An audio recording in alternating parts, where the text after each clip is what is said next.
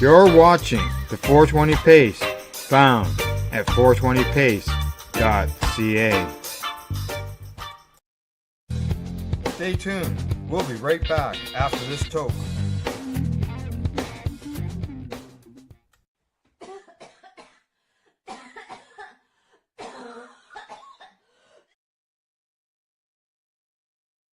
Coming from the Toronto Star, no, you don't have a charter rights to sell magic mushrooms, Ontario judge tells fugitive behind Fun Guys dispensary chain. Oh, do Canadians have a constitutional right to use and sell magic mushrooms? Consider a legal thought experiment.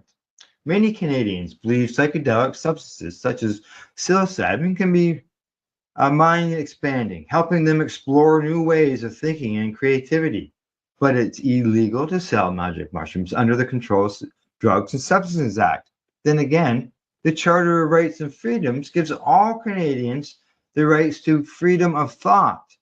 And shouldn't the Charter trump the law? Oh, yeah.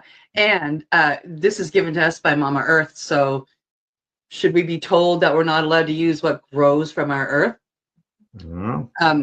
That, at least, was the thinking behind the high-profile court gambit launched by Samir Akil, one of the now fugitives behind the Fun Guys dispensary chain, in an attempt to overturn Canada's drug laws. This was until this month when an Ontario judge gave Akil his answer. No, the charter does not give you the right to sell magic mushrooms.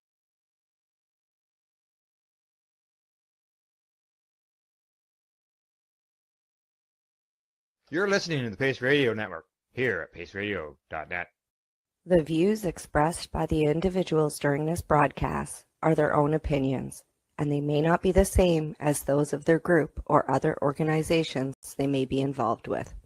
All medical advice during our broadcast is not a medical opinion and should be checked with your medical physician.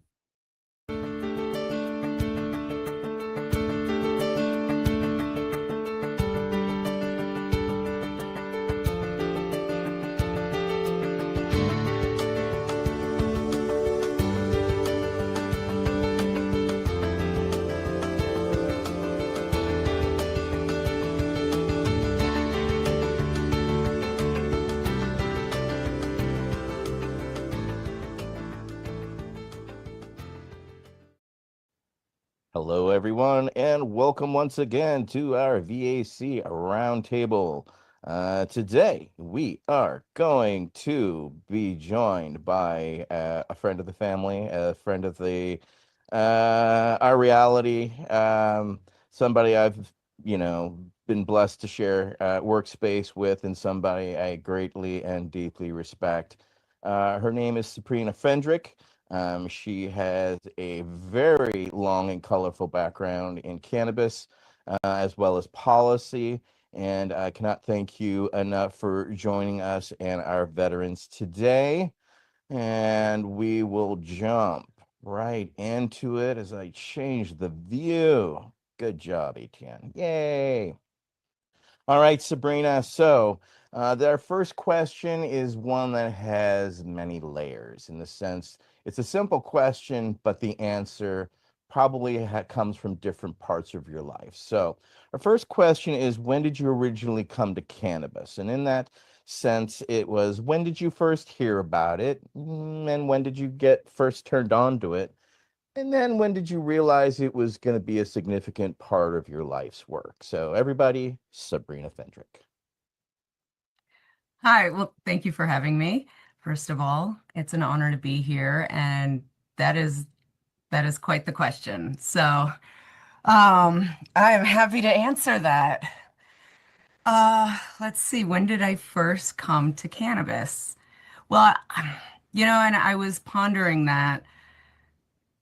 I think probably the first time I ever heard of cannabis was during a DARE class. Yeah, I can't. Where were you? Where was that class? I was in third grade in Arlington, Virginia. And the police officer came in with his little briefcase with the little samples of drugs and gave his big scary talk. And then we had to write essays, I guess, about why drugs are bad. And my essay came in second place. And I was like, oh, this whole program's bullshit. I don't believe a word that they say. Um, no, but I did come in second place. And yeah, so that was the first time I think I had heard of it. Um, Probably after that, hanging out with friends' older siblings.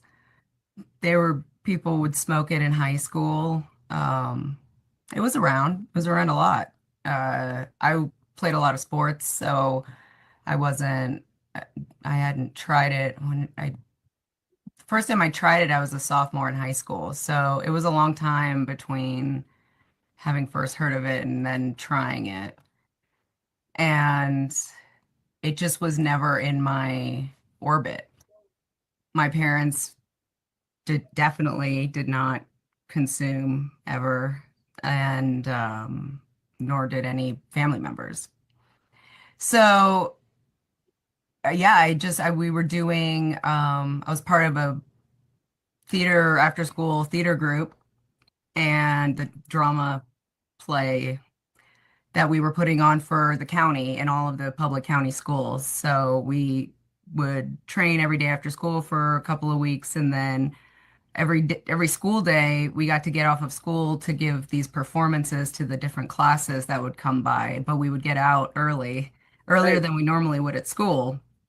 And so the group of us would just would go over to one of our castmates' house, and that was the first time that I tried weed. It was this beautiful sunny day, and it was just a bunch of the castmates and crew members, and we gathered in this screened-in sunroom. So we were protected from the bugs, but we could smoke, and somebody rolled a blunt, and somebody else, and I cannot remember how they did this, but they built a gravity bong or some sort of smoking contraption out of a one of those office-sized water jugs. And and so we had those two things going, and I remember I did the water jug, and I was feeling great, and I was sitting on the couch just looking out, and the weather was perfect. And in Virginia, it's rare to have a perfect weather day. And so it was just, everything was wonderful. Someone passed me the blunt. I took a hit from the blunt, and I just remember thinking, wow, this is really awesome. This is pretty sweet. And walked home. It was like a 2-mile walk, but I didn't care because it was so pretty and I was so happy. And yeah, so but that didn't, it was just a great experience. That was part of my theatrical journey. It didn't really continue into the rest of my year. I didn't really find my passion for cannabis until I was in college, and I had a series of unfortunate events occur in my life that sort of led me to, at first, just appreciate the benefits of the plant and of smoking weed, and then to feel passionate about, or become informed and passionate about, ending prohibition. And the first one was after my freshman year of college, I was a social smoker. I never bought my own, but I would hang out with friends that all smoked weed, and I would partake regularly. My sophomore year, I developed a seizure disorder. And so I had moved off campus before the seizure disorder, and I lost my ability to drive for several months. And so it was just a really depressing, isolating experience. And a friend had left some weed after a party or something that I had thrown at the house, and I just decided to try it on my own because I'd never really done it by myself. And it just had the same sort of relief and um, benefits that I very much needed. And so that's when I decided to start buying my own weed. And that's when I think when I decided to start buying my own weed is when I officially like came to appreciate it for its strictly for its benefits for me and not as a social thing. I mean, I would do it socially, but um, it was like I had my own personal reasons for it. And then I got busted in college, or I'm still in college. I moved back on campus the following year and had just spent the summer in New York City where I was getting really good weed and, you know, increasing my passion for the plant and frustration when it with its inaccessibility. And that just started to really piss me off. But I never thought about it more. It was just an annoyance. And so then I had moved back on campus my junior year, and my roommate, who came from this very conservative um, Central Virginia town, was discovering a lot of things for the very first time, including marijuana, and it was when Facebook was brand new and it was only for college students, and it was not even for every college student. And so they just added this pictures application. Oh, now it's duh, but then it was a new thing. And so we started putting pictures up because we thought it was private. I mean, it was before social media, privacy, all that stuff. So, I mean, it was, you know, a very dumb mistake, but we put pictures up, and my friend was a police aide, and showed his friend the pictures, who then reported us to the campus police, who then showed up at 5 in the morning and insisted on searching my room and they started going through my drawers. And I had just taken a class that summer called Crime and Defendants Rights. So I had like some knowledge. I was kind of into it, but I was still feeling out what I really wanted to do. And so when they were going through it, I was like, I don't think you can do that, but I wasn't super sure. And then I was really pissed off that I wasn't super sure. Like I should fucking know that. And and then they threatened me and said, you know, well, we can do this and send you to judicial affairs, or we can call Newport News Police and they can come arrest you, blah, blah, blah. So I gave in and they found the weed, and I went to judicial affairs. Then they, I guess, reported us to Newport News Police anyway, who a week later came to our door, like 5 or 6 of them, and then insisted on searching the house. Less than a week later, an entire like drug vice SWAT team in full military gear shows up at our house, knocking on the door, insisting on getting let in, and somehow they're talking about cocaine was being dealt out of the house, and there was just some bullshit. I mean, it was insane. And that's sort of when I was like, what in the actual fuck? How is this such a big deal? Oh, and because I got in trouble with the school and judicial affairs, so I had to write an essay, and we got assigned books to read. And my roommate, who got us in trouble, was assigned the book Reefer Madness by Eric Schlosser, which is super random because as a punishment, I'm not sure if it was because the woman just was trying to subliminally get in there, or she just had no idea. I don't know.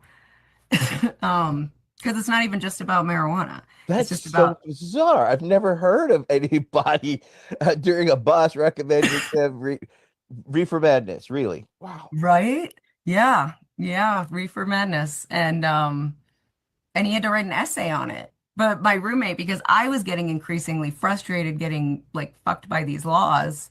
Oh, and I had gotten busted for underage possession of alcohol. So I had to go through the probation and get drug testing. And so me not getting drug testing was like the final fucking straw. And so, like, this is some bullshit. I'm just trying to smoke some weed. I don't know why it's such a big fucking problem.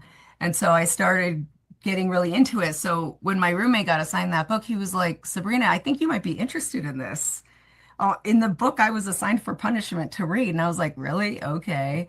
And it blew my mind wide open and completely changed my life. And I changed my college senior thesis from propaganda surrounding the Second Iraq War, 9/11, and the Iraq War to reefer madness propaganda from 1937 to 2007, which was the year I graduated. And Holy shit, that's a hell of a journey in cannabis, sister. But it's also, how many people have been busted for cannabis that was their final straw, right? And it was a catalyst for you, right? You saw the injustice and you're like, yeah, it's happened to me, it shouldn't happen to anybody else. And you put yourself into the game. So respect for that. Okay. Next up will be Council Member Mike Davis with our next question. Council Member. That was an incredible story. Oh my God. oh, thank you. Yeah, especially, the reefer madness whole theme and oh my God. Um oh, yeah, so my question, I used to actually work a lot with diplomats too. And I heard a little bit about your, story and everything prior to coming on. And so you led kind of a little bit of a interesting, childhood growing up. So growing up as the daughter of US diplomats, you had a pretty global perspective early in life. So, with those experiences, how do you think that influence in your decision to challenge prohibition and eventually step into cannabis advocacy? Well, as the years go on, I think it had a larger influence than I appreciated earlier in life.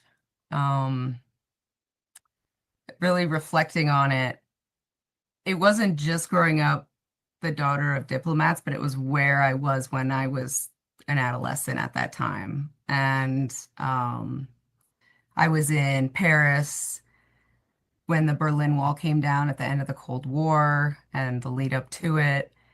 Um, which was where a lot of the signings took place and negotiations. And my parents were at the U.S. Embassy, so um, everything about that was was pride and coalition building, um, which was just instilled to me as that's just what you do when you want to achieve a goal. Um, and so then my next the next overseas one that I experienced was post-apartheid South Africa.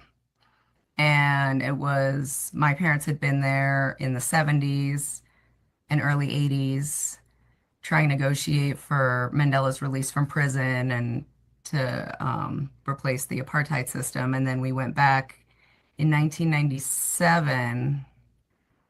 So apartheid ended in 94. I believe 3 years after apartheid ended. So it was in the middle of this insane transition. Um, and I grew up learning all about Nelson Mandela and the fight to end apartheid because my parents had worked on that right before I was born, and we were going back there. So it was all like the whole story, the narrative was very familiar to me. And then when I had started playing soccer in the States, in Arlington and really liked it. But when I moved to South Africa, women didn't play soccer. There were no women's soccer teams, there was one women's league in Cape Town, and I moved to Johannesburg, and so it's over 1,000 miles away. So I ended up having to fight to get on, join a league. I tried out and I was able to make it, but it became, I was 12. I didn't realize how big of a deal it was going to be, but it became a whole big deal. And the local paper wrote an article about me and um, the challenge of me trying to find a league of my own, no pun intended, to play with and couldn't. And so, but it was like my only constant. I really wanted to play.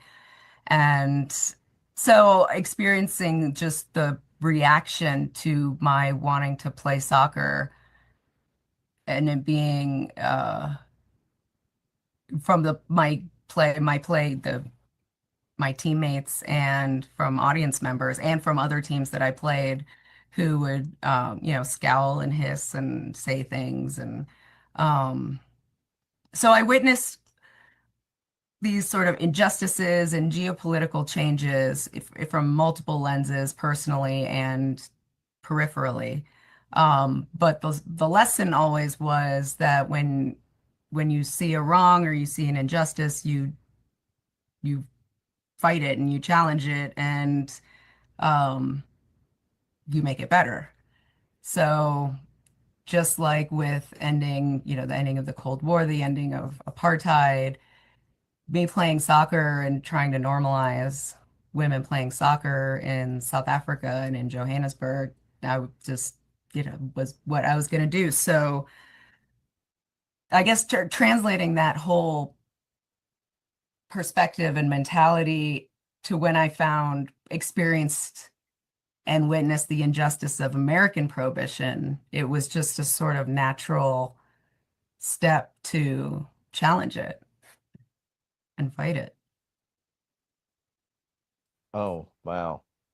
That's one hell of a journey. I mean, and through so many social justice issues, right? And you also, I guess it also helped you see that what you were experiencing was a social justice issue. And because you had been in a world of, well, we don't just talk about it, our family changes it. It makes sense that that would be a path that would naturally fall to you or towards you. All right, we got some follow-up questions. Michael Crowitz first. You're up. Well, it just strikes me, when we first sort of crossed paths, I had already sort of switched gears a lot and was already working in Vienna, Austria on international stuff. But earlier, I had started that work in the grassroots movement. I talked to a lot of people. I talked to almost everybody I could in the grassroots movement about the international treaties and our U.S. Constitution and how we have to pay attention to this. And I would get this incredible response from grassroots, like hate for the treaties, like hate for the international, the world, the international, like one world government came up a lot. I'm just wondering, like, did you ever experience anything like that, or was that just like sort of compartmentalized in your life, so the grassroots movement really never talked to you about their thoughts about the diplomatic world? I guess compartmentalization would be a good word. Yeah, my background as a Foreign Service brat didn't really come up a ton in my cannabis work. I mean, it's just so domestically focused. I and in those domestic focuses, everyone has their own opinions on that already. So, yeah, no, I don't. Yeah, I wouldn't say. I mean, no, the only one I have isn't from grassroots. It would be a story from my mom in Afghanistan. But again, that's from, the um, Foreign Service and Foreign Service work. All right, I don't Mike. know. I hope that answers your question. Mike Davis, with your follow-up. Yeah, not so much of a question, more of what I think more of an astute observation from what you were saying, which is more along the lines of, as us as veterans. I know I was active duty for like 15 years and traveled around the world too, and I think that from some of the stuff that you said is, as in living in your adolescent years, being abroad kind of exposed you to a lot of things that, say, most people in the United States kind of, they don't get to see. And, being from that perspective, and kind of things that are going on in this world, it sounds like, you are exposed to more empathetic things. And when you see those wrongs and you want to make those right, I think a lot of us are here in the Veterans Action Council because we've seen a lot of the wrongs and we want to make those right. And, that's important to us. And especially as veterans, a lot of us, do this out of selfless service. And, we are all volunteers because, we are trying to do things that are right, and and you're doing the same thing as well. And I think that it just is one of those things that from your story, from sharing that, putting that into perspective of just being out in the world and traveling and getting that experience, produces that empathy, because you don't get to see that from just sitting on the internet, or what I mean, clickbaiting. And it's important that people get out there and see what's really going on in the world, in order to affect real change and be empathetic towards people. Because that's kind of, I think we've kind of lost that in society and in the world. And that kind of is important. And that's what I really wanted to say. And yeah, so. Yeah, I agree completely. I mean, people need to get out to other parts of the country than where they live and find that empathy. Well, the cure to racism is traveling. Isn't that what Samuel Clemens said? All right, Nate Landau has a follow-up. Nate, you're recognized. Uh, amazing background story I saw when you started promoting your book on LinkedIn, and I'm so fortunate that we get to interview you. My follow-up with question is, I'm just thinking of the context of the time. It was the mid 2000s. There was limited medical in California, Oregon, maybe a handful of states. We were definitely not where we were today. And sure, arrested gets you fed up and everything, but what gave you like the courage to believe that you could enhance a difference when the political system was still, both sides of the aisle was still very against cannabis? We were just getting out of the three strikes you're out era with Clinton. So just curious what gave you the courage that to go against such a big behemoth. Great question. I don't know so much if it was courage or just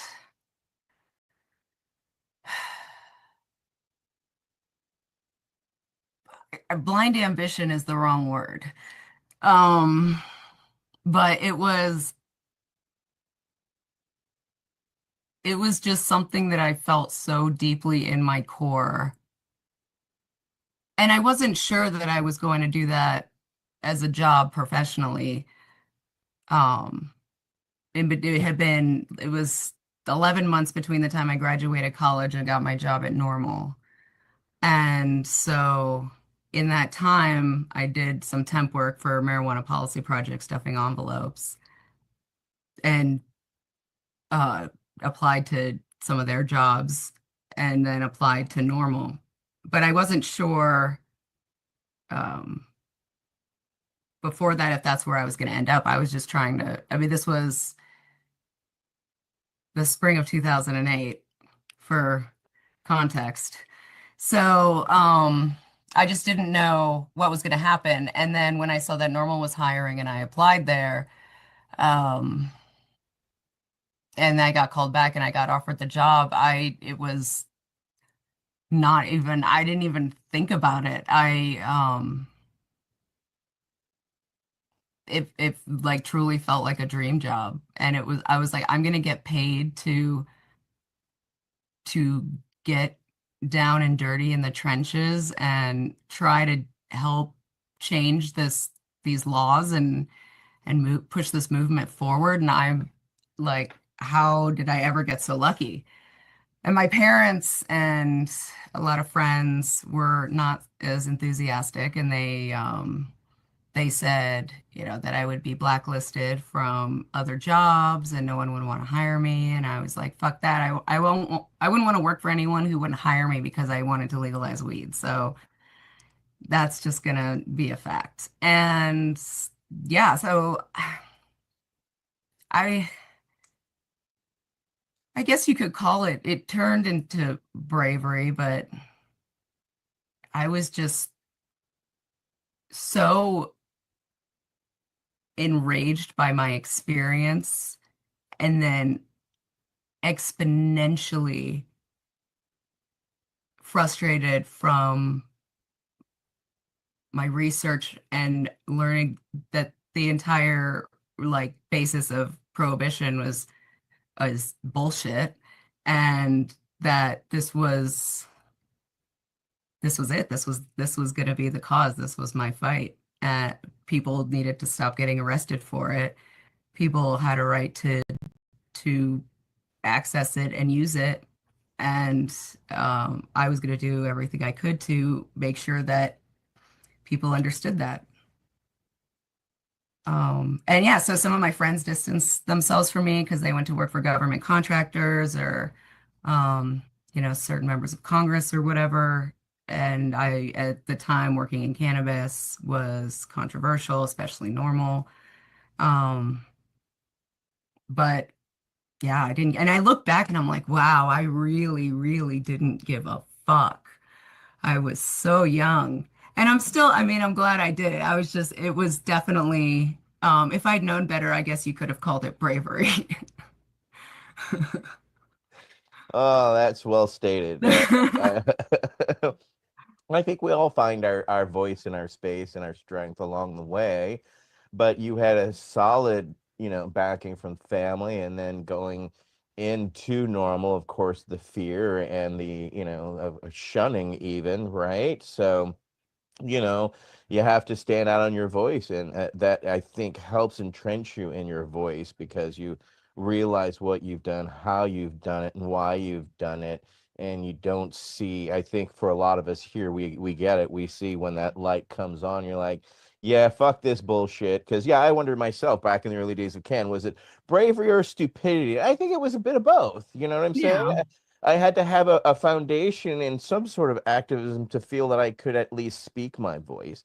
And I Yeah. think your parents empowered you well there, but you just grew into your own and followed into your own, shoes, which is, Yeah. very, brave in its own self, They had rather I go be a congressional staffer or something. Of course, My go be dad. vanilla. Don't be chocolate.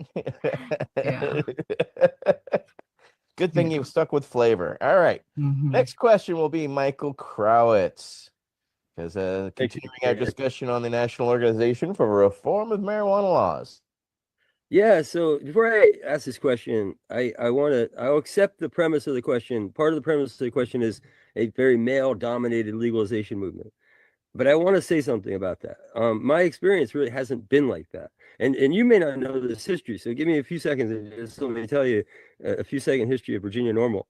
And it's maybe a little dyslexic, even maybe a little off, but mostly right. I haven't talked about it in a long time, but the Virginia Normal actually had of course, Virginia Normal was where National Normal started. Many people don't know that. National Normal started in Virginia and then moved to DC. So Virginia Normal was National Normal for a little while.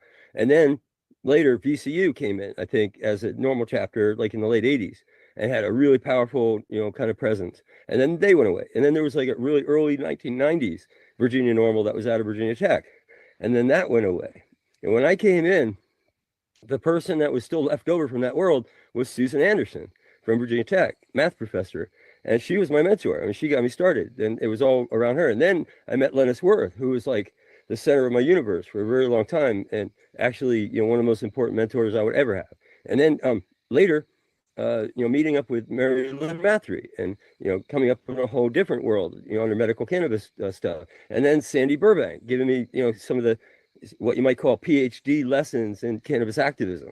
Etienne and I were just reflecting earlier about Sandy's lessons are still to this day some of the most important lessons we've ever gotten as cannabis activists. Literally, we did that. I'm not just saying it. And then Alice O'Leary is not just my mentor from over the years, but she's Veterans Action Council's mentor. We have a mentor, and it's Alice O'Leary Randall. So, and others that we could consider mentors that are women. So I don't know how I could have ever been an activist without the women that were around me. I was always surrounded by women, and they were the leaders. And so anyway, let me ask you a question with that having been said. Let me just add that I was also one of those women in Virginia who brought back an iteration of the chapter of Virginia Normal. Indeed. And that's for the audience. That's why I was saying it the way I was saying it. So anyway, so here's the question. At Normal, you founded the first grassroots initiative to mobilize women in a largely male-dominated legalization movement. What challenges did you face in trying to elevate the women's voice, and what strategies proved most effective in reshaping the whole debate? Yeah, well, first I'd say Virginia is very unique in its activism makeup, demographic makeup, and it would do others well to replicate Virginia's gender ratio. But okay, so yeah, the challenges that I faced, well, there were several. I think the first one was when the whole concept was introduced. There were people that would question what the purpose of it was.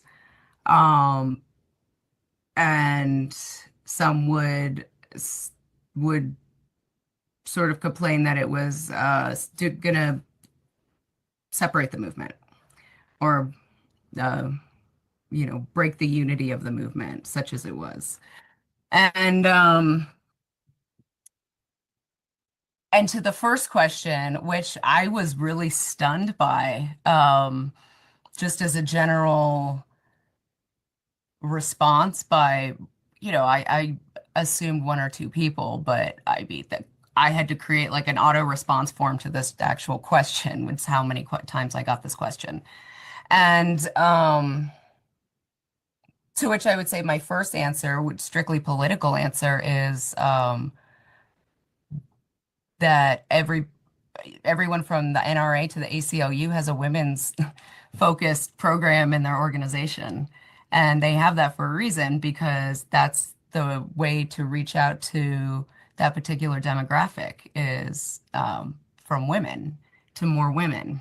And the reason, one of the arguments that could back up the need to put resources into this sort of women's outreach program was because the support among women for legalization was 10 percentage points behind that of men at the time. And that's what was holding back the national average from hitting over 50%, that crucial 50%. And it was the largest demographic gap. So the question became, all right, how do we build more support among this demographic? And in order to build support among this demographic, we need people like them talking to them, and people like them creating the messages that will be compelling to them and palatable to them. So, and also create that community that women are known for, women as nurturers and community builders and everything like that. And the greatest way to increase support for this issue is to get women talking to other women about it, and to also getting news coverage about women talking to other women about it. So that was my basic, most politically unemotional answer I can give you, is that it was, women's support was 10% down, and we needed to do something to change that.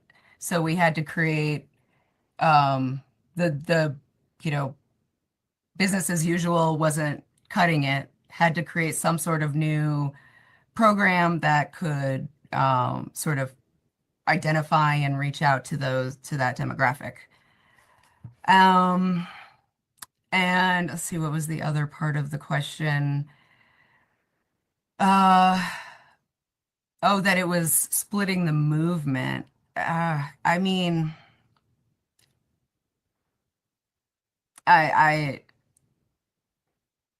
I I don't even know how to I didn't know how to answer it now. And creating a groups such as a veterans cannabis group, a women's group, cannabis group, everybody has their community and their shared interests within that community. And so if that's going to help increase support and outreach, then that's what absolutely should be done. And I think that, yeah,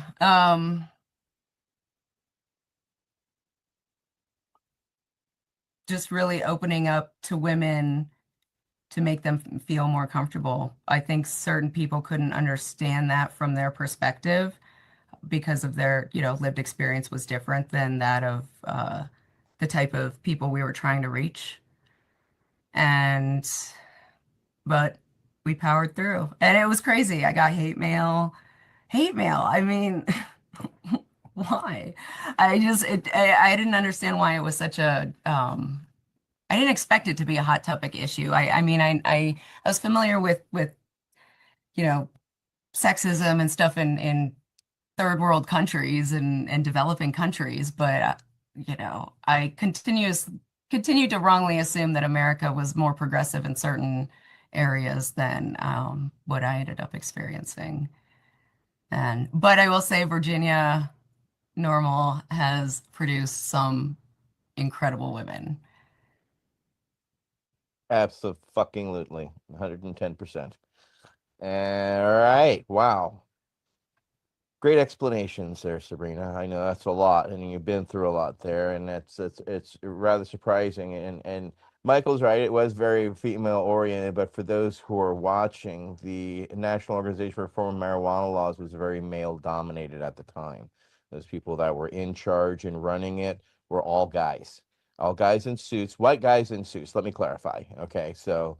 And nothing against white guys in suits. However, that should give you a percentage of the idea of the demographic that Sabrina was dealing with. All right, next up will be Council Member Nate Landau. Council Member, you're recognized. Again, thank you so much for being here. My question is, you were featured in A Normal Life and Mary Jane, The Women of Weed, and later in Can Legal Weed Win? What role has storytelling through film, books, and media played in legitimizing and expanding the cannabis movement? Thank you. Thank you. Yeah, I think that I took my background in studying political communication and have found that the most successful social movements have been able to disseminate their issue through emotional narratives and an emotional lens. And especially when it comes to one with such a stigmatized background, you have to sort of go into overdrive to challenge that. And when you humanize by showing people's actual stories, the mother who lost her child because CPS rules don't respect state medical marijuana laws and will, open a child custody case for child neglect because this legal patient's using cannabis. And it's telling stories like that can be incredibly powerful for people that aren't familiar with these issues, that could be, especially since they're so nuanced and can be very complicated. Most people's understandings broken down into, the reefer madness that they grew up with, mixed with today's version, or however they perceive today's version of cannabis in their area. And so the more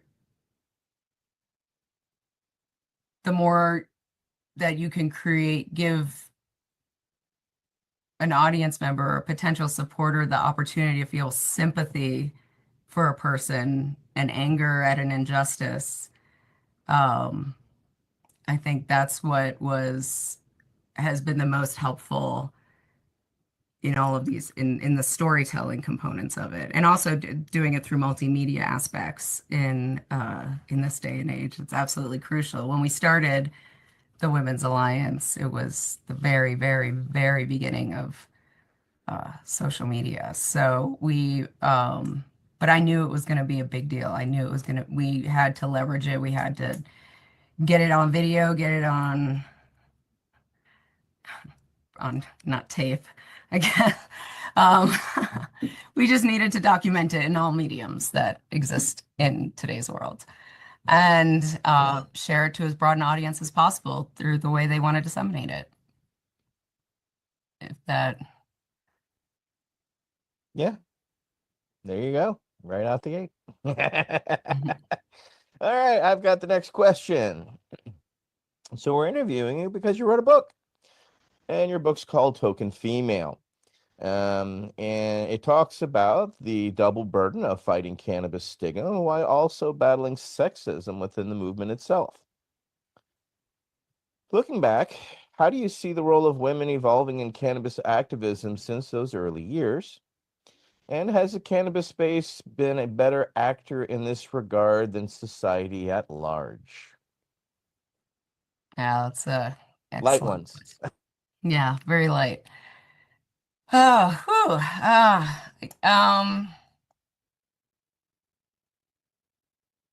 well, I would say the role of women involving in cannabis activism has been unbelievable in the last couple of years. With we had an intermediate head of MPP who was a woman. We had the intermediate head of ASA, Steph Scherer, the founder,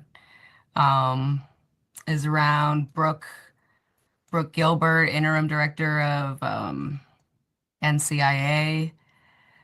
There's, I think, in that particular area, that is one of the most exciting changes that I've seen in my time in cannabis, to see that those women be put in those positions of power and really thrive, shows that we have come. We've made, but like the whole issue for women, I mean, there's been progress and there's been setbacks. And I think just the evolution of Me Too has created an awareness that didn't exist before, that has, if not created change, at least created a conversation about it. And workplace respect and inter-movement respect. And so I think that women are also now, when I started, it was the first women's cannabis group ever. Now there's women cannabis groups. There's just these women have started like finding camaraderie with each other and building communities with, I couldn't even name all of them. But there's this, it's really heartwarming to see all of the women's industry groups and activism groups that have grown out of the Normal Women's Alliance, or were inspired by the Normal Women's Alliance. And yeah. Yeah, they've come a long way from being used as trays to be served food on, is what you're saying. If you're sorry, for those who don't recall, there was an actual cannabis event, and they actually used women's as serving platters. Yes. And that caused a large kerfuffle as well as a ripple and made people understand that, women are not objects. Women are contributing to this right here, right now. But people had to be shamed for doing dumb shit. And shit still does happen. And, as the society at large, especially in the cannabis community, have to call them out for that bullshit. We will not stand by that type of stupid sexism anymore. So, Michael Krauss has a follow up. Yeah, I wanted your opinion on some, it's, I guess, thinking about this stuff and having, sort of opened the floodgate in my own brain about history. I just wonder what you think of this. The cannabis movement itself basically started in the mid 1960s. And, at that time, I mean, there wasn't, I mean, it was certainly, undoubtedly a male-dominated legalization movement, right? Even from the start. I can't think of any icons of the mid 1960 leaders that were female off the top of my head, and that's bad enough right there. You got the cannabis historian online, can't do that. That's a problem. So anyway, the thing was though, if you were an activist, you were an activist. There were female activists, there were male activists. There was no like exploitation of women by the activist community that I can think of in the mid 1960s, early 1970s. At what you might call the heyday of the cannabis movement. Um, I almost want to ask you a question. I probably you can't answer. And that's when did that happen? I got historical questions coming, but what do you think of that? I mean, is there some observation that you would make or any thought that you would have about that? That it seems, to my perspective as a historian, that this is either a newer phenomenon or a more highly developed phenomenon of really kind of not just not having women at the top, that's bad enough, but exploiting women, having women walk around the parking lot with cannabis signs and bathing suits at a fucking marijuana thing or something like that. That's a new level. I never saw anything like that. You saw women naked in the 60s photos standing next to men who were naked. Everybody was naked, so I just don't get it. Anyway, I just wanted to share that. If you had some kind of, make sense of it or thought that you could share, I'd appreciate it. Yeah, well, I think for your question about the women in scantily clad outfits, that I would imagine was probably born with high times. And I have no idea, but that's what I would assume. It sounds like it's along with their marketing. And in terms of the question about what the 1960s and 70s male, female activists. And I don't know if you refer to exploitation as just like the scantily clad or as just sort of the, harassment within the movement or things like that. Well, like for veterans, when we started working as a veteran stakeholder, community inside the cannabis space after we got a VA policy back in like 2010, I went to all the conferences and I put down like what I consider to be a bold line in the sand. Veterans want to help. Veterans want to be, whatever you want us to be in these projects. Just don't bring us in at the last minute as a photo op, as some sort of, put a face on it for you thing. We need to be functionally part of the project or you're exploiting us essentially. So I mean, that's not exactly portable to women, but that's where my head goes. Oh yeah, well, we want to be functionally part of the project. I identify with that 1,000%. Yeah.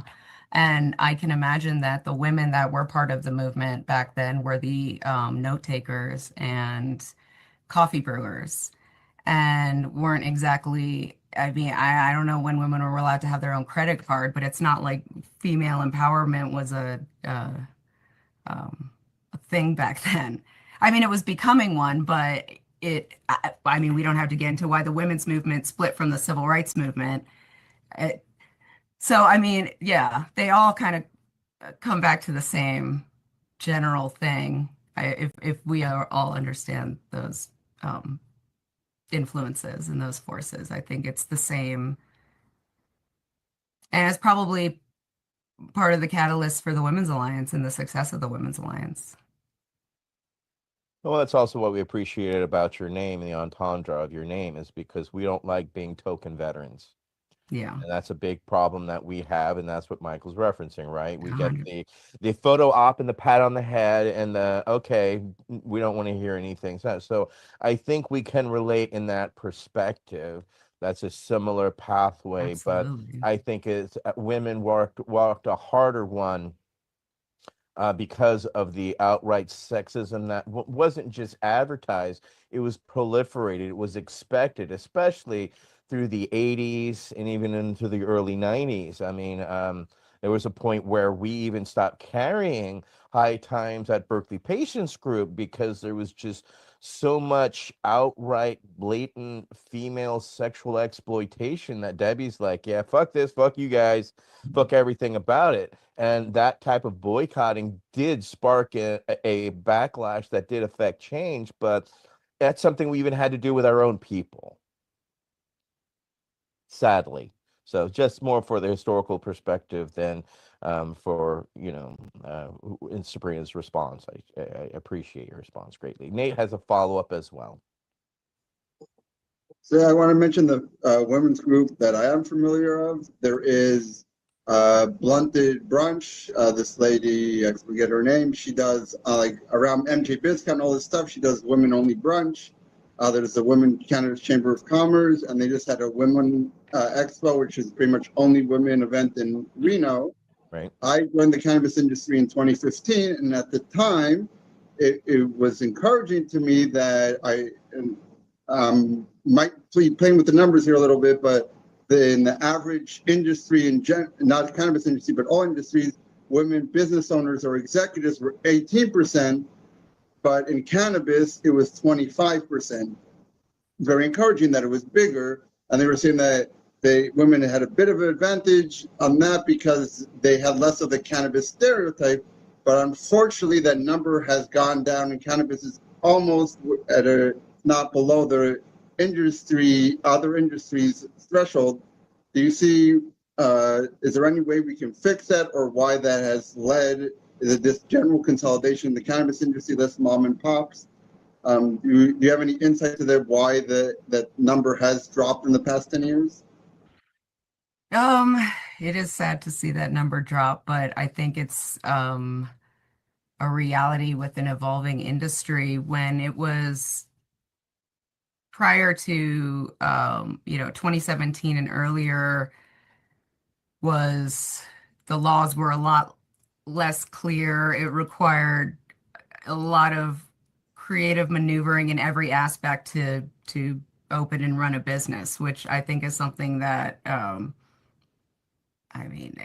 women might have a certain area of strength in. And when you're in that sort of environment, that kind of economic business, not even a business environment, but this sort of new evolving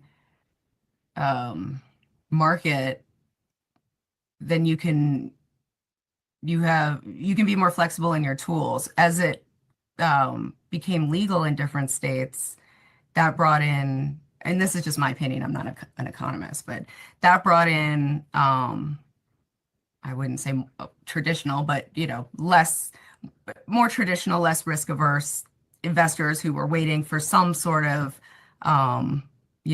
formality on a state level to happen. And ones who wanted to get in early, waiting, thinking, well, adult use national legalization was going to happen. All of those people with their money and venture capital firms and private equity, and they're all run by men. The money is all distributed by men, and it's just general knowledge that people like to lend money to people that look like them, that can bro out with them, that can it's harder for a woman with 3 successful cannabis businesses to raise I think it was like $1 million than it was for the founders of MedMen to raise $5 million after their failed MedMen venture. I think is just the perfect example of that, and how you can be overqualified, successful businesswoman, and it's exponentially harder for you to scale and find capital because people are, if it's between her and a MedMen bro, they're probably going to go with the MedMen bro, sadly. But it is what it is. That's just my opinion. Thank you for that. All right, next up will be Mike Davis with the next question. Yeah, so during your tenure at Berkeley Patients Group, you became a prominent advocate for equitable policies in the Bay Area. What lessons can today's advocates take away from your work to ensure cannabis policy reforms don't leave the marginalized communities behind? Coalition building would be my first, always my first point of advice. You can't do shit unless you build a coalition. As much as we all like to think we could, you can't. I think that obviously requires compromise, and not everyone's going to agree on everything all the time. But taking a perspective of incrementalism, which most of you clearly have, given your amount of time in the space, I think that is very important. And I think, at least while everyone's waiting for adult use, national legalization, or some variation of national reform, I guess, rethinking equity is something that I think many places could benefit from. I think that, especially in terms of not leaving behind marginalized communities, different forms of the equity structure as it exists right now is incredibly limiting to, when you have, for example, Berkeley has, at least when I was there, it may have changed, but I doubt it, one equity license that they are so generously giving out. And with that, they have washed their hands of their part of the drug war and their part in the damage that it has caused. And I think that that is disingenuous on everybody's side, because even for that one person that is going to get that license, that shouldn't be their only pathway to generational wealth, especially in a legally conflicting, federally illegal industry. Might not be the best pathway for someone who has lived with all of the restraints of a criminal record their whole life, or for much of their life. And maybe they want to open a flower shop.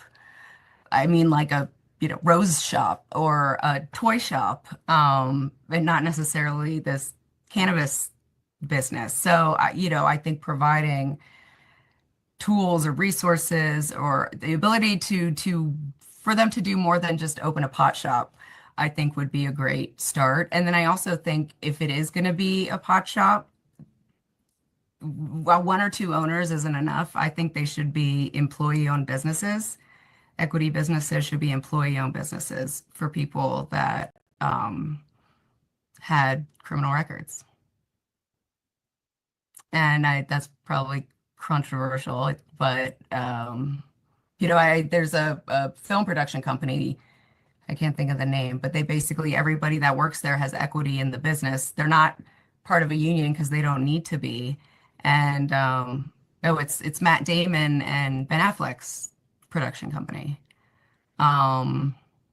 So it just seems like a really super successful model that can really speed up the impact that legalization is supposed to have on these marginalized communities and helping them.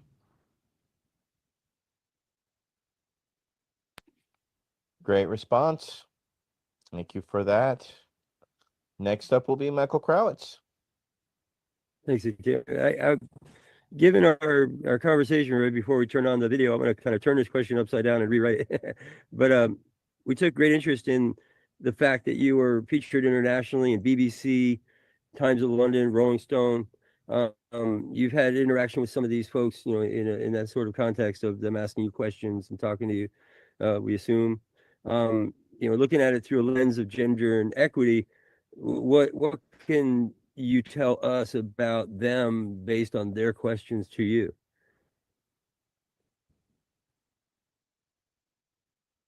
I think that the entire concept that women could be glamorous pot smokers was novel to them. That was the sense that I got, that it was almost like a mind blown thing. Oh my God, you're not these stereotypical drug-addled, greasy haired hippies in a corner. These are, I think the imagery, which was the entire purpose of the photo shoot, which caught the attention of the British media, and it was the imagery and the visual of it, and that it was the first time there was any depiction of a woman or a group of women looking sophisticated and advocating for marijuana. And so it was almost the same with some of the reporters that I talked to in the States. I think the British ones thought it was, it was more of like a cheeky, funny thing. But on everybody's conversation, they were all just like, holy shit, which was what happened to me when I first discovered the article Pot Couture, and read about that description of women, in high heels and classy outfits that smoke weed, and it had just never been depicted in the media before, ever. So it blew all our minds. Mind's blown. It's a thing. Next up will be Nate Landau. Councilmember Landau, you're recognized for the next question. The next question will be, you were integral in securing the designation of medical cannabis dispensaries as essential businesses during the COVID-19 pandemic. Could you walk us through how the advocacy unfolded behind the scenes and what lessons it offered for ensuring patient access in future crises? Thank you. Ooh, slightly triggering, but I'll get there. Well, I'll just kind of give a little bit of history here, because it actually started in a VAC meeting. Okay, so VAC had a little bit to do here, but Sabrina got the handoff, and it started from one of our members, Brian Buckley, who had a piece of paper from San Diego's Department of Health, because Sacramento needed some information, or at least they wanted something that showed something was happening. And I was able to get that. And then I got it into Sabrina's hands, and then Sabrina became the magician. So, Sabrina, the magician, how'd you do it? Well, the beginning's a little bit more dramatic than that. Yeah, well, I'm leaving that. Oops, hang on. They're going to have to wait for the movie to come out to get that version. Yeah, seriously. No, so the beginning of the story sounds like a fucking movie. Let me tell you that. My birthday's March 13th, and my grandmother had passed a few months earlier, and she had spent her life in New York. And so I wanted to go out there, spend my 35th birthday in New York, take my husband who'd never been there for the first time. And it was going to be this whole, we were going to go, I got tickets to Broadway. It was going to be this great fucking birthday trip. And so we got there on the 11th, and things started to get weird. Broadway was canceled, but I was like, fuck this, we're staying. And then they closed the borders and everybody was rushing back to the States. And I was in New York. And one of the things that my dad worked on when he was with the State Department was government responses to pandemics. And one of the things, the playbook that they said existed that nobody followed, like my dad helped write the playbook. And one of the things that he kept telling me, and he was like, you have to leave the island, was because if they cut all access to Manhattan, there's only 72 hours worth of food on the island. And so he's like, you're gonna run out of food, blah, blah, blah. So I was devastated and we flew back to California and went to Monterey or something to finish, because I had taken a whole week off from work. And we're driving around Monterey. I'm gonna hang on. We're driving to a beach or somewhere in Monterey. I get a call from ATN. He was like, Sabrina, I'm so sorry, but you're gonna have to cut your vacation short and come home.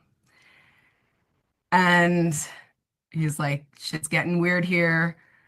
So I was like, well, fuck me. My birthday this is okay. Well, let's go. And canceled that trip, went back to Berkeley. And then I got a call from the Berkeley, the head of our cannabis inspector. So not the head of the Department of Health, but the guy who worked for the Department of Health as the cannabis guy. And he was cool. And he called me and was like, they're talking about shutting you guys down. You should, he didn't have any more information. Then I think it was like a day or two after I got back to work, the city issued a shelter in place. And it was, one of the and a couple other Bay Area cities were the first in the country. Then there became a fight with the city council and the Department of Health over whether cannabis was designated an essential business. That there was the issue because they said medical. I mean, it was absurd, insane, multi-week back and forth. But so we had this fight with the city, and nobody knew. We were getting emails them saying to close. Then other ones were like, "Well, medical's okay," and then the state shut down, and the state specifically excluded cannabis as an essential business. So then the fight went from Berkeley, which eventually we got resolved and were able to get that essential designation after it felt like weeks, but I think the Berkeley issue was probably within a week that we got. I remember it was pretty quick. It was quick. Yeah. I was surprised at how quick it was. But I was like, hell no, you're not. This is exactly when everyone needs their weed. You can't take that away. And so then the state also decided to do their shelter in place, fight over essential businesses again. Then the BCC came out with its own emergency. Well, I can't even remember how we got to curbside pickup, but we did. And delivery, and we were able to keep delivery and curbside. And then we had to create these this process for employees when they would come in and get the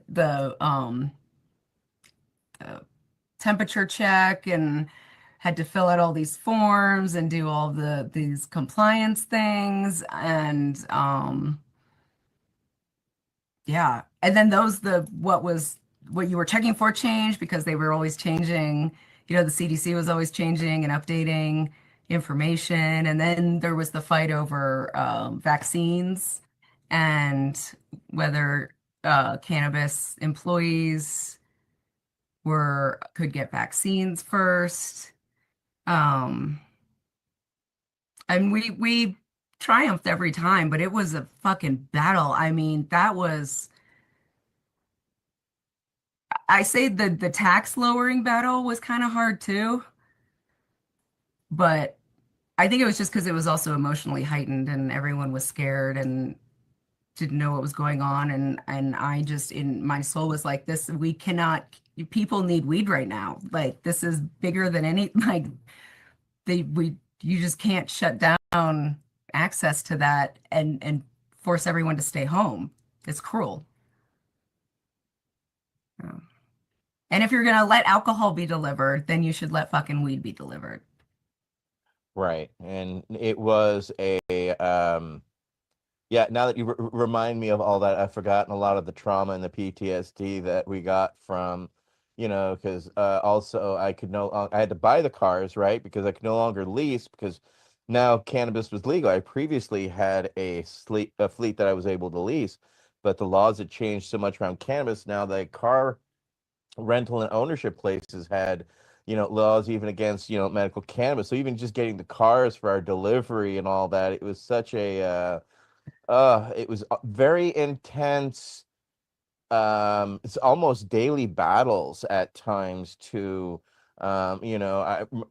just coaching each other, just checking in and, making it. But I mean, the most important was when we got that form from Brian Buckley from San Diego, and you were able to get that into, the DCC as well as into state legislators' offices so that they could see that, oh, wait, there's a municipality. And then once California, and for those who are watching, once California had deemed medical cannabis essential, it rippled through the entire United States. So, it's kind of hard to believe that a few dedicated people can literally make ripples of change in times of crisis, but being a part of it and sharing a little bit in your shade, Sabrina, there, because you were the main person really dogging it with the city, with the state, and making that happen. So forever indebted. And I guess I forever owe you a vacation still. So Everyone heard it here. All right. Well, I guess that brings me to our final question. So, having had a strong hand in shaping policy, okay, which you have, where do you think our cannabis movement is headed now? Are we on the right track or are we drifting off course? Well, full disclosure, I've taken a bit of a break from cannabis the last few years. So take my opinion with that context in mind. I think a lot of well, yeah, I mean, I'm marginally aware of things that are going on, and I would say that well, let me put it this way. I saw a memory on my Facebook page the other day that was from 12 or 13 years ago, and it was a Senate hearing about state and federal marijuana law discrepancies. And I was just like, oh, okay, wow, here we are 12, 13 years later. Could have this very same hearing again, and it would probably be, the same, most aspects of it. So, interesting with our country and having states with their own systems, I think that it's a very, what's the word? It feels like there's multiple tracks running and trying to be built at the same time, as opposed to, are we on the right track? There's different tracks. Some might be heading towards each other, but I think that everything is still, if the cannabis movement were, the whole caterpillar to butterfly thing, I would say that it's in the mushy part of that of the larva. You know, when a caterpillar, in order to become a butterfly and be successful, it has to go through this like mushy larva change, and that's sort of where I see the cannabis, because it can't really do anything. All these little creative aspects are being put in place to get around the main problem that is its federal illegality. I mean, everything else that is all these ridiculous, you know, CBD or hemp versus weed 0.3%, everything that is ridiculous about existing state cannabis laws is tied to federal prohibition. So, for the most part. And so I think until that changes, but it's just a matter of what that's going to look like and how that's going to unfold. I know that's a whole big debate in itself. You know, I still maintain that the first priority should be to remove criminal penalties and expunge records. Everything else after that can happen. I think we'll be on the right path if that's the path that we go by and prioritizing that. But if that doesn't happen first, I don't know when it would happen. And I think that would be unfortunate if that component, if the decriminalization component got derailed in favor of business components. Well, thank you for your perspective. Thank you for your time. Thank you for your decades of activism. And can't blame you for taking the hiatus. And we do hope that in time you will find your way back to it. But, you know, one of the things we've taught our veterans and our activists is that we need to also remember to rest. They teach us to fight, and the fight is so hard, and the fight is so hard and so intense. Um, it causes a great deal of burnout because of the amount of challenges that are faced, as well as um, you know, kudos to you for fighting through that many times. And I'm very happy that you've been able to find your happiness as well as find a new husband and a wonderful place in life. I can see the happiness on you and in you, and it's just absolutely been a pleasure and an honor to have you share time and your very historical, wonderful perspectives. I cannot thank you enough for your book, right? I know that I've been a proponent as well. There you go. So please tell everybody this is your time to promote. So this is Sabrina's book, Token Female. So I will get back Yes, to Token Female. So yes, tell them where you can find this book and how to find you. You can find it on Amazon. I apologize for the anti-Amazons, but it's the only way to become an independent publisher, which is what I am. And you can write in TOKIN apostrophe female FEMALE, and it'll pop right up. You can also find me and the book on Facebook, Token Female Memoir, and also on Instagram, and find me at Sabrina Fendrick.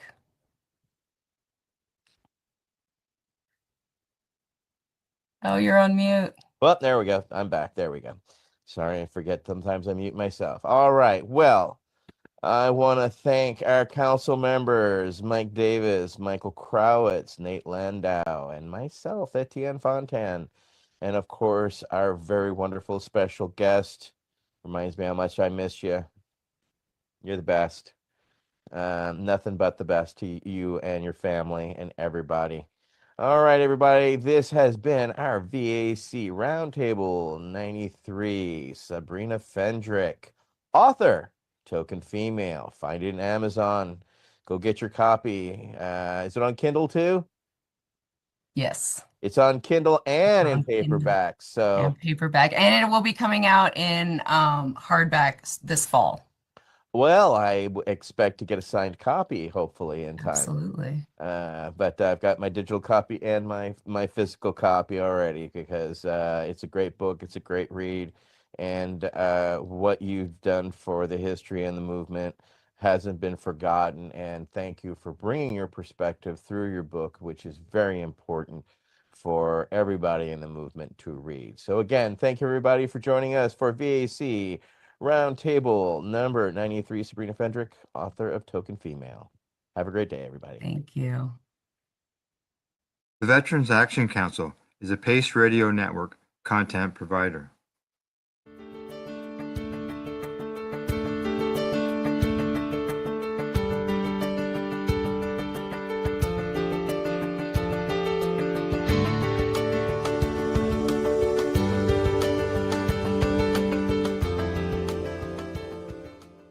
You're listening to the Pace Radio Network here at paceradio.net.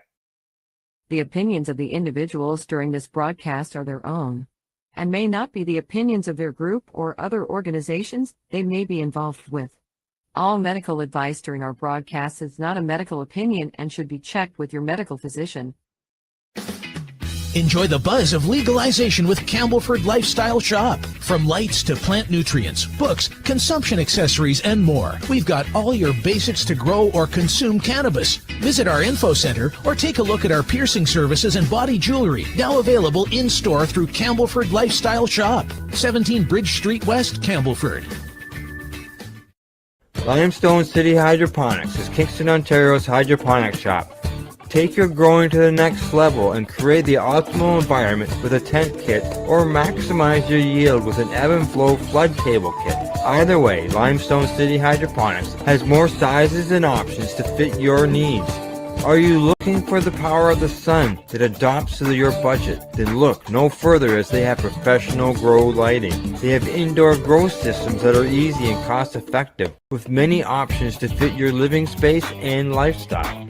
Cultivate your growing potential. We have everything you need to succeed. And if you can't make it to the store, they offer local delivery to the greater Kingston area.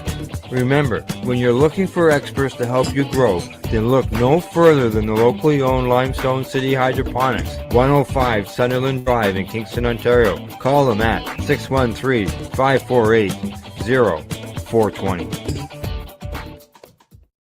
We are people advocating cannabis education here at paceradio.net. You're watching the 420 Pace, found at 420pace.ca.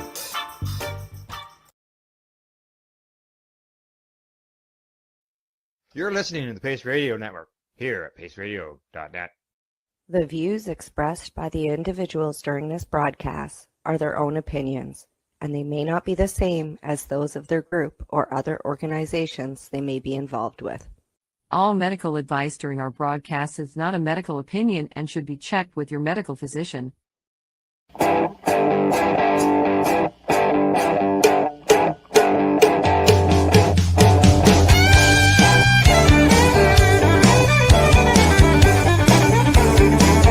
I woke up this morning with a crack in my head. Well, Grandma Lover's laying still. Good evening, everyone, and welcome to the Pace Radio Show. We are live here at paceradio.net, 420pace.ca, and at our social media locations. Good evening, Tamara. How you doing? Oh, I'm not too bad, I guess. How about you? Just kind of trying to situate I think myself. something tells me from the posts I've seen of you on Facebook, I'm doing much better than you. Yeah. But you know, we're all patients, right? It's and we just also- been, like losing my dog has been the worst thing fucking ever. Yeah, that's right. That's true. I mean, yeah. I've been fine. Like other than that, like my health's. You Okay, know, I saw some posts about you being in some pain. So. I'm always in pain. That's Well, I know, but this is one of those 12 no, out that of was 8. probably an old post. I went and seen the rheumatoid specialist last Tuesday, and Right. then I had a doctor's appointment with my own doctor. They say that I'm, you know, these flares are normal, weather, blah blah blah. So as far as they're concerned, everything is going along smashingly. Oh, The pain and stuff that I experience is normal. They're going to do an MRI on my neck because the burning sensations is neurological, like it's nerve pain coming usually from right. your neck. So yeah, other than that, the dog is a big thing, but my health is just kind of plugging along. Got the kid his vaccines because he had his measles and rubella because he was out of school when he was in grade 9, right?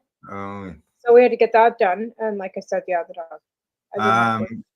your She's puppy. at CSP because I've been taking bags out randomly on that for like all weekend long. People were, so I was busy kind of running that and trying to deal with it. Yeah, it's been. Yeah. And your puppy, Stitch? He's Stitch gone. was- Yeah. Yeah, 16 years. He was 16 just and a half. Yeah, 16 and a half years old. And he was, like I said, the second one I got People and Stitch. And those two, were the 420 dogs. Like Brittany Ann had one, Tracy Curley had one. Like everybody had one of the white chihuahuas. Well, no, both mom and dad are gone. And they were both like, 16 and 17, but right. lost them on Saturday morning. Yeah. Yeah. Sorry to hear that. It's never good. And, he A lot of he people. had a really good life. He gave me a lot of love, and he gave a lot of people a lot of love because of all those puppies that him and Peter had, right? So Right. he produced a lot of love, and like I said, right to his little, right to the end. He was, Yeah, that's right. That's right. Well, talking about love, there's lots of love in the cannabis community, and couples and just advocates and the work that people have been doing. yeah. Tonight, we're going to talk and remember Michelle Rainey and some of the advocacy work that she did. We're going to show some videos that I've got here, that I've got laid out here. Hopefully, it all flows good. So, see what happens. And I'll say this: I think I've mentioned this a few times. But if it wasn't for Michelle, I would have never went and got my diagnosis and got my medical licensing because she said you can be louder if you're licensed. So Yeah. the day actually I found out she passed away was the day I got my diagnosis. So the day I had gone for my colonoscopy, got the diagnosis and I got home to an email saying that she was gone. That's right. Yeah. Well, we could sit here and talk, but I think that maybe it's best for us to bring our guest. We should bring in the special guest. I'm sure he knows a lot more than we do. That's right, for sure. So tonight, as I said, we're going to remember a friend and cannabis advocate, Michelle Rainey, who suffered from Crohn's disease, but sadly lost her life to cancer in 2010. Here tonight to help us with that is Michelle's husband. We'd like to welcome Jeff Tech to the Pace Radio Show. Hello, Jeff. How you doing? Great, Al. Great, Samara. Thanks for having me. You're welcome. Thank you for coming thanks for coming to the show. But can I get you just to twist your phone there just a little bit? Because we got you cut off at the nose. He wants to be able to see your face. There you go. Yeah. Good. The smiling guy. My weeds. Oh, the Remo guy, right? Yes, we know the Remo guy. We sure Actually, do. it's funny because the garden center that I was working here like 3 years ago, I brought Remo's nutrients in for the cannabis expert that I was supposed to be doing. And it was her that nicely helped me pay for Stitch's cremation. She sent me, she didn't send me, she sent the vet the money to cover the cost of his cremation. Wow, that's yeah. I know. I couldn't do it. I phoned them this morning to tell them that I was gonna have to wait till Friday. She goes, it's paid for. Wow. Jeez, that's good. Well, Jeff, it's good seeing you. Good talking to you again. As we know, it was Monday. Was the 15th anniversary, I guess, if you would like to call it. I don't know, of Michelle's passing. And I think the newspaper article that I put up for the posting has a pretty good idea on things. It says that Michelle would like to be remembered for making change. And there's no doubt that Michelle made a lot of change for a lot of people and for the cannabis laws here in Canada. Absolutely. Yeah, October 20th, in 2010. It's been 15 years, 2 days, and she's still continues to be a driving force in my life. For example, you, and then I got to hang out with Lawrence Cherniak last night, which that would have Yes. only happened because of Michelle.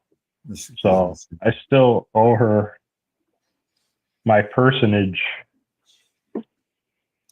Would you like to, basically let's talk about Michelle. When you met her and where things went from there, as far as your advocacy and getting married and all that. Yeah, we got married at the last day of the last Toker's Bowl, July 4th, 2005. And then 3 weeks later, the USDEA, in conjunction with the Vancouver Police Department, came with a warrant for arrest for Mark Emery, Michelle Rainey, and Greg Williams. Wow, that's not good. Not good at all. As I mentioned, she suffered from Crohn's disease. Yeah, she had Crohn's, and went the pharmaceutical route and gained a bunch of weight on prednisone, and nothing was really helping her. And then one of her business associates recommended that she try cannabis, and she had never really dabbled with that in high school or in her younger years. Yeah. She was always, kind of a go-getter, type A personality.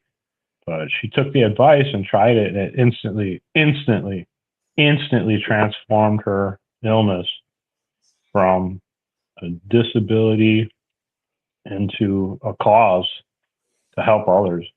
And that's exactly what she did. I mean, at her passing, she had helped like close to 5,000 people get their medical license. She was the first one to get the youngest patient ever in Canada their license. She was instrumental in organizing all the people that came to the 4 cannabis cups, of 4 Toker's Bowls, she called them. Mm-hmm. And she was literally in contact with people from all over the world for up to a year or more before the actual event. So by the time people showed up in Vancouver, they already had a bond with Michelle. She already knew all about them, where they were from, what they liked, what they didn't like. I mean, it was, you're talking 300 people. She had an intimate relationship with every single one of them. And she managed to touch them in a way that people are still reaching out to me today that I don't remember I'd ever met. I posted that short memorial to her on Monday morning at about 7 a.m. And as of Wednesday, right now, it's been seen over 500 times. It's been forwarded, reposted by people that I don't even know who they are. Don't even know them. That's right. Yeah, because she touched so many people that you wouldn't even. There's no way that you would know everybody that she did. Back too, because even though she's been gone, we still keep her alive by talking about her and sharing her stories.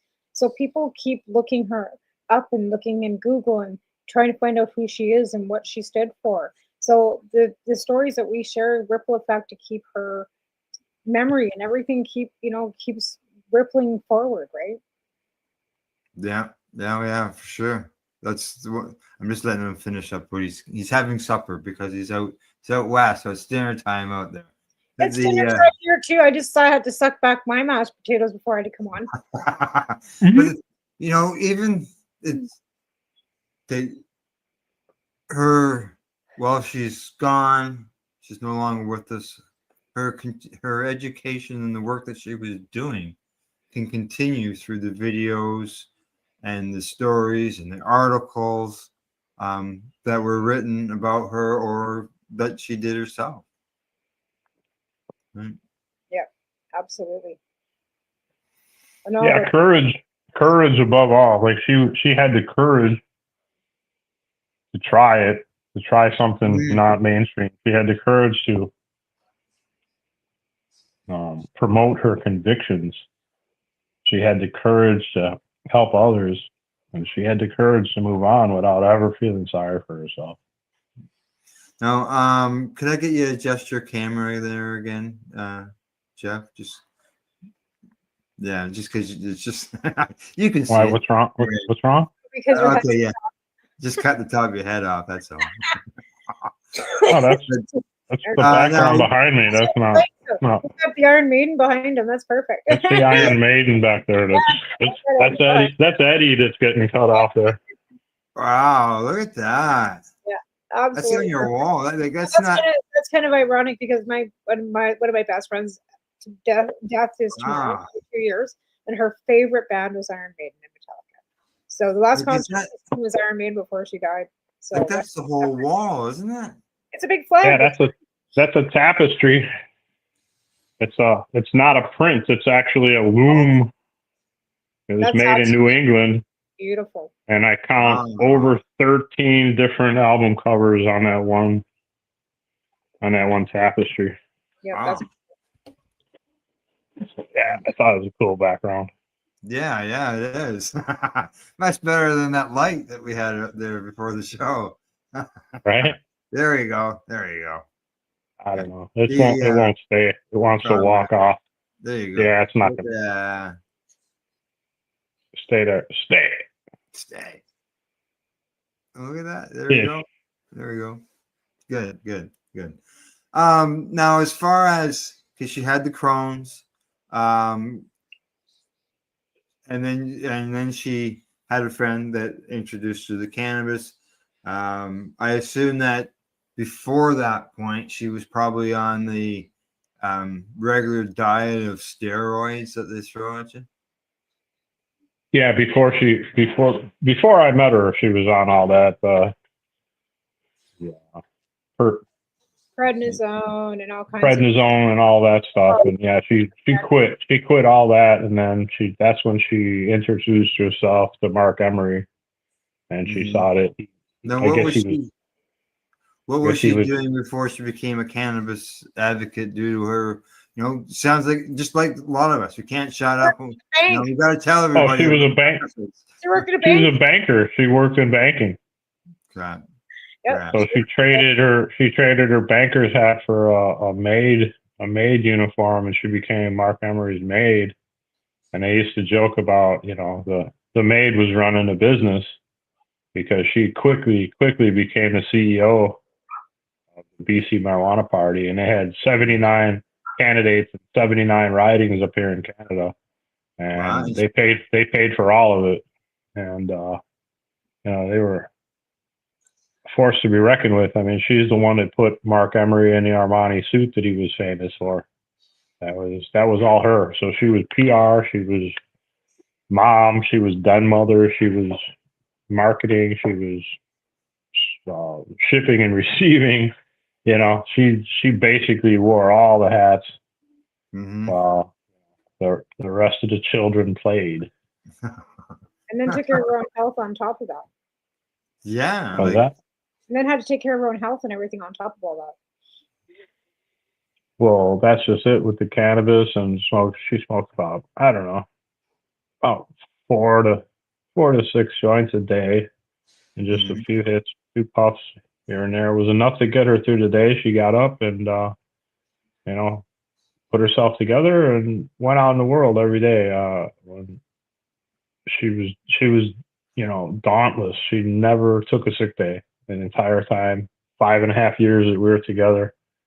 6.5 years we were together, and 5.5 years we were married. So she never took a sick day in any of that. And I know firsthand because my mother actually, when I was growing up, she actually had undiagnosed Crohn's. I don't know. I guess that's why doctors call it a practice, because they're practicing to be doctors. I'm a mechanic. I don't practice. I actually fix things. Yeah. So here, let's try 10 these. years. For 10 years, a full decade of my mom's life, my life, my formative years.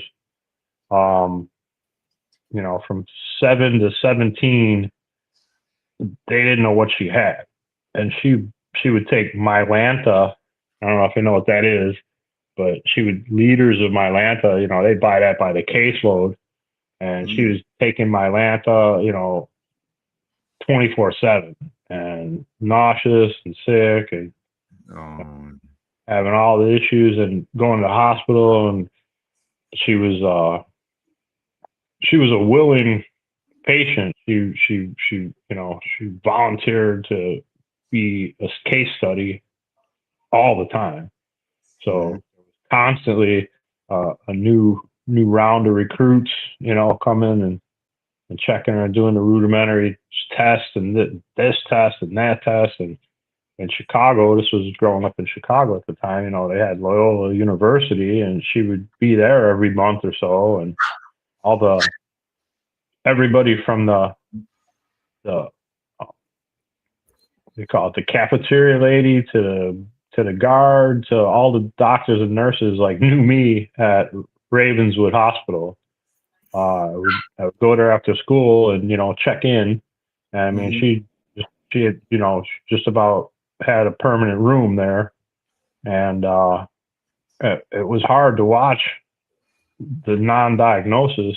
And then after 10 years, our family doctor came back from a seminar, and he's like, "I think you have Crohn's." So it didn't really help anything. I mean, it's always good to be diagnosed. Nothing really progressed as far as treatment went. But when I met Michelle and she told me she had Crohn's, I kind of had a really weird flashback to that whole growing up situation. But then here's Michelle. She knows what she's got. She wasn't running around for 10 years wondering what she got. She went right into proactive. Well, what can I do? And, her diet was number one. She liked her food. She was Ukrainian, Canadian proud. No, she liked her food, and she liked her pierogies, and Yeah, could she eat red meat like beef? Could she eat beef? Like beef? Well, I have Crohn's myself, so I know some of the stuff that she went through. And well, you gotta really watch anything white sugar, white salt, white flour, all the whites. You gotta just stay away from white people. They'll get you every time. Crawl in and give you plaque and wear MAGA hats, And yeah, because I know I can't eat beef. I'm a chicken, turkey, or fish kind of. I like meat. beef. Yeah. Yeah, you gotta stick with the protein. That's what I do. I find the Jordan Peterson isn't be all end all, but he did kind of point me in that protein direction. And 3.5 years ago, I got tired of just being in pain all the time with my arthritis. I have rheumatoid arthritis, osteoarthritis, and degenerative bone disease. And I don't like the sound of any of that. So I've kind of mostly had it my whole life, but sort of kind of been in denial. And, 1999, 2000, I was diagnosed with what I just said. And then from that point, I kind of took myself off any meds I was on. And then I went and saw a traditional Chinese medicine doctor. And he was the first one that I confided with in my lifetime that I smoked cannabis. And I asked him if it was, exacerbating my situation in any way, shape, or form. And he says, cannabis. I said, marijuana. He laughed. He goes, ah. He said, this is natural. This is natural. He said, this is plant. This is natural. He said, anytime you concentrate and condense anything, you exponentially increase the chances of side effects. And, even aspirin. You could take the willow bark, the willow root, and treat yourself. But as soon as you concentrate it down into aspirin and take that every day, now you're going to give yourself ulcers or other problems. Right. So I found that advice to be very, very helpful because growing up in the States, there's a lot of propaganda. That cannabis, causes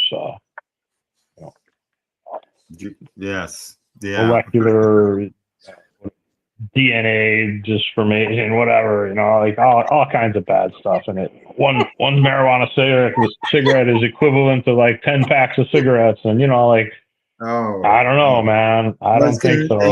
And we all know about the egg in the frying pan.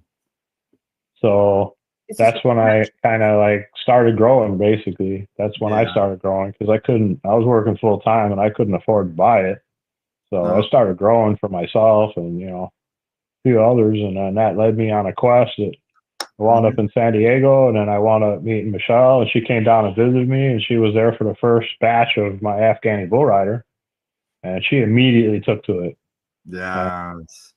26 years later, now that it's in the legal market and we have the COA test done on it, testing and all the tests, it comes back at 0.0% CBD.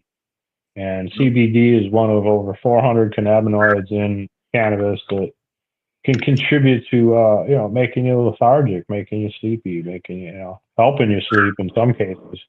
But I think the Afghani bull rider is it's a benchmark strain because there's 0% CBD, which in other words, if you use it for medicine, you don't get that burnout lag time. You got to lay down on the couch. You just move forward, and it allows you to be productive, and it allows you to speak and still function.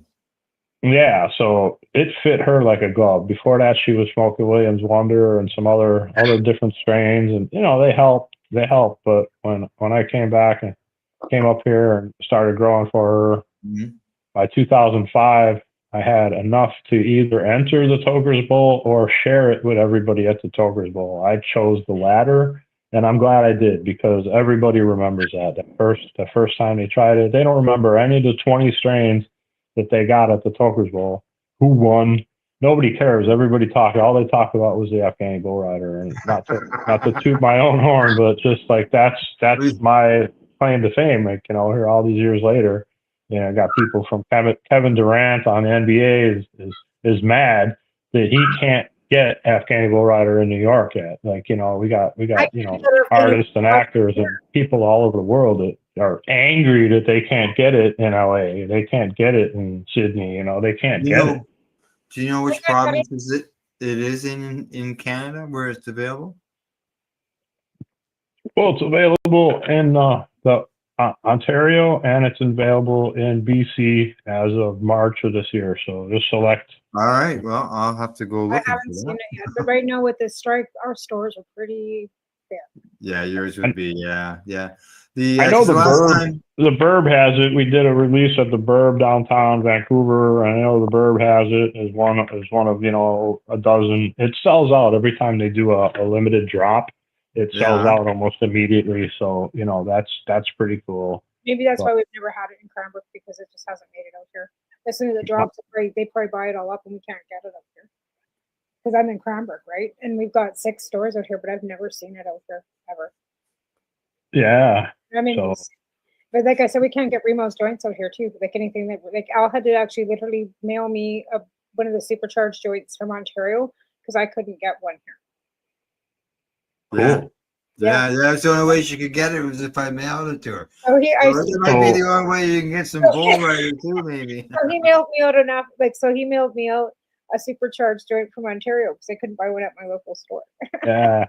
So in Michelle's, unbridled quest for, helping people and spreading information, she became like Afghani bull rider's first promoter inadvertently, because the smell of that strain combined with, her blonde hair and her red lips and her big boobies, like that was her calling card. Like, she would hand people a joint and they instantly remembered her, and so she continues to promote it to this day, and it's just amazing. I mean, she really believed in the system that that it should be legal, it should be available, it should be cheap, and so I don't know where she would stand right now in today's legal market, because I can attest to the fact that my company has spent over $7.5 million and they haven't turned a profit yet. So Wow. Yeah. Well, she'd be having you turn in a profit, because as you and every day, if she was the CEO, she'd be the CEO. And every day, well, that's just it. It's only 4 guys. I mean, it's down to a ghost skeleton crew part-time, you know, and they just, Right. it's the dispensaries are making money, the growers aren't. Just like in any market, any commodity, you know, grapefruits are $3.50 now. It's like, yeah, but the farmer's not getting $3.50. That's the problem. That's the problem. The farmer never gets paid. The farmer gets $1, and they make more. They make Canada gets $3. They get $3 to every $1 that the grower gets. Yeah, and then it takes forever for the growers to get paid. It's just ridiculous. The system just fucking fights for the farmer. It doesn't matter whether you went into micro or whether you went into large production. It's the same system, and it sucks for the farmer. Whether you're big or little, it's ridiculous. And who bleeds? Who's in there bleeding, digging in the dirt at 5 o'clock in the morning? And who's out there at 9 o'clock at night? And who's fighting the bugs, the pests, the pestilence, the rippers, the professional rippers that make a habit out of studying your energy usage and then robbing you blind when they see that your lights are off? I mean, you know, there's a whole host of what do you call it?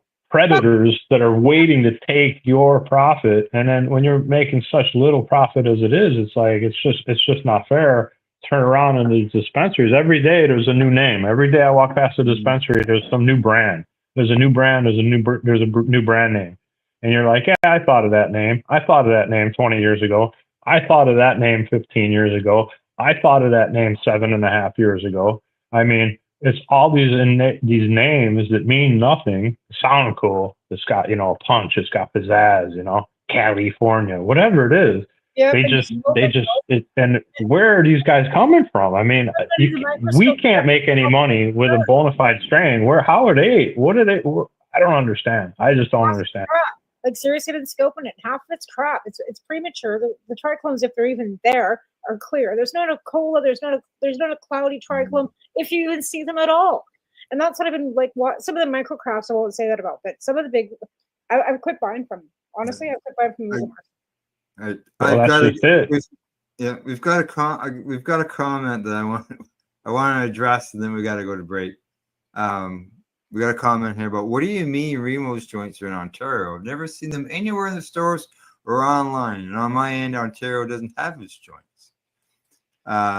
Yes, Remo's joints were available in Ontario. They may not be now, but they were available in Ontario. If you go to the on the YouTube channel for the Pace Radio Network, you will see our interview with Remo and Sandra.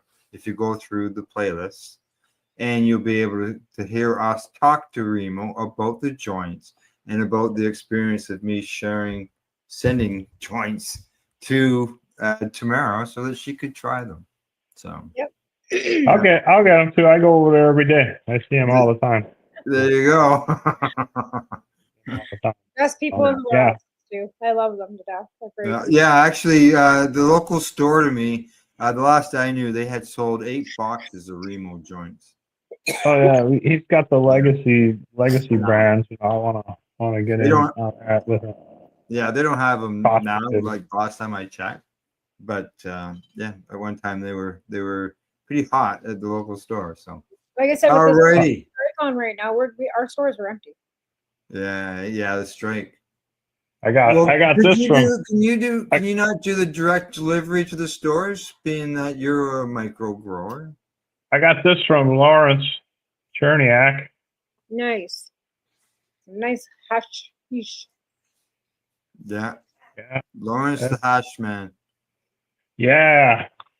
He's a pretty amazing individual. Like I said, I wouldn't know him if it wasn't for Michelle, but got to spend the evening with him. He hung out last night and most of today. I took him over to see Weed's dispensary over in Pitt Meadows. See Don and Carol and catch up. And you know, they have farm to table there, so you can see plants, you can buy plants, you can buy weed, you can smoke hash, you can eat food, you can drink beverages. You know, it's all inclusive, and you know, pretty impressive. I mean, I saw it. It was originally a lettuce farm and went under, And then Donna Carroll bought it and slowly transformed it. And every time I go over there, it's not transformed. It's like a metamorphosis. You go over there and it's like, I remember this empty box that I hung 4 cameras in, and now that's the dispensary. It's just amazing to see the transformation. You know, there's $100,000 worth of Redbeard glass in one container. You know, Wow. it's just amazing. You know, I mean, I talk to him all the time. It's just, you know, Bob High, the artist representations there, and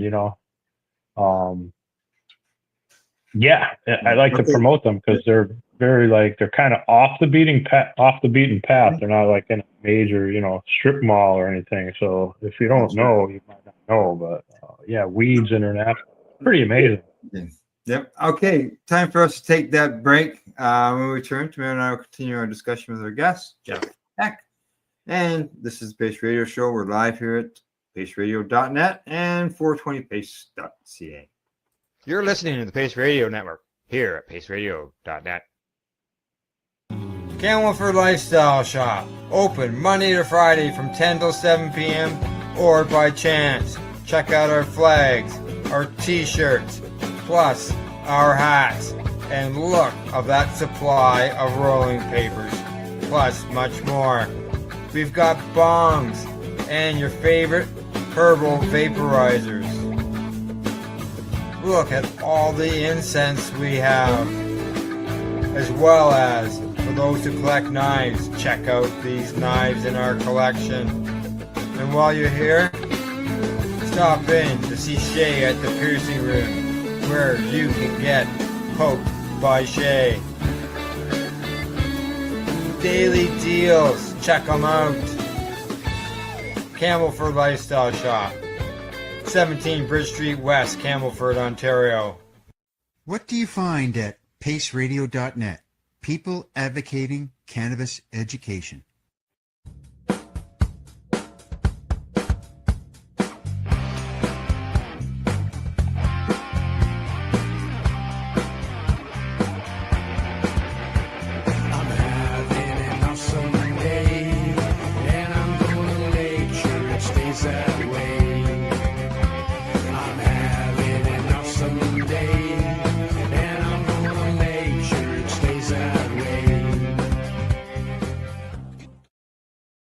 Limestone City Hydroponics is Kingston, Ontario's hydroponics shop. Take your growing to the next level and create the optimal environment with a tent kit, or maximize your yield with an ebb and flow flood table kit. Either way, Limestone City Hydroponics has more sizes and options to fit your needs. Are you looking for the power of the sun that adapts to your budget? Then look no further, as they have professional grow lighting. They have indoor grow systems that are easy and cost effective, with many options to fit your living space and lifestyle. Cultivate your growing potential. We have everything you need to succeed. And if you can't make it to the store, they offer local delivery to the greater Kingston area. Remember, when you're looking for experts to help you grow, then look no further than the locally owned Limestone City Hydroponics, 105 Sunderland Drive in Kingston, Ontario. Call them at 613-548-0420.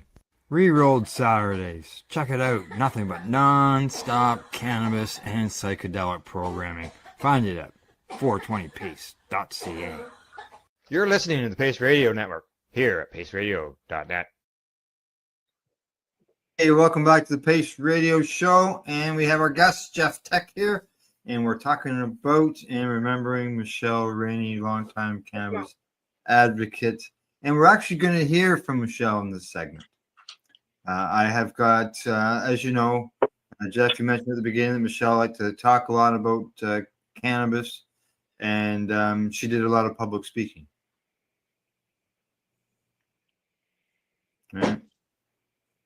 Now, I have got a video here lined up of her speaking at Ideal City. I was in Toronto. Yeah. Ideal City. Yeah, it was in Toronto. Yep. Yeah. So the and during this discussion, she's talking about her situation and dealing with Crohn's disease. She talks about legalization and, at this time, fighting for legalization and helping patients. She covers a lot of topics, and it's probably just easier for me to play the video and let her say it. Right? Yep. Okay. Okay. Anything you want to say about her speaking at these events, Rain, before I get? Just that she would get very nervous up in front, and before any time we filmed a video or anytime she had something to say, she'd make a myriad of notes, and she rehearsed it over and over and over in her head. And then once the camera was rolling, she just turned into a natural. Like you'd never know. You'd never know how nervous she was the day before or the hour before. Mm-hmm. Yeah, and you know that nervousness with the Crohn's, you know, could set things off. So Exactly. Cannabis. Alrighty. So here's we're gonna hear from Michelle talking at Ideal City about cannabis.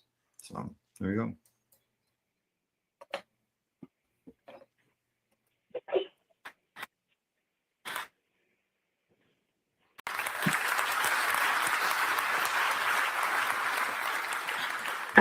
Wide blonde with big boobs, a quickie.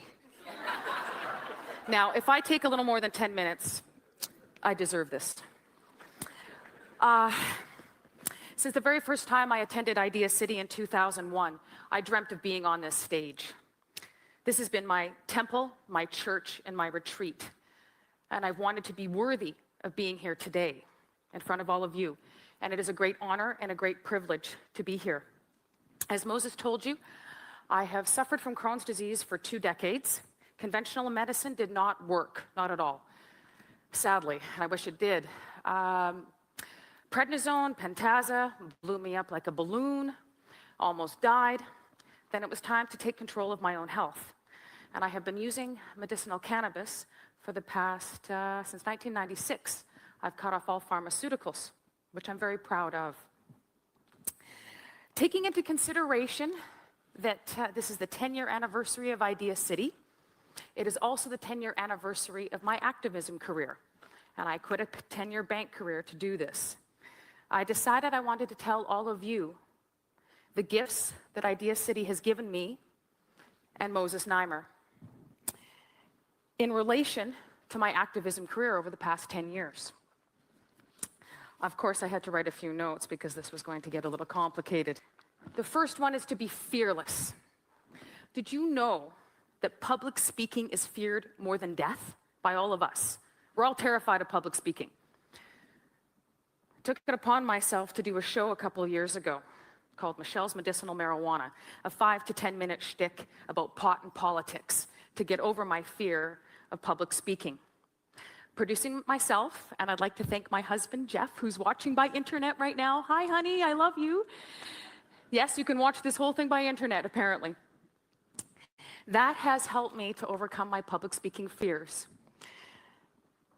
Number 2, education. Listening to all of you, 350 presenters over the past 10 years, has given me the ability to be able to be a better marijuana educator and convey a message that's so important for all of you to understand. Number 3 is inspiration. A few years ago, I put together a medicinal marijuana education package. And in this package, it consists of 33 pages. Yes, 33 pages to get a legal exemption to use marijuana in this country. Have you ever had to fill out 33 pages for Tylenol 3, Prozac, Ativan, lorazepam? Probably not. It also includes the list of all the compassion clubs in this country, websites relating to all the different diseases proving cannabis's therapeutic value. This was a labor of love and inspired, of course, by Idea City. I also took it upon myself to start writing a column called Ask Medicinal Michelle in a magazine called Treating Yourself that's for patients by patients. And in this year, or actually this month's edition of Zoomer magazine, I have a fantastic article in here called The Pot Option, relating to the Zoomer generation and options. Instead of pharmaceuticals, you have a choice. Number 4, Idea City challenged me. Oh, has this ever challenged me? My God. It should have challenged all of us. To believe in myself, regardless of the continued negative stigmatization about marijuana.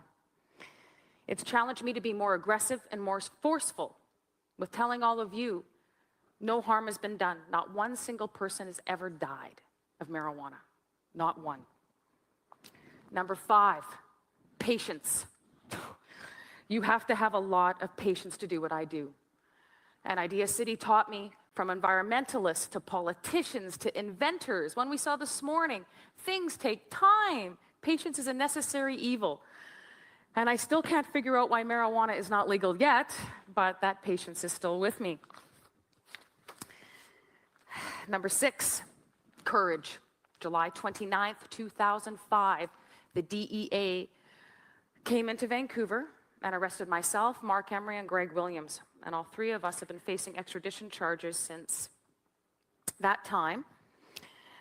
99% of individuals sought for extradition are extradited. There is just no ands, if, buts, or maybes. It's plain and simple. You're extradited. My only hope, my Obi-Wan Kenobi, who is not here right now, Mr. Irwin Cotler, he happened to be the one that did sign my extradition papers as Justice Minister, Liberal, in 2005. And sadly, he is no longer our Justice Minister. We have a Conservative. So my Obi-Wan Kenobi couldn't help me now because he was my only hope. He's the only one who would have been able to reverse these charges. I decided to start negotiating with the US government because I knew that I would be extradited, and I did not want to drain our economy any more than it already has been with unnecessary court fees. I mean, let's face it, we're in a global economic crisis.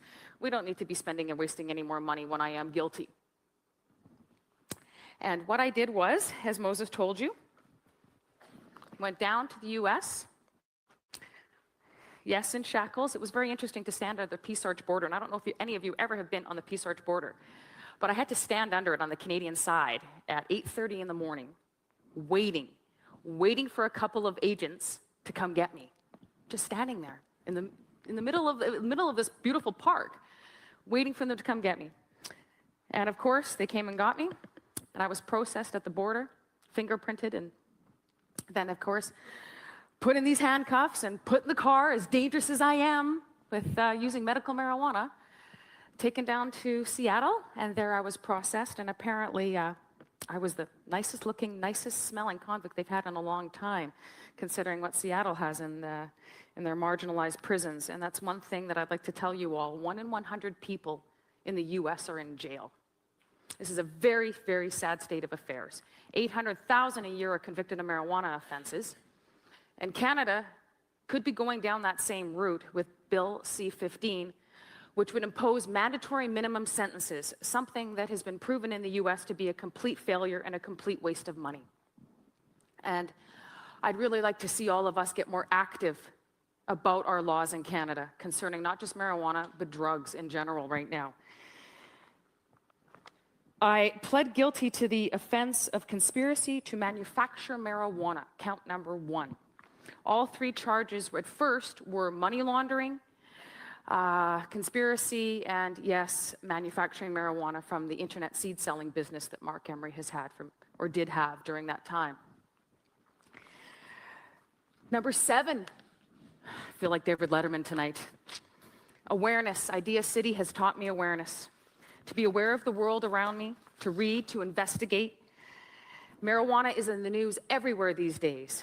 Even Anderson Cooper on CNN right now has a program this entire week called America's High. Wow. That'll educate all of us. Is America really high? Or does America just need a little help from Canada right now and the rest of the world? That's a good question to ask ourselves sometime, because I did marry an American in hope that we could all unite and be a better world.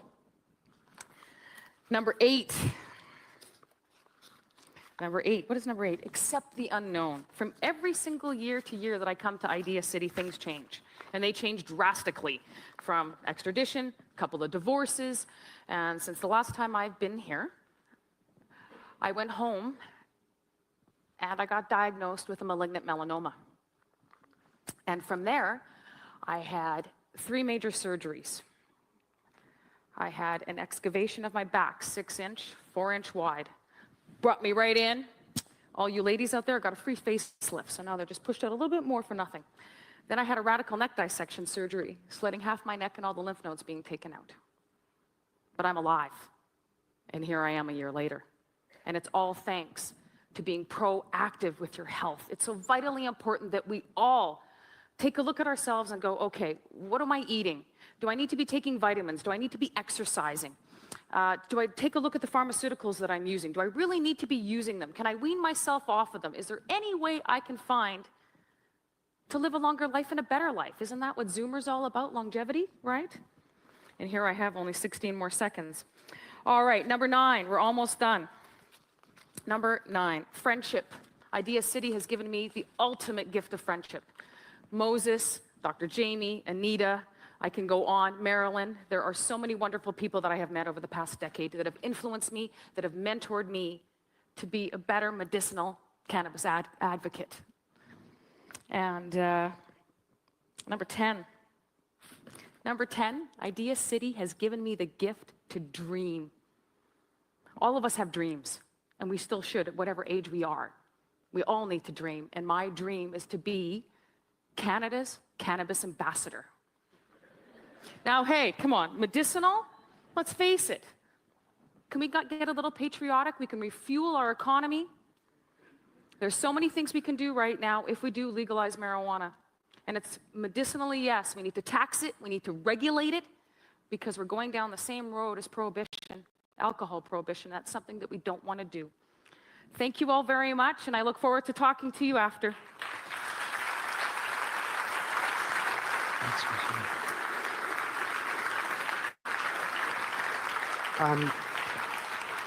I'm still a little unclear about what kind of sanctions you face because given the you only gave me volume, 10 minutes. Given the volume of seeds that were sold, yes, apparently you and Mark were liable to life imprisonment. Yes, for right? 4 years. The threat was 30 years to life. 30 years. And that's not something that... So you've effectively done a plea bargain, have you? Yes, I have. So what will happen is July 17th, I will turn to the U.S. without, thank goodness, having to go through the handcuffs and all the fingerprinting again. And I will face a sentence of what I hope will be 2 years probation in my own country. I will not be able to travel the U.S. for 5 years. But sadly, Mark Emery will be going down to plead guilty himself. And it's time for him to do that and get this over with.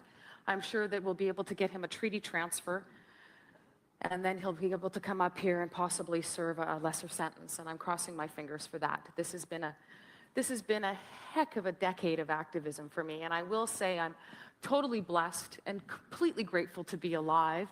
You know, I love life, and all of us need to start sharing and be a part of our communities. Get out and vote.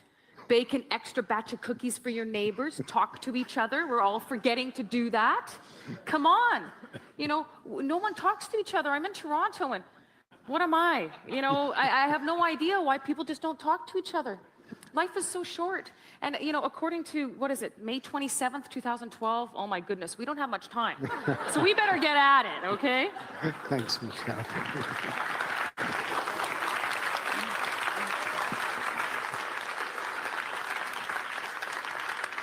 Idea City is my church. It's my retreat. It's my soul. This is the only thing I do all year long. I save all my pennies to come here. I don't do anything else. I don't go on holidays to Jamaica or Mexico or anything like that. This is what I do every year.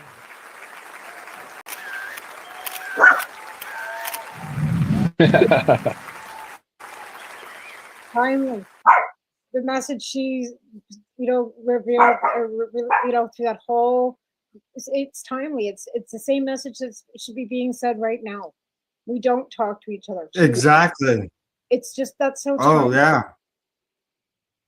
it is. I when I was watching that earlier before the show, that's the thing I thought of, that message could be repeated today over and over again. The only thing is that she wasn't able to see legalization, and as messed up as most of it is. I say to my son, you'll never have to get busted for a joint. My 16-year-old will never have to go through that. He'll never have to worry about having to go find some seedy guy down in an alley to fucking buy some crappy weed from, right?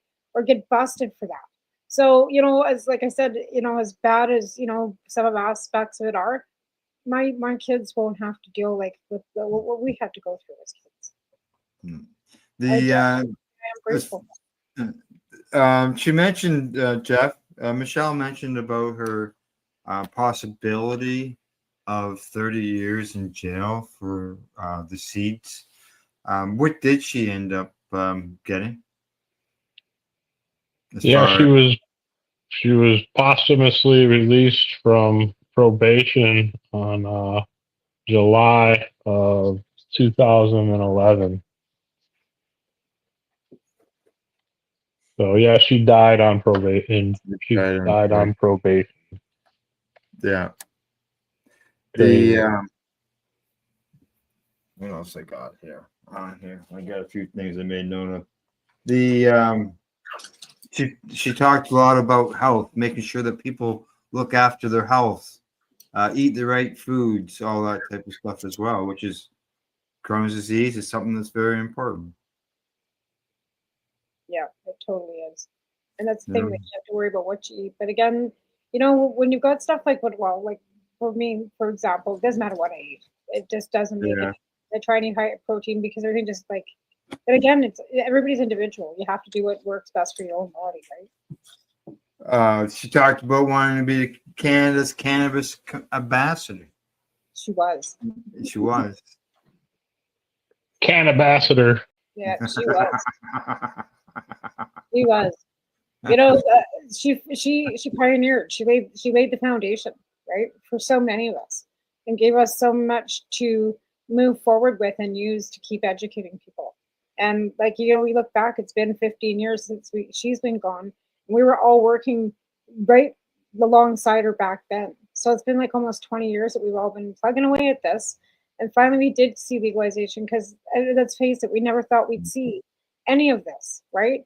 And now we just have to keep working towards seeing the rest of the world getting further and closer to legalization because it's a human right as far as I'm concerned. People should be able to maintain their own health, and it shouldn't be up to anybody how you do it. And as she said, talking about a right, she says we have a choice.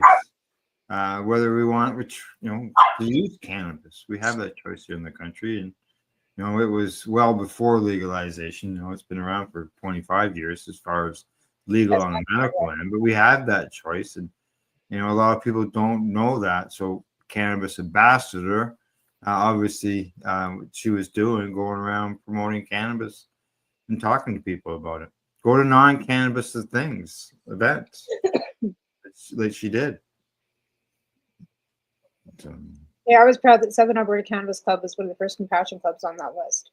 Because we didn't have a storefront, but if you stopped in Lethbridge anywhere through, you needed there was my number and my email. I'd meet anywhere if you were a patient, it wouldn't matter, right? So that was something that I thought was totally amazing. But I don't know how many of those packages, those medical packages, I took to doctors' offices and dropped off. Yeah, exactly. She was involved with Treating Yourself magazine as well. The two of them, neither one of them were with us, unfortunately, anymore. But I got a picture of Michelle there behind me and the Treating Yourself poster there as well. So even though Michelle is not with us, she's still there. Educated. Through, as that's I said. the beauty of video and the internet. I hate to say that, but the internet, they say, is forever. And I am thankful for the fact that some of the internet is forever, because you can go back and you can find things from 10 and 15 years ago. And then you can download them and you can, so thankfully some things are that the internet is forever. There's other things that I wish they weren't, but, Yeah. but there are good aspects to it, right? Yeah, like you say, the internet, we've got the website, MichelleRainey.com. That's it. That's it right there. It's got the memorial bench. Which I've sat on twice. Have you? Oh yeah, yep. Every time I went to Vancouver, Sandra took me out there the last time I was out there. And then I was out there with Lisa Kirkman one time before that. But yep, twice. It's not quite that bright anymore. It's a little bit faded, but it's the only red one. Yeah, it's the only red one on the riverfront. All the other ones have green foundations. Yeah. It's been there 12 years. Yep. More than 12 years. Almost. One year we 13 rode years. there. Debbie Stoltz Giffen was with us, and she couldn't walk that far because it's not like right at the entrance. You have to walk down a bit. So so we took pictures of Yeah. it for her. But yeah. I took that picture. Yeah. This is the slideshow on the website. One of these pictures was in the magazine. Intriguing. Yeah. Treating yourself. Yeah.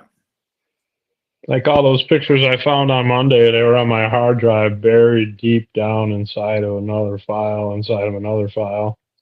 Oh, yeah. A few of them were corrupt. They wouldn't open. The one her and Ian Mulgrew on his 50th birthday. There's a few other ones that were, I had to delete because they weren't fully functional pictures anymore. But I mean, I've got close to 100,000 pictures on my computer now, so it's That's a lot of amazing. pictures. Yeah, that was a whole photo shoot. That was the AB. There was her in her medicinal outfit. Mm-hmm. That was just a quickie I took one day. She just popped down while I was working, and I busted out the camera. Yeah, she was photogenic. She was. Yeah. It's good to listen to Yeah. that Idea City thing. I like to listen to it at least once a year because it just restores my faith in what I'm doing and what we're doing, and the fact that a lot of things have changed and a lot of things have stayed the same. Mm-hmm.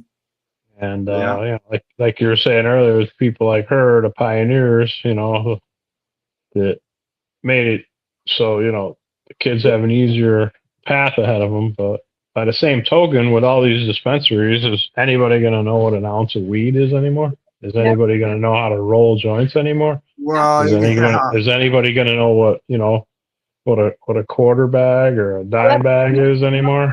I mean, Our culture is being like broken down because the statistics came out and they were saying that pre-rolls were the best. And I said, yeah, because these kids are coming up 19, 20. Yeah. They don't know how to roll a joint because their parents are like stuck up and don't smoke.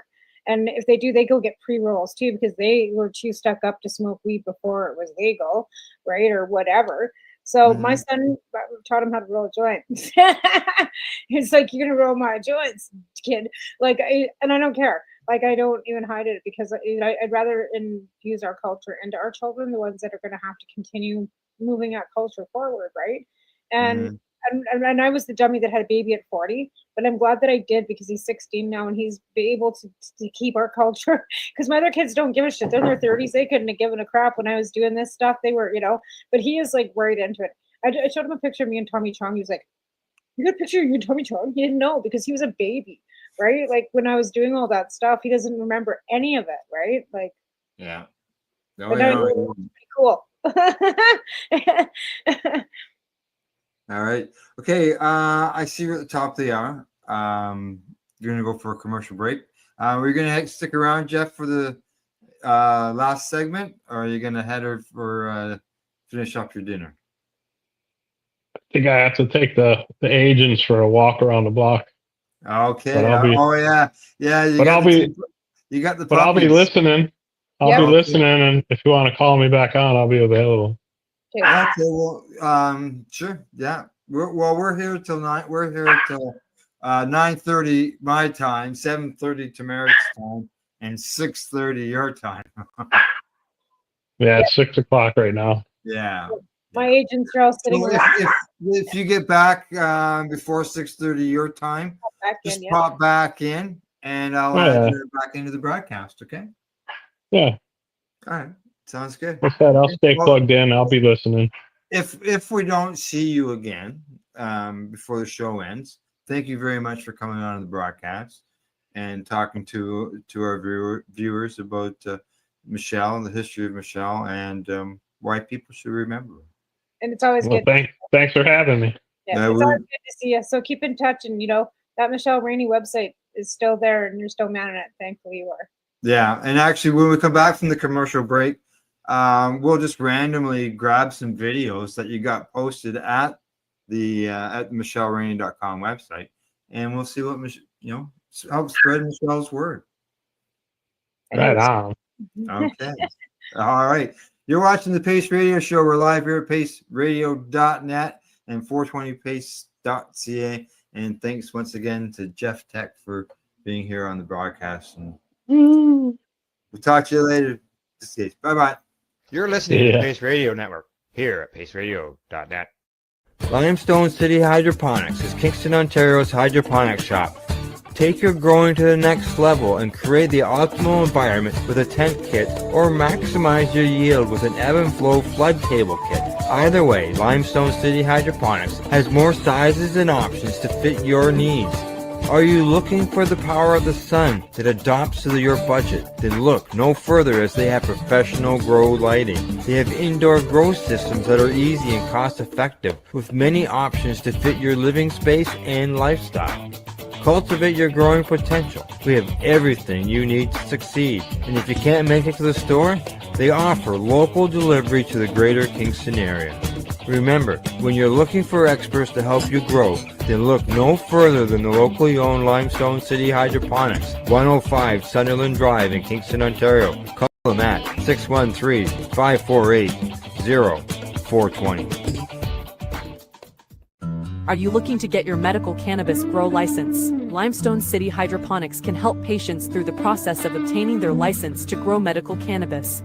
What's that? You don't have a doctor. If you meet the medical criteria, Limestone City Hydroponics has a nurse practitioner who can assess and provide medical cannabis prescriptions. What are you waiting for? Contact Limestone City Hydroponics at limestonecityhydroponics.ca or call them at 613-548-0420. What do you find at paceradio.net? People advocating cannabis education. Enjoy the buzz of legalization with Campbellford Lifestyle Shop. From lights to plant nutrients, books, consumption accessories, and more, we've got all your basics to grow or consume cannabis. Visit our info center or take a look at our piercing services and body jewelry, now available in-store through Campbellford Lifestyle Shop, 17 Bridge Street West, Campbellford. Rerolled Saturdays. Check it out. Nothing but non-stop cannabis and psychedelic programming. Find it at 420pace.ca.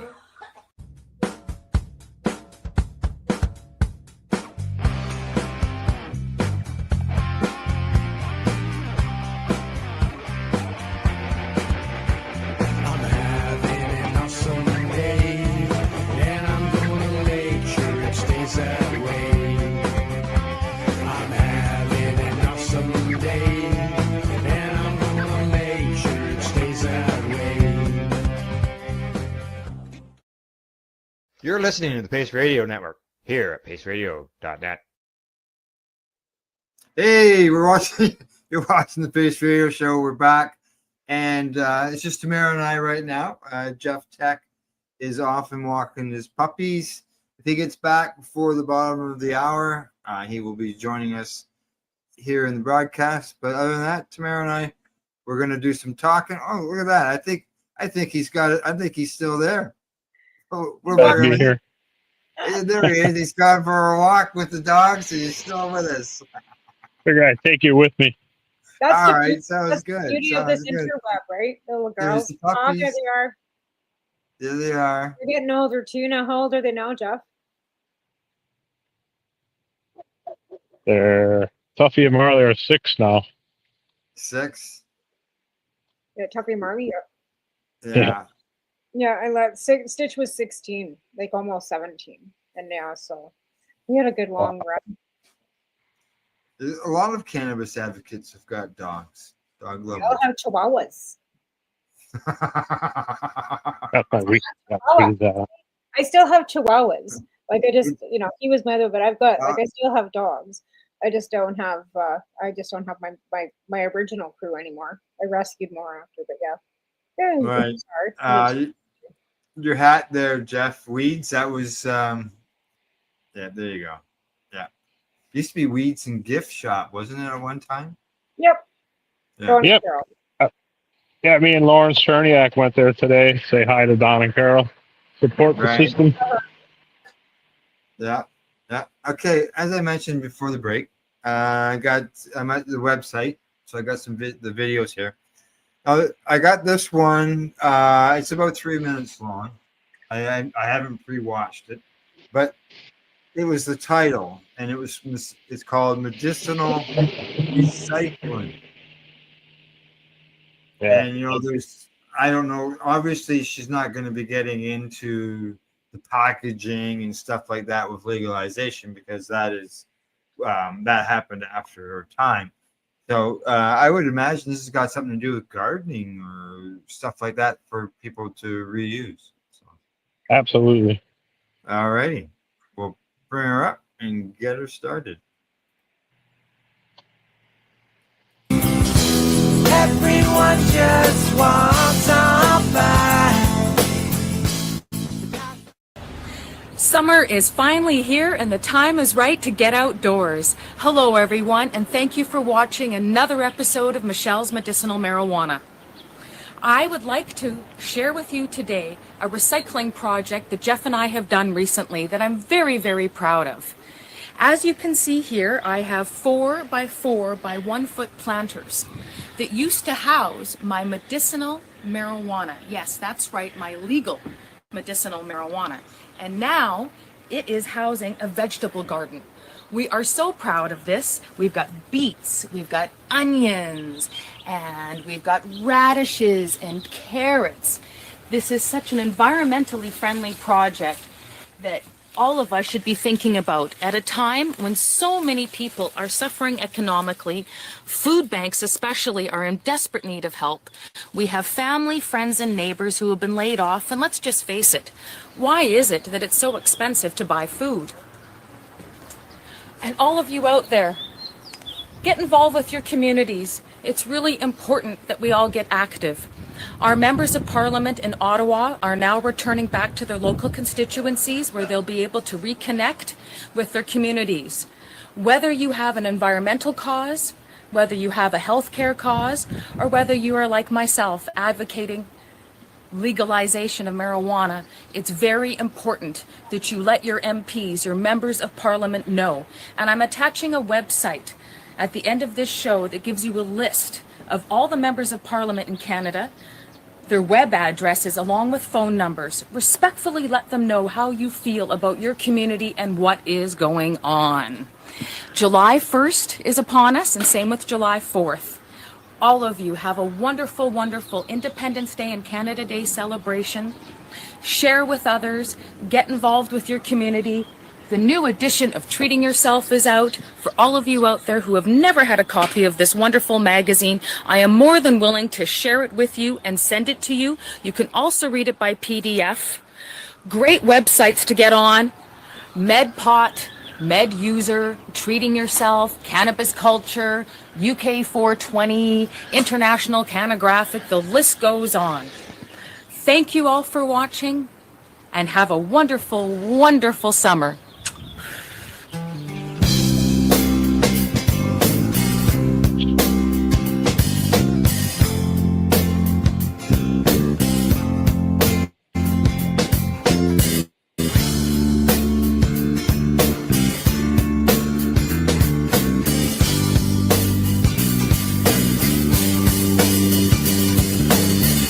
She stands on the corner downtown, trying not to notice the skin's burning brown. At first it seemed nothing to it.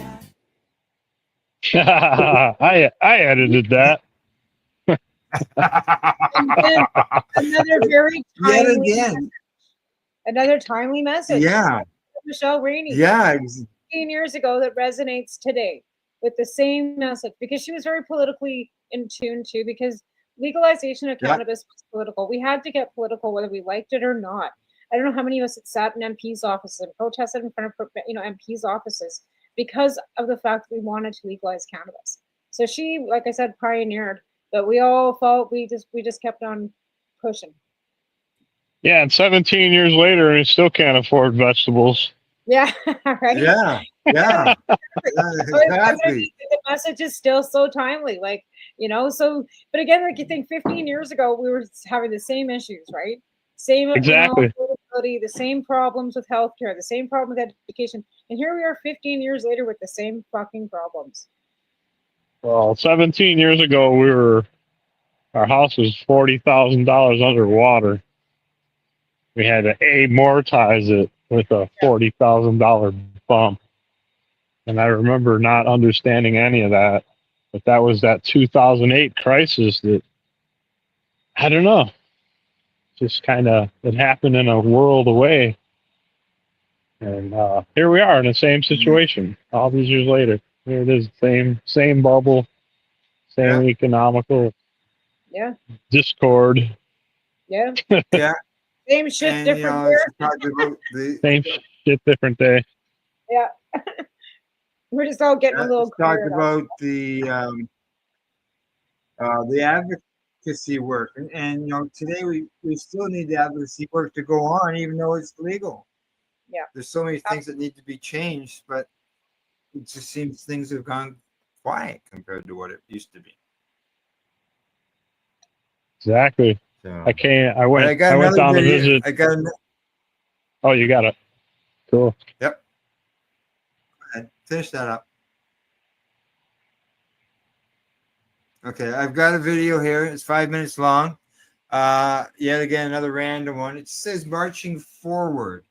I'm assuming it has something to do along with advocacy and marching forward with fighting for patients and so on and so forth. So let's find out.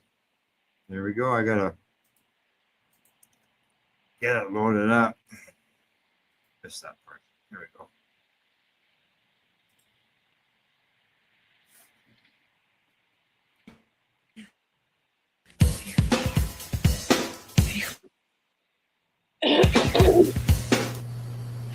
Cannabis-related activities have dominated the entire month of February, and as we head into March, the momentum continues. Welcome back to Michelle's Medicinal Marijuana, everyone, and thank you for watching.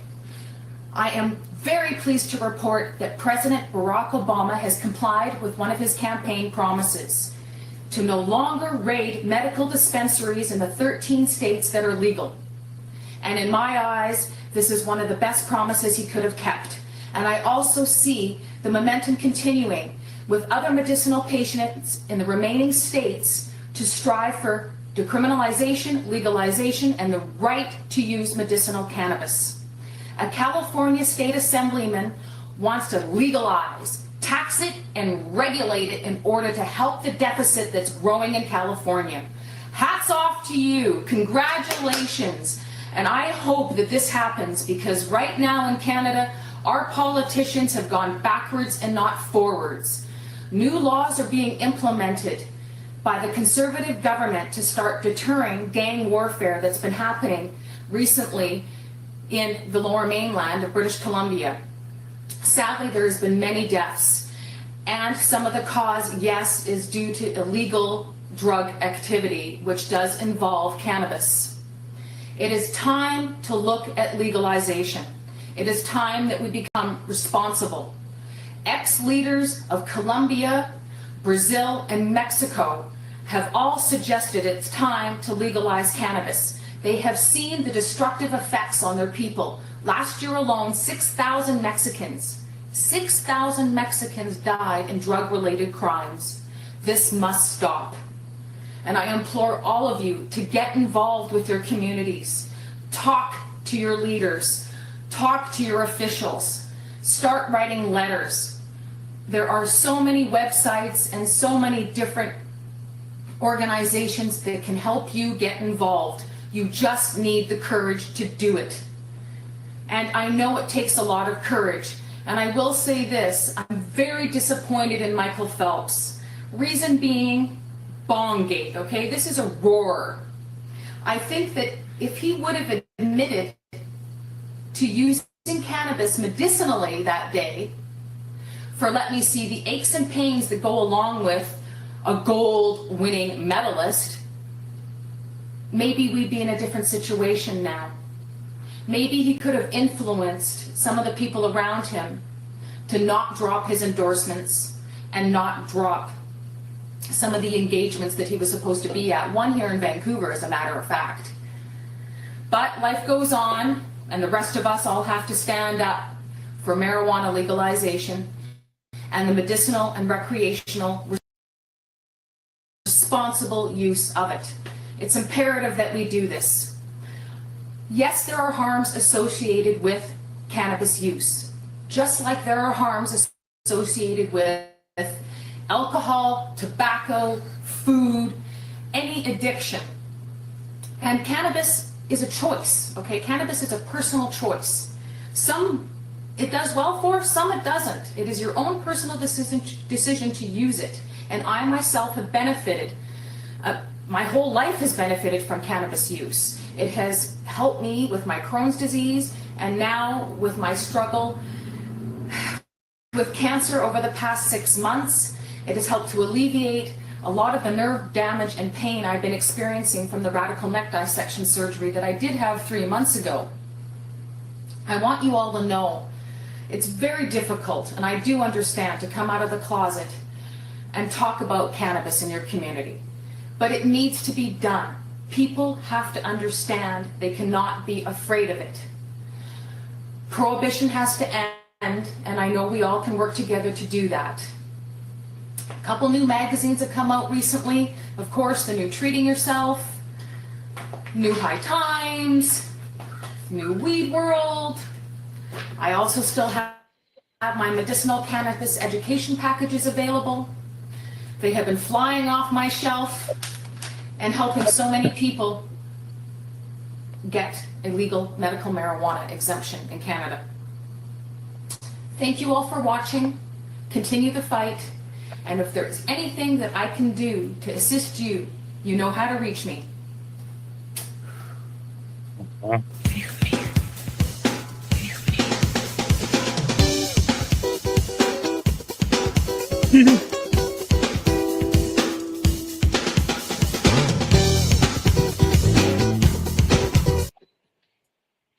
Haha, good one. There you go. Yeah, I know. Hey, yet again, another message that could be used again today.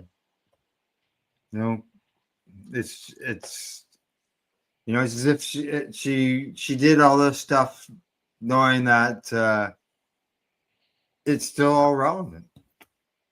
You know, so.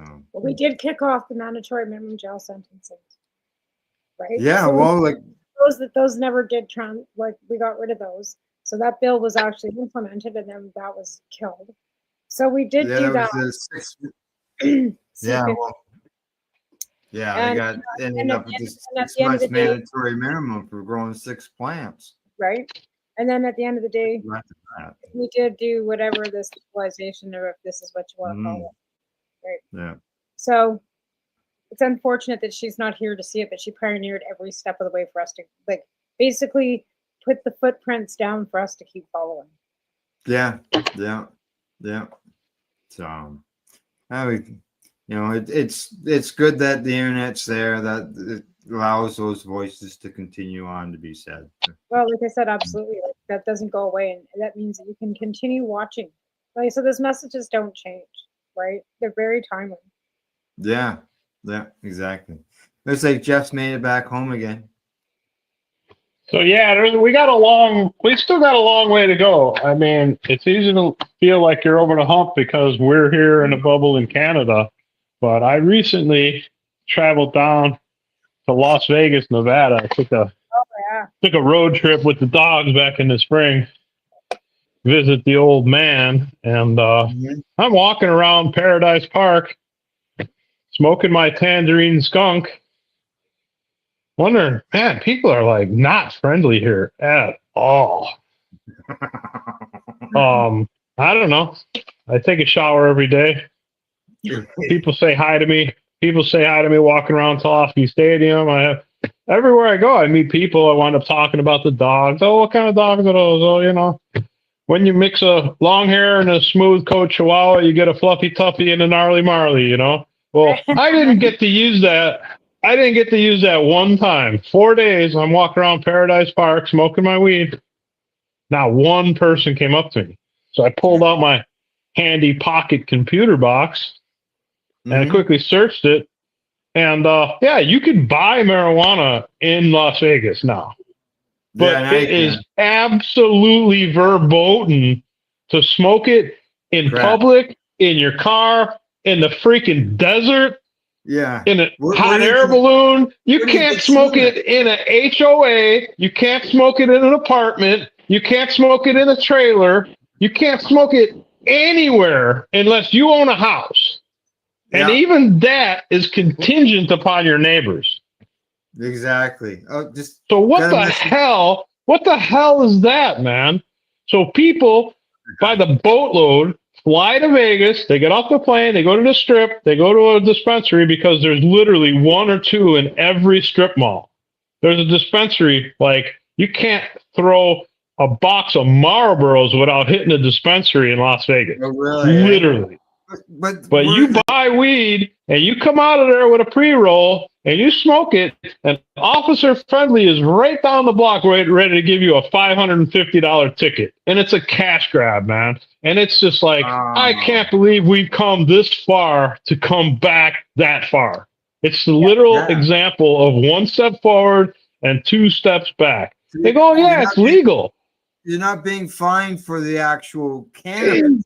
You're being fined for consuming it in public. Right. And it's the same thing in Washington. It's the same thing in Oregon. It's the same thing in all these so-called legal states. It's just a loophole. It's legal for a licensed provider to sell to a store. It's legal for that store to sell to a person. But right there in the store, there's an ATM machine, and you got to stick in your credit card, and you got to pull out cash, and you got to pay the guy over here. You can't just give them your credit card. You can't just give them your debit card. It's got to be cash. And then as soon as you come out, there's a cop right across the street. There's a cop watching you, waiting for you to either fire it up or get in your car and fire it up, and then you get a DUI. I got to assume it's all cash because banking is a big issue when it comes to cannabis, whether you're in the U.S. or Canada. But So I go to the ATM, I pay my $2, I get my $40, I give it to you for the tangerine skunk. Now you have to pay to have an armored car pick that up once a day and take it to your bank of choice, which may or may not frown upon where that marijuana money is coming from. And then it leads people into the dark, and it leads people, they're getting ripped off. There's a plethora of these armored car companies that are all driving around to the same ends, to the same means. I mean, like, you can't just have Brinks pick it up. No, it's got to be some private, unknown, fly by night, and then these people are ripping people off because they know who's got the money. It's all insider information. And then on Friday, I got this guy, and then they get conveniently robbed, and you're just out of your tickets because you can't even prove where it came from because there's no paper trail. Yeah, exactly. You got a message. Got to say hello to my friend Deb. Hi, Deb. Hi, Deb. She would have met Michelle as well. Back with treating yourself days, for sure. Yeah. And Deb helped out at the expos. She was there in 2010 when Michelle was there, and so she would have been there as well. So, all righty. We got 5 minutes left here. Anything else offhand that you'd like to? I'm sure there's lots of stories we could talk about, Michelle. But you got anything funny offhand? End on a. It was funny when she said. It was funny when she said write letters, because I'm like, is that from the 1890s? No, we were saying send letters because the mailroom would get too full of paper, right? And then if they had paper, they'd have to deliver them. So emails and stuff back then weren't really a real thing either, though, quite yet, because we were talking 2006, 2007, kind of that in that era. Like there wasn't, we were still writing letters. Do you remember the campaign with the postcards that Debbie did, the Maritimers United for Medical Marijuana? And we got a lot of those postcards, we mailed them all in because mailing to Ottawa was free. So we piled them full of fucking postcards and all kinds of things. And but I don't know if you could, because you got the Canada Post going on strike willy nilly, and like you can't even trust that anymore. It's like, okay, like, so you mail a letter and it might get there, it might not get there, and it's like. In BC, we've got the revolving, strikes for the post office. Well, and then we got all the legal stores and all the BCGs on strike. So liquor stores were without booze, all the cannabis stores were without cannabis. I went to check my local store, and it was like, you got 2 different kinds of vape cartridges, and you've got like some stuff that you can like farm to, like the micros that can just sell straight to the stores, but they have nothing. And I'm like, yeah, I'm not gonna go spend $93 on fucking on 7 grams, because that's what they wanted for this fuck for 7 grams of this one brand. And I'm like, I'm not spending $93 on 7 grams. So I didn't. I went out to the res, but you know what I mean? Like, that's the option that I've got, though. I would thankfully we've got that. Some people don't have that option. Like, a lot of people don't have a close legacy, res store that's close, that's, can get to, right? In BC too, right? Yeah. And then some of the stores in Kelowna in that area got busted and they got shut down on the res. So we're lucky to still have one. You want to tell us before we go, Jeff, you want to tell us a bit more about your cannabis products that the Bull Rider, how it's available, whether it comes in pre-rolled joints, so on and so forth? It's actually a fascinating story. Back in 1991, a grower in California knew an international bull rider that came back from abroad, and he brought him some unknown seeds. After growing out those seeds, the grower and his buddies smoked it, and one guy goes, bull rider. I don't know, man. I feel like I fell off a bull. And so Bull Rider was born in 1991. They made T-shirts. These guys made hats. They made, ashtrays. And Bull Rider was born. So it was an outdoor strain. It grew up and down the coast in almost everybody's backyard. Anybody from San Ysidro at the Mexican border all the way up to Emerald Triangle, Humboldt County, they knew about the Bull Rider. And it was kind of an infamous strain. So fast forward. That was 91. Fast forward to 2001. I'm fresh resident of San Diego, El Cajon, the box. California. A friend of mine was, him and his uncle were growing in Lakeside, which is the next suburb over. And in San Diego, just to set this all up, people grow outside because you can put any kind of cannabis outside any time of year. And it's so close to the border with the 12-12 light cycle that it'll auto flower. Like, so you could literally put a plant out in January and 8 weeks later it's done. Put it out in July and 8 weeks later it's done. September, 8 weeks later it's done. It's just nobody. It doesn't get cold. It's 12-12, and you got May gray and June gloom, but other than that, like, it's sunny all the time. It's 78 and sunny every day.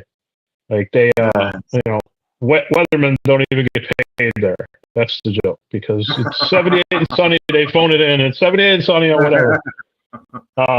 They get the bad air warnings is about all that really changes. But so buddy called me up and he's like, "Hey man, you guys check this out." And he had what he thought was a female Afghani plant growing in the backyard, along with a bunch of bull riders. So he had just one Afghani that he had cultivated from seed, and it looked like a cactus. It had a short trunk in the middle and two arms, and it was just a monster. It was a trichome. Like, the thing was covered in trichomes. And right around week 6, she turned into a he, and he pollinated all of that bull rider. So basically, bull rider Afghani was born. So he saved some of those seeds, thinking, this is, ruined the crop. Like, it ruined, it ruined his neighbor's crop. Like, it ruined crops around there for, like, if you wanna oust an outdoor grower, just grow one male and let the pollen do its thing, and that's the end of that. So fast forward to a little while later, he popped one of those seeds and grew it out, and it was looking good. It was a female, and it was looking real strong, but he did not know how to clone. He called me up again, and he's like, "Hey man, do you know how to cut clones?" And I'm like, "Yep, I sure do. Come on over." So I go over there, this is outside in the summer in San Diego. So, I mean, I cut clones, but they were in bad shape. I mean, they were covered with thrips and white flies and black flies. Oh, And they had fungus gnats, fruit flies. And, I cut like 5 or 6 clones and I isolated them. I brought them home, put them in a cup, kind of forgot about them in the bathroom under 24-hour light, sprayed them with Endol a couple of times. I didn't really want them in my house. You know what I mean? Like I had a clean bedroom and a clean small little bedroom. Yeah, right. And I was Yeah. growing my strains. I had like blueberry skunk and Jack Harrer. I had the original G13 that I got from the same guy. And I mean, it was like French toast. It was really interesting strain. It grew like lamb's bread and it smelled like French toast, but had G13 and a few others. I mean, it was funny. Like the Jack Herrera was tall and the G13 was short. And it was like the zoo, but it was a whoop, whoop, whoop, whoop, whoop.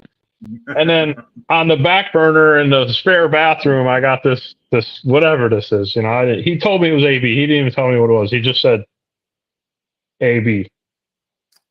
So I didn't know what that meant. About 6 weeks, it started growing, and they cleaned it up, picked off the bad leaves, and yada yada, and transplanted it, and then eventually introduced it into my bedroom, and then eventually introduced those six clones. I took one mother and then introduced those into flowering.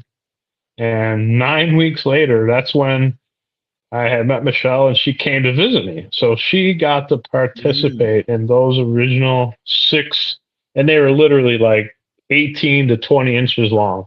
They were just 6 little tiny little plants because it was just, you don't know. And no, you don't. Being that it's an outdoor strain, you guys, the chances of it flourishing indoors, it's like 90 to 1 against you. 99 to 1. Like there's strains that are bred for indoor use, like G13 and all these other ones. They're specifically bred in the 70s to be indoor strains. Yeah, because like the Afghani part of the name makes me think Afghan, indica. But with the description of the growing time makes me think that it's more along the sativa lines of things.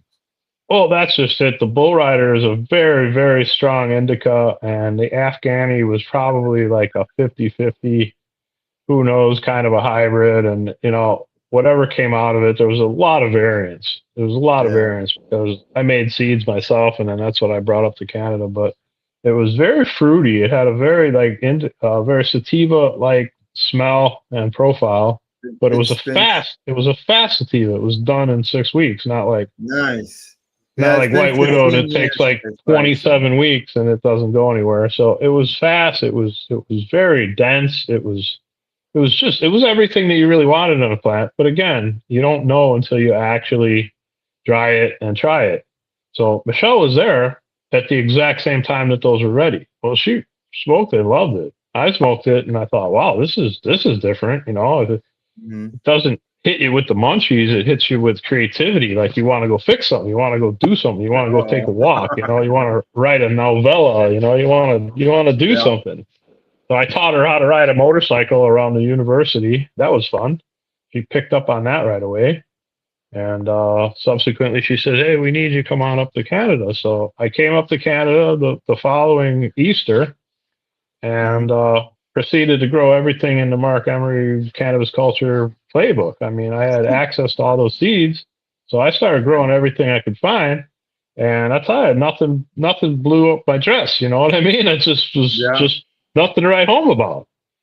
So my buddy down in San Diego, I had left him with a good cash. Well, he dutifully saved the seeds and sent them to me. So I got some seeds of the G13 and the AB and whatever else I was growing at the time. He had, individually saved the seeds, tagged it, bagged it, and sent it to me. So I grew it out in 2004. And then that first batch was just in time ready for July of the 5th Toker's Bowl. And people loved it. I mean, it was so fruity. It had such a strong punch, but then there was no limit because now we've subsequently found out there's no CBD. And that's just it. It allows you to, if you want to use it to make you hungry, it'll make you hungry. If you want to use it to make you sleepy, it'll make you sleepy. But it doesn't make you sleepy. See what I'm saying? Like it lets you do kind of be what you want. And I kind of look at it like it's like a master key. Like every lock has a different key. But then there's a master key that'll unlock a whole bunch of different locks. And that's what the AB is. It's just like a universal thing that everybody that smokes it the first time, they feel like they've smoked it before. It reminds them of something mostly the first time. And then every subsequent time that you smell that smell or taste that taste afterwards, it doesn't matter if it was 5 minutes or 5 years or 15 years later, somebody will walk past you on the street and go, "Is that Afghani bull rider? Oh my God. Did you know Michelle?" It's like, "Yeah, I was her husband." They're like, "Oh my God." Like people are just drawn to it. It's distinctive, just like she was. It has been 15 years for me. Because Michelle gave me some when she was at the expo. And yeah, it's distinctive with a capital stink. Yeah. Yes. Alrighty. Just so you know, my friend Deb there, she did meet Michelle at the Treating Yourself Expo, and she says that she painted a pumpkin for Michelle's birthday. And just think it went to, I believe it did go to Marco's Vape on the Lake. And we won't be here too long, but Deb might get back to me on this.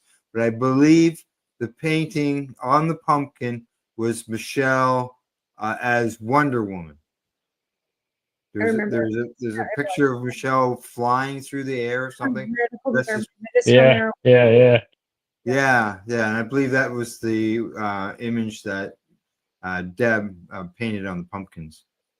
You know what happens when you drop your pumpkin? Smashed. Squash.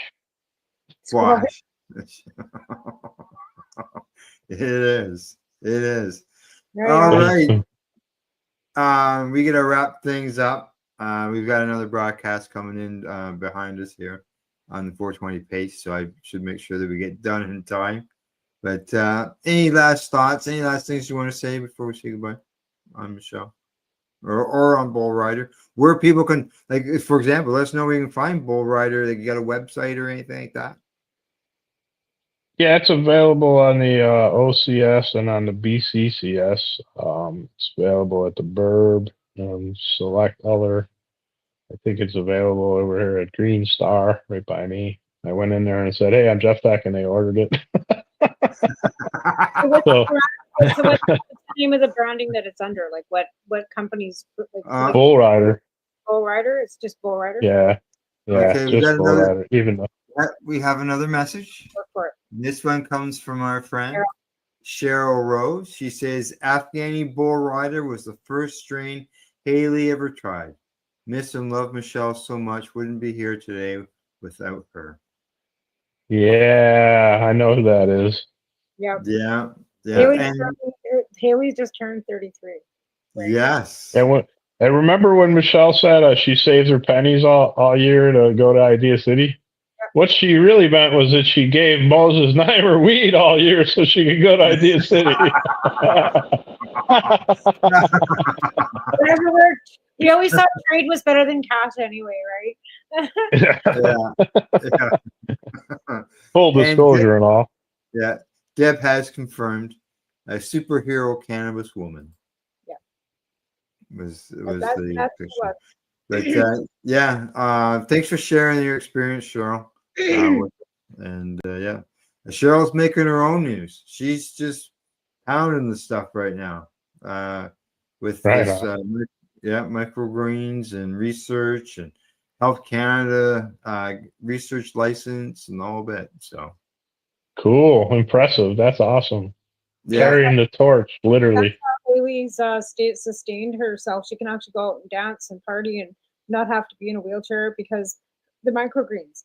like from 14, like when they sprout the second leaf and then they're so many days old and you use them like on your sandwich and you eat them. That and juicing and a keto diet has got that young lady just out. She's got a boyfriend. Yeah. Yeah. Like Haley's She's got the a backing of the university, everything. yeah, It's just she's unreal. got she's leaping and frogging. Yeah, Cheryl's done amazing. So, Do you alrighty, think Jeff. do you think Michelle would be proud? Oh yeah. Oh Think yeah. she'd be proud? I Yeah. got my selling it right. Okay, Yay! I'm gonna bring that up. I'm bringing that up big. There you go. Yes. Great. Is that cool? Yeah. Yes, 60 it is. years old and I'm licensed to sell weed. I feel like James Bond. Right? Kind of makes you sick. You walk into those stores and you realize I got busted for doing exactly what you guys are doing, fucking legally now. Right? It's funny. Yeah. Yeah. Yeah. Uh, And a Exactly. shout out to Ramo Yeah, Farms, Ramo Brands. Shout out to Don and Carol at Weeds. Nobody sacrificed more Oh, they to the did. Oh, judicial yeah. system than they did. Yeah. And Sandra and Remo too. They've worked really hard. Yeah. Yeah. You know, at one Exactly. time they employed over 260 full-time employees for the black Wow. market. Oh, Isn't that there you crazy? go. Yeah, it is. That is. Who It's a can, lot of who people. can say they did that, you know? Yeah. Yeah. Alrighty. Other than that, Tamara, you got anything you want to say? Cannabis substitution program always needs help. TamaraLee9@hotmail.com, or and the mail's working, you can always mail it. That's right. Exactly. All right. Other than that, thanks to our sponsors, legacy420.com, at ease.ca, limestone city hydroponics.ca, and to Jeff. Thanks for coming on the program. Thanks sharing very your much. memories with Jeff, with Michelle, and everything else that you're doing. And everybody look for Bull Rider in your local stores as well. I'll see if I can Right find on. some. I'll see if I The can find views some. expressed in this podcast don't necessarily constitute any viable information. I'm just an we run a individual. disclaimer at the beginning. I don't know This anything. I doesn't don't have anything to do with SteamYard.com or its affiliates. Yeah. remember in the 80s when we didn't take cameras anywhere because it was fucking evidence, and now we do this shit, right? Yeah, we do this stuff, right? Yeah, we got ourselves another message. This comes from Buddy Weed. He says, "Rest in peace, Michelle. Long live her spirit, and thank you, Jeff." Thank you, buddy. You're awesome, man. This podcast should be taken with a grain of weed. All right, all right. We Smoke gotta them if go. you got them. We got another show coming right up, so we gotta go. All right, everybody. Thanks for tuning in, and we'll see you all again next week. Same place, same spot, all that other stuff. Talk to you later. Bye.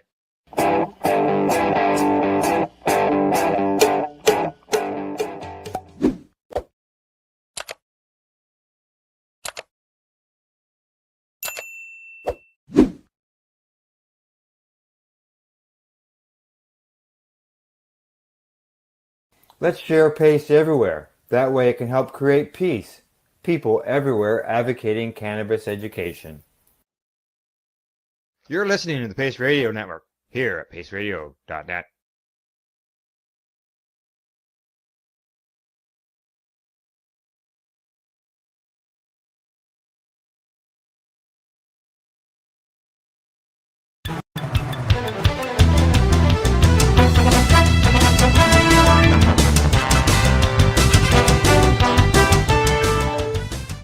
First story of the day comes to us from Marijuana Moment.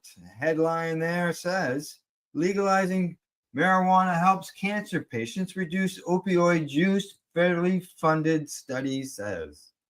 Legalizing cannabis for medical or recreational purposes is significantly associated with reduced opioid use among patients diagnosed with cancer, according to a new federally funded study published by the American Medical Association. And the headline there from the story, it's from Cannabis Health News UK. It says, medical cannabis and dementia. What does the evidence say? Does it help people with dementia? A smaller number of studies combined with real-world clinical experience is beginning to provide important insights into the potential of cannabinoids, such as CBD and THC, for managing symptoms and improving quality of life.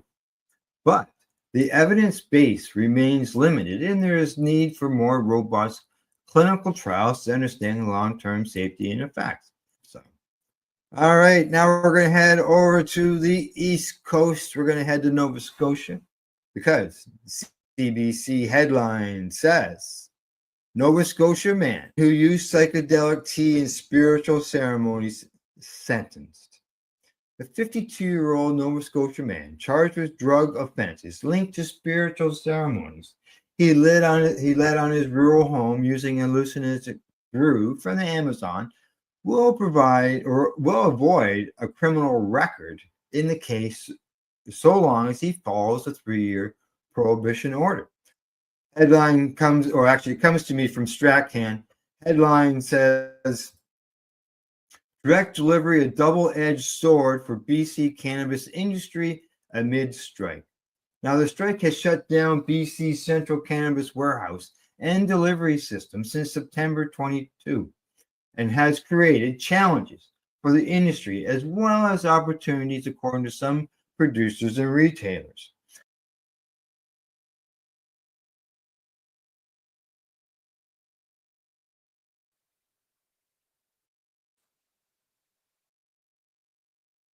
Watching the Cannabis Broadcasting Group here at cbgtv.com. Opinions of the individuals during this broadcast are their own and may not be the opinions of their group or other organizations they may be involved with.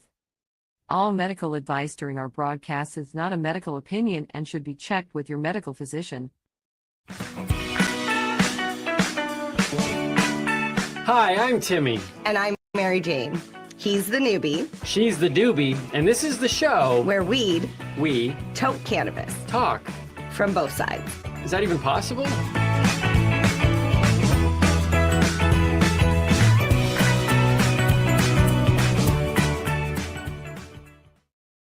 This podcast is for adults only, should not be used as a meal replacement, and may contain nuts.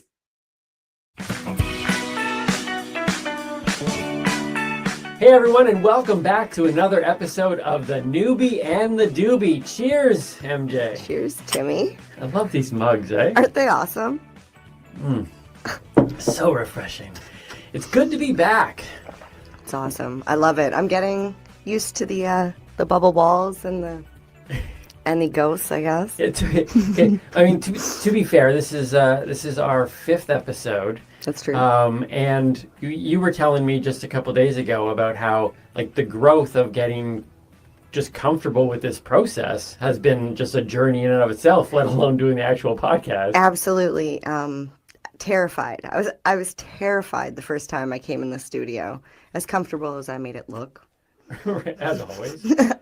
But no, it's so true, because in coming here today, because I don't know if anybody knows, but we did the first 4 episodes in one filming. Like we did it one day. Yeah. So this is only the second time we've been at the podcast studio, but already on the way here, like yesterday, I was like, oh, I already got all my stuff packed. I'm like, I'm prepared.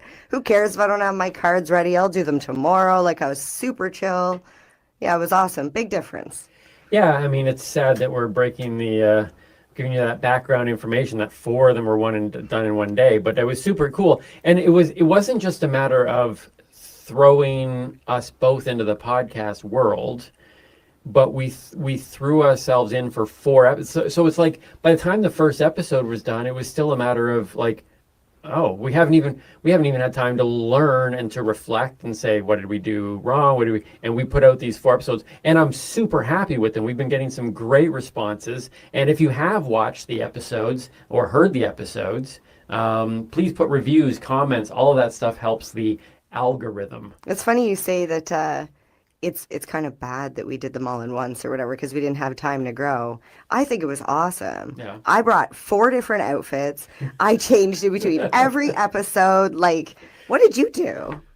You just showed up. Like, to be a guy would be like next lifetime, whoever's in charge, I would like to come back as a guy. Now, not everybody would know this, but I actually put on a different black shirt every episode and a different pair of jeans. Not true. I care. I live Not my, true. my bags when we travel is I've got like 7 pairs of jeans, 7 black shirts. I switch out every single day, sometimes twice a day whenever I'm sweating on workout day, leg day. You know, and Never miss comedians leg day. don't lie, so you know this is true. That's right. I make an entire living off lying. It's been very hard to raise my children properly. So this morning, okay, so just to catch everybody up to speed, the newbie and the doobie. It's funny. I knew you were going to talk about this because I mentioned how chill I was about coming into the studio and how I was like, yeah, I got it, whatever. Not the same story this morning, was it? No, it was okay. So yeah, so there was a lot of stress last time, and we ended up kind of talking through a lot of stuff, and you're ready to go. We were so pumped. We had a good night before. You're talking last time or this time? So going into this time now. Okay, so this we're ready time. for this time. Everything seems different. You were even talking about how you don't even have as many cards in your hand. We got our room upgraded. We got a suite. Like everything was going awesome. We got a discount on the room. We were in bed before midnight. Yeah, we had a great sleep. Usually we're partying till 2, 3, right? I'm a night hawk. What can I say? Being a doobie. Yeah. But then our worlds collided. So the newbie and the doobie is the fact of again, this might be the first time that you're watching or listening to us. I am, as it says on my name tag, the newbie. I've tried cannabis. It wrecked my bowling score. But I am a newbie. I'm very, very, what would you say? I want to say you're green. He's green. I'm green. Which is funny. I love green. I do like green. So I'm very green in the cannabis space. You are the doobie. Yes. I've been consuming cannabis for more than half of my life. We'll just put it that way. I'm not going to give you any numbers, but... and yet still technically green. Filled with green. I do like green. So your green levels are always very high, is what you would... Yes, and that's actually where the issue lied, was my THC levels were not where they were supposed to be this morning. I got up. I was like, okay, it's 8 o'clock. I got enough time. I did my hair. I did my face. I rolled my joints. I did my hair and my face as well. He did not. Well, he did, but it didn't take as long. Once again. Granted. Female, male, okay. 45 minutes for me. Yeah, from complete, wake up and out the door. I had to get up 2 hours at least early. Anyways, so I got myself ready. Needless to say, I did not consume cannabis as my first thing in the morning, which I always do, because as you sleep, just like if you were a cigarette smoker, your levels drop over the course of the night because you're not consuming the cannabis because I smoke it. So, well, okay, to be fair, sometimes it feels like you're smoking all night. It's just kind of like, really? Well, I am pretty hot, so. Okay. See, I'm learning. So what I was going to say, though, to talk specifically to other newbies that might be out there, I'm completely unaware of this fact of you talk a lot about your THC level drops. Exactly, and you've wondered this. You've actually given me, we'll say, crap, because for better terms, he's giving me trouble because I get up in the morning and I don't eat first thing. I'll smoke probably 2-3 joints with a cup of tea and eat probably around 11:30, and I've been up since 8 o'clock. I can see the look on your face right now. It's like, okay, MJ.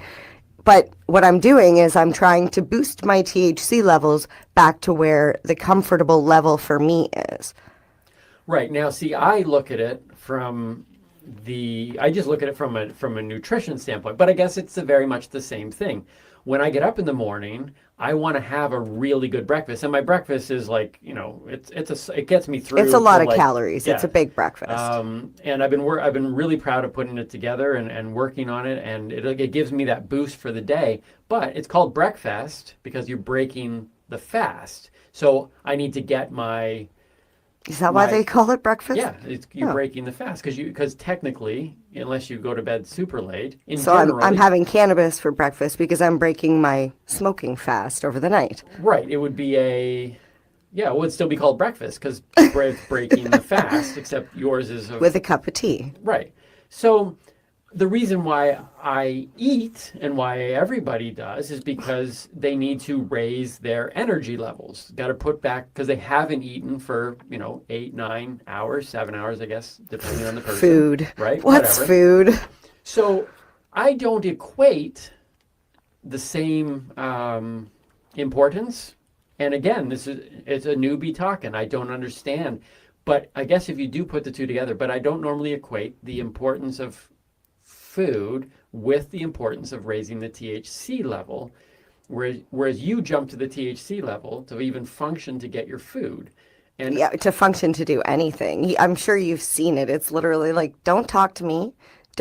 Sometimes I can't even focus until I've had my joint. And I rolled one joint specifically for before the show because I was under the assumption that we were leaving at 10:02 and getting to the studio and getting in and recording like right away. And as you can see, there's a lot of stuff on the wall. There's a lot of prep and stuff that MJ does. It's a flag. Okay, stop. It's on foam, okay? It's not easy to hang that.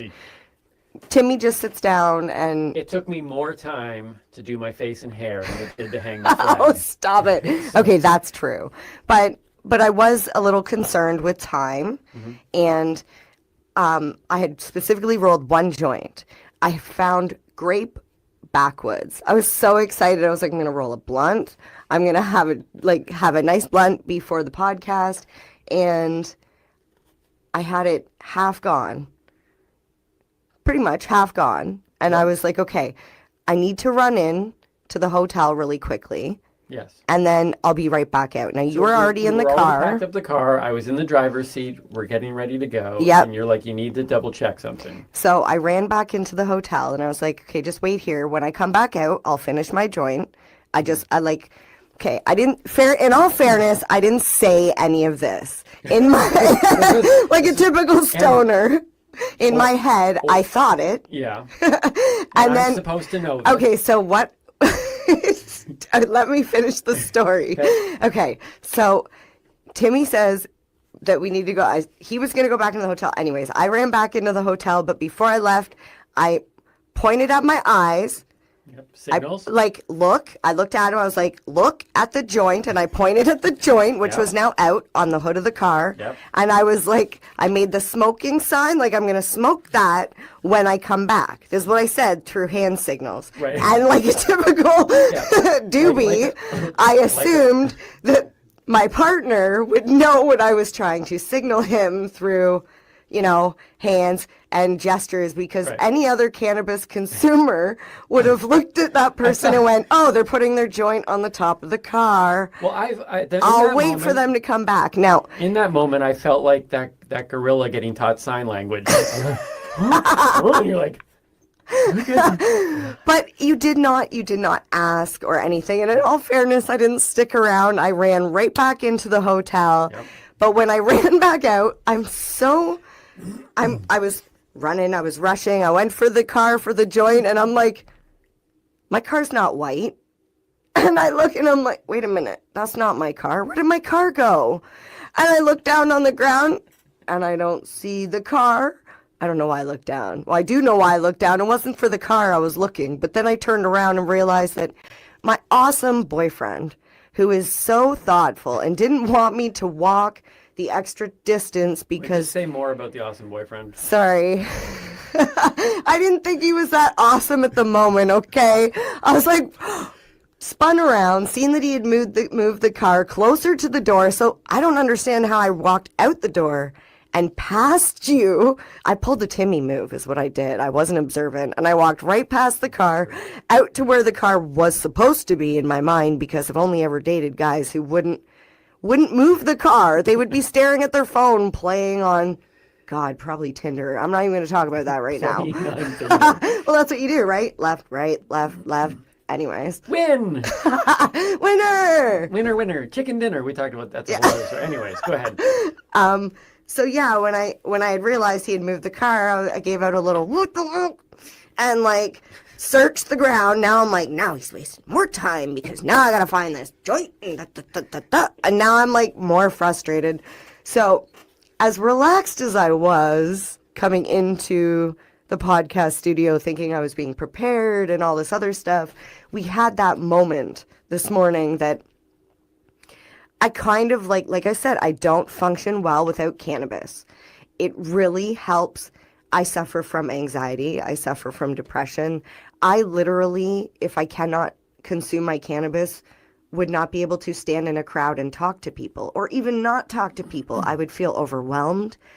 I wouldn't be sitting here talking to you about cannabis in a podcast on a studio that's on YouTube and Twitch and all those other places that you can find us, which I can't remember right now, and I'm a horrible promoter. Apple but Podcast, Spotify. Yeah, you can find us there. But this is what because you weren't sure if you wanted to tell the story today, and I knew right away. And that I'm we had to still tell the heated story. about it. Yeah, but that's one of the reasons why this show is supposed to be being done, right? Is because there are people out there like me, You don't know. all the newbies. We don't see the importance. In fact, that's probably one of the things attached to the stigma of it, is that people are just like, oh, they're just having a joint. But the fact is that for you, I don't know, biologically, physiology, mental, I don't know what it is, but the THC level would be, it could be even compared to the people who have that same sort of functionality problem by not getting their coffee first thing in the morning, and a cigarette, or having their breakfast, whatever it may be. We all kind of have those things where it's like, or their workout. We all have those things of like, I can't function unless I do this. And as a newbie, I'm still, after a couple of years, still trying to grasp the fact that you need that joint. And you were just, I felt so terrible because I got in the car and I was like, what the heck? Like, I like 3 minutes or whatever. It wasn't 3 minutes, but like to find the joint, because I don't even like to leave my roaches on the ground. Like, I will crush them to nothing, because I feel like if a young child were to come along and pick that up and think it's, even if they know it's a joint and they light it, you could get really high from that. Be a responsible doobie. Yes. Just to close this off because we got a lot going on today. We do. From my perspective, yes. let me give you my perspective. I see the eye signals and things, and I'm like, What's mean? I'm not sure. I see that the joint is on the hood of the car. Oh, the hand. Okay, the hand signs. Yeah. Now, I'm not oblivious to the fact that I kind of live in the moment.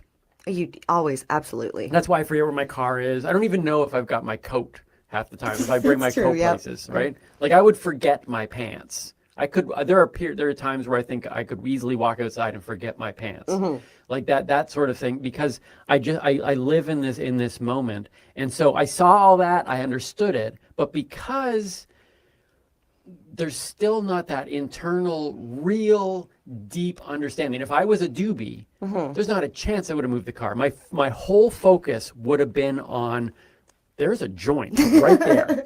Exactly. That was one of the first things I had said to you. My focus left because I still don't, it's not seen as important to me. And so what was important to me was, I want to go over and help her. Exactly. Get into the car. I was running. Because we were running late, and I knew she felt and I was stressed. physically running. So I moved the car, and all I know is that I looked in the rearview mirror and saw her standing where the car used to be. Again, I don't know how she ran past the car.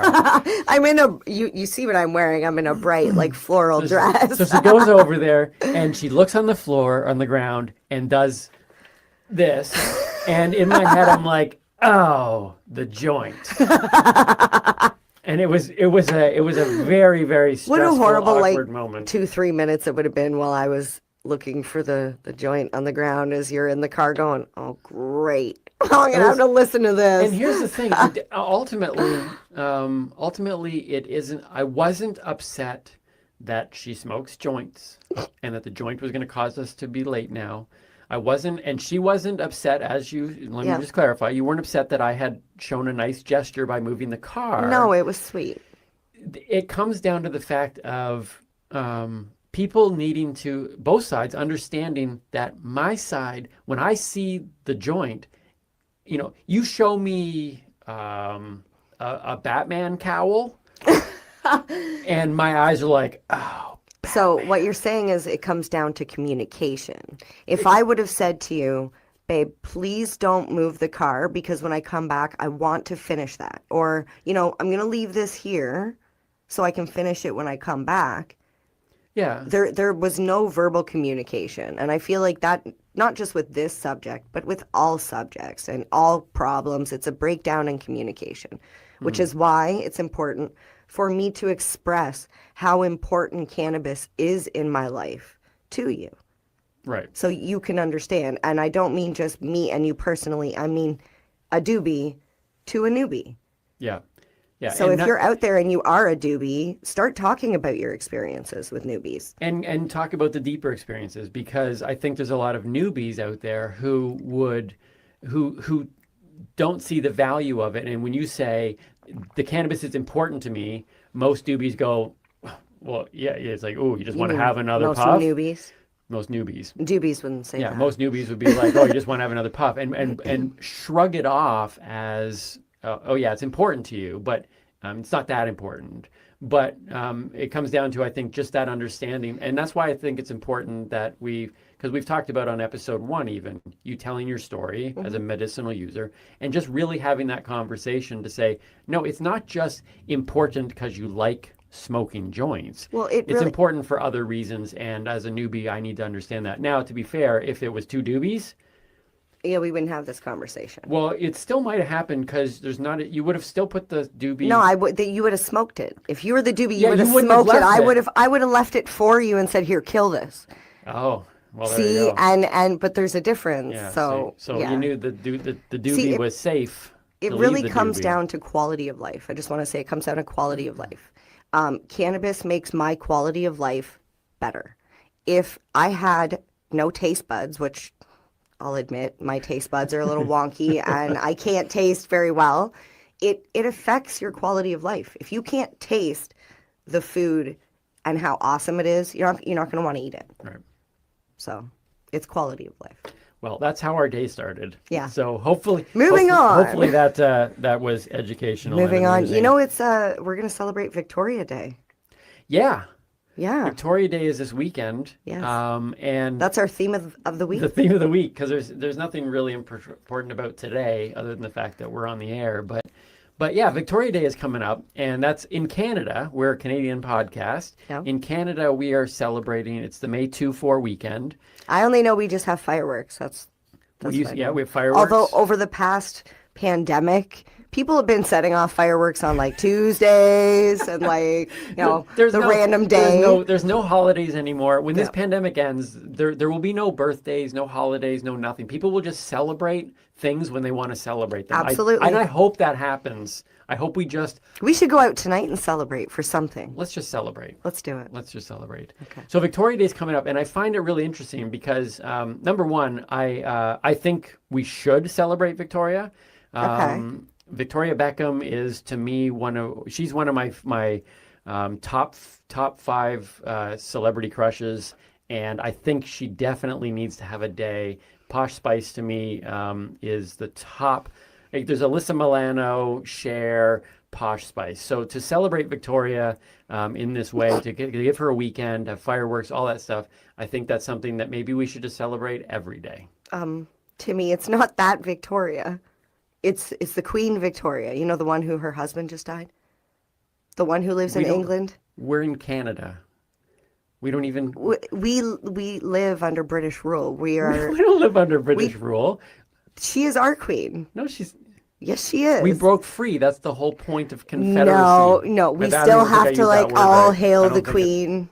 Really? Isn't that how it works? Well, they don't even say, I don't even think Britain celebrates Victoria Day. I don't know. I thought there was something about the EU or I don't know.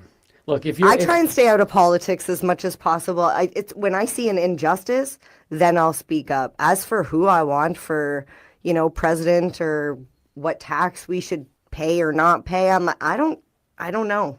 Can we just agree that the Queen is useless and irrelevant, and that regardless of what it used to be, that Posh Spice should be the focus? Can we just agree on that? Okay, you know what? This year, because we should celebrate things that are strange and random, and just for the point of celebrating, let's celebrate Victoria Let's Spice. do that. Everybody do that, because we're in Canada. It's not even. We're not British. We're not. Well, we are. Oh, man, this is so well, you just said Anyways. we weren't. Yeah, I know. It gets a little bit confusing. If you're an American right now, just understand that's really where we're at. We don't know. The Queen is on our money sometimes. But we're nice. But we're technically not under her rule. But I think she could apparently go to Justin Trudeau and say, you can't do that. I thought that's why Harry moved here. I thought Harry moved here because he liked BC.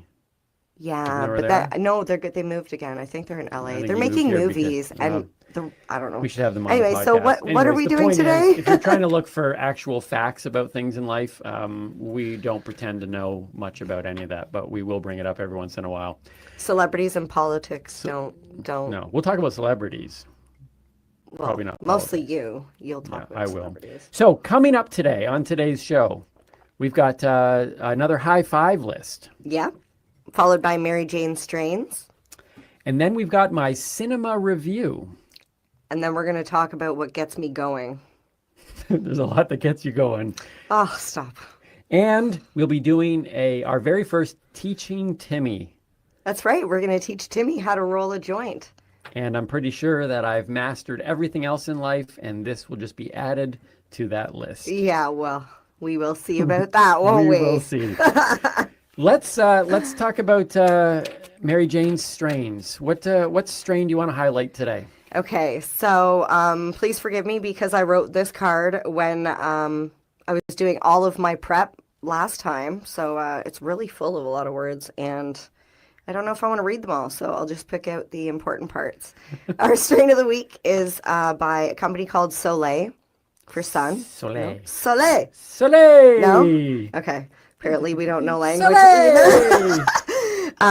It's actually, the strain is called Free, which is interesting because it was not. I had to pay for it. Okay. And it's actually a strain called Treasure Island. They just changed the name called Free. Of course. Because it is extremely high in CBD and less than 1% THC. All right. So for the newbies, yes. So good CBD, for the newbies. THC.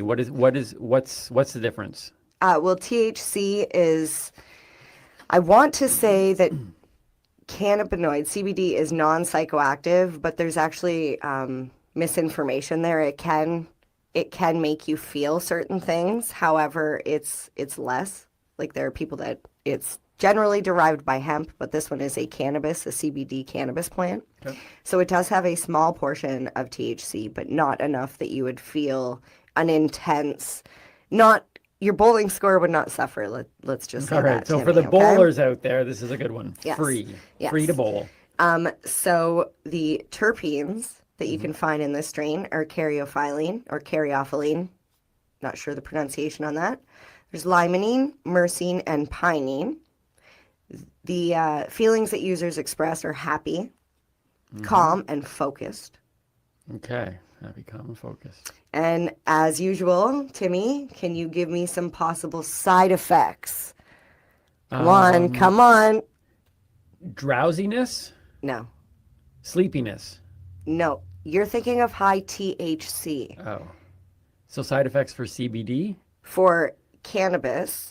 Side effects for cannabis. Oh, red eyes? Yes. Dry mouth? Yes, that's it. Those are the two major. And I will just say. So for newbies out there, literally just expect that to happen. Those are the two main, as I'm cotton mouth over here. That is literally dry mouth. I feel that red now, eyes. and I'm not even I'm not even smoking. Well, there is a discussion one day we're going to have on second-hand consumption.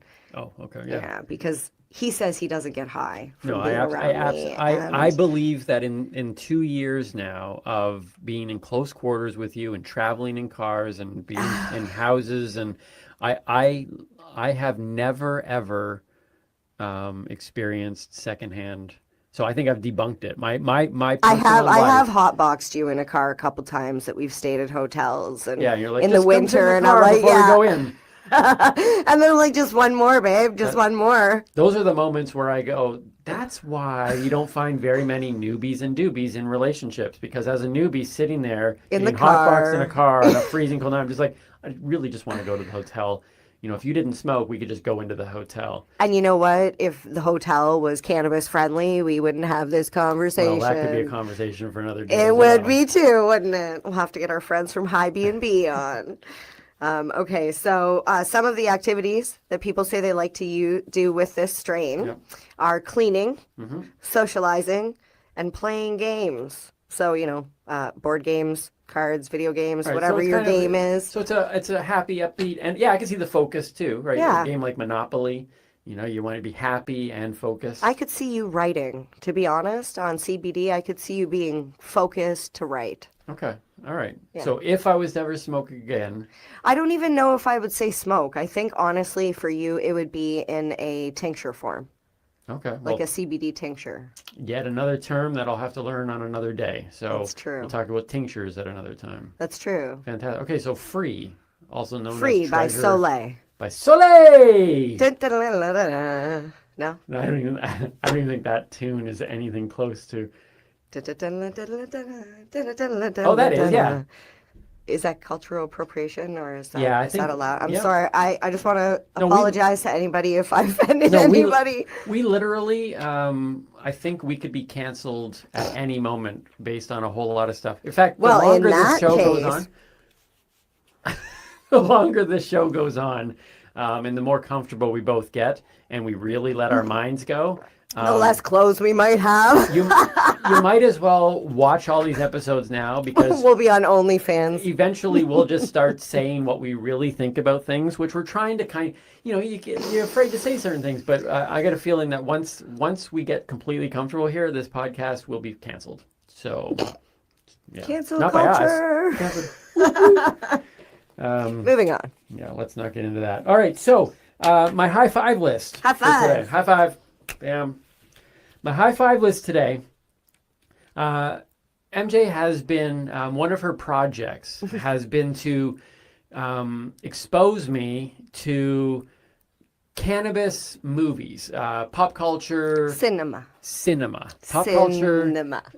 Pop culture cinema. Spelled S-I-N. I'm so proud of that. I just have to say. It's a great name. Cinema. Cinema. And my cinema review will come out right after this high five list. But normally the goal will be to review a weed cannabis focused pop culture, Like a stoner culture movie. Yeah. Right. And then I'm going to review it. But this time I wanted to go a different route to try to stay in the theme of Victoria Day weekend. Okay. And so what I decided to do was, because my shelf has none at home of any stoner movies, Okay. I looked at my movies and said, okay, which movies would I have that might be way better if I was a stoner? So I wanted to look at my own personal collection. So every movie that's on this high five list, this is the top 5 newbie movies that I actually own that could be a stoner movie and maybe even be more enjoyable than I found them. Okay? So we get that? So you think these movies would be better if you're high?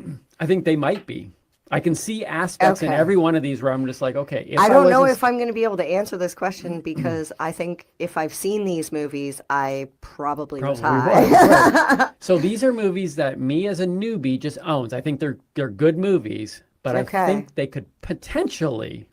Okay. We might have to ask some people to do some research and watch these movies. Yeah. Well, actually, when Sober. when you watch this video or listen to it in podcast form, comment and sit there and let us know whether or not these are more enjoyable. Okay. And if you have other movies like that where someone goes, hey, you know what? This movie was all right, but then I was smoking and it became even more enjoyable. I don't know. Maybe it doesn't change everyone's perception, but here we go. So you ready for this? Yes. I actually brought the movies. Okay. Are you going to show them too? Yeah. Here we go. Okay. So top 5 newbie movies Okay. that I actually own Okay. that might be better as a stoner flick. Okay? Number 5. Okay. Number 5. Right here. Robin Hood, Men in Tights. Have you seen it? I have seen it as a child, and it was hilarious. You should see it as an adult. I Now, think we should. 1993, so Okay. it's an oldie, but a goodie. Mel Brooks, okay, king of spoof, known for Spaceballs, The Producers, Blazing Saddles. Okay. Okay. He did this. Now, why would it be a good stoner movie? Men in Tights Dancing would be Okay. one. Okay. There's Wandering Moles, Fourth Wall Breaks, Dave Chappelle, and Dave Chappelle Wait, and Dave Sir Chappelle's in Patrick that? Stewart. Okay. So Professor X, Captain Picard, Okay. they're in the same movie. Like right away, mind blown. Tell me a stoner would be like, what is happening Okay, here? all I remember is it's a corny movie, right? It is a corny movie. yeah. Okay. So Which you I said like corny makes, movies. makes good stoner flicks. I think this one could be a good stoner one. Right now, because what really, and if you think about it, Men in Tights in general is amazing. So I just there's want no weed in it. There's no these are not. They have no weed or Okay. stoner stuff in it. Okay. But if you watched it as a stoner, now look. So what do you think of Men in Tights? What do you think? Did you take that out of my drawer? So these are TikTok pants. Oh my god, you took my pants. They make You're not even wearing them right. Oh my god. they make it. You literally have to drop your butt into it You're- and cinch them up. Can I help you? I just wanted when I knew that I was going to be Oh my talking about God. when I knew I was going to be talking about Men in Tights, I decided I had to wear I don't them. even want to admit that you wear them better than me. Okay, like I'm They feel so I'm just good. gonna take a drink. They're not even on right. You gotta fix them. All right. No, don't. You're gonna stretch them. Right. Stop.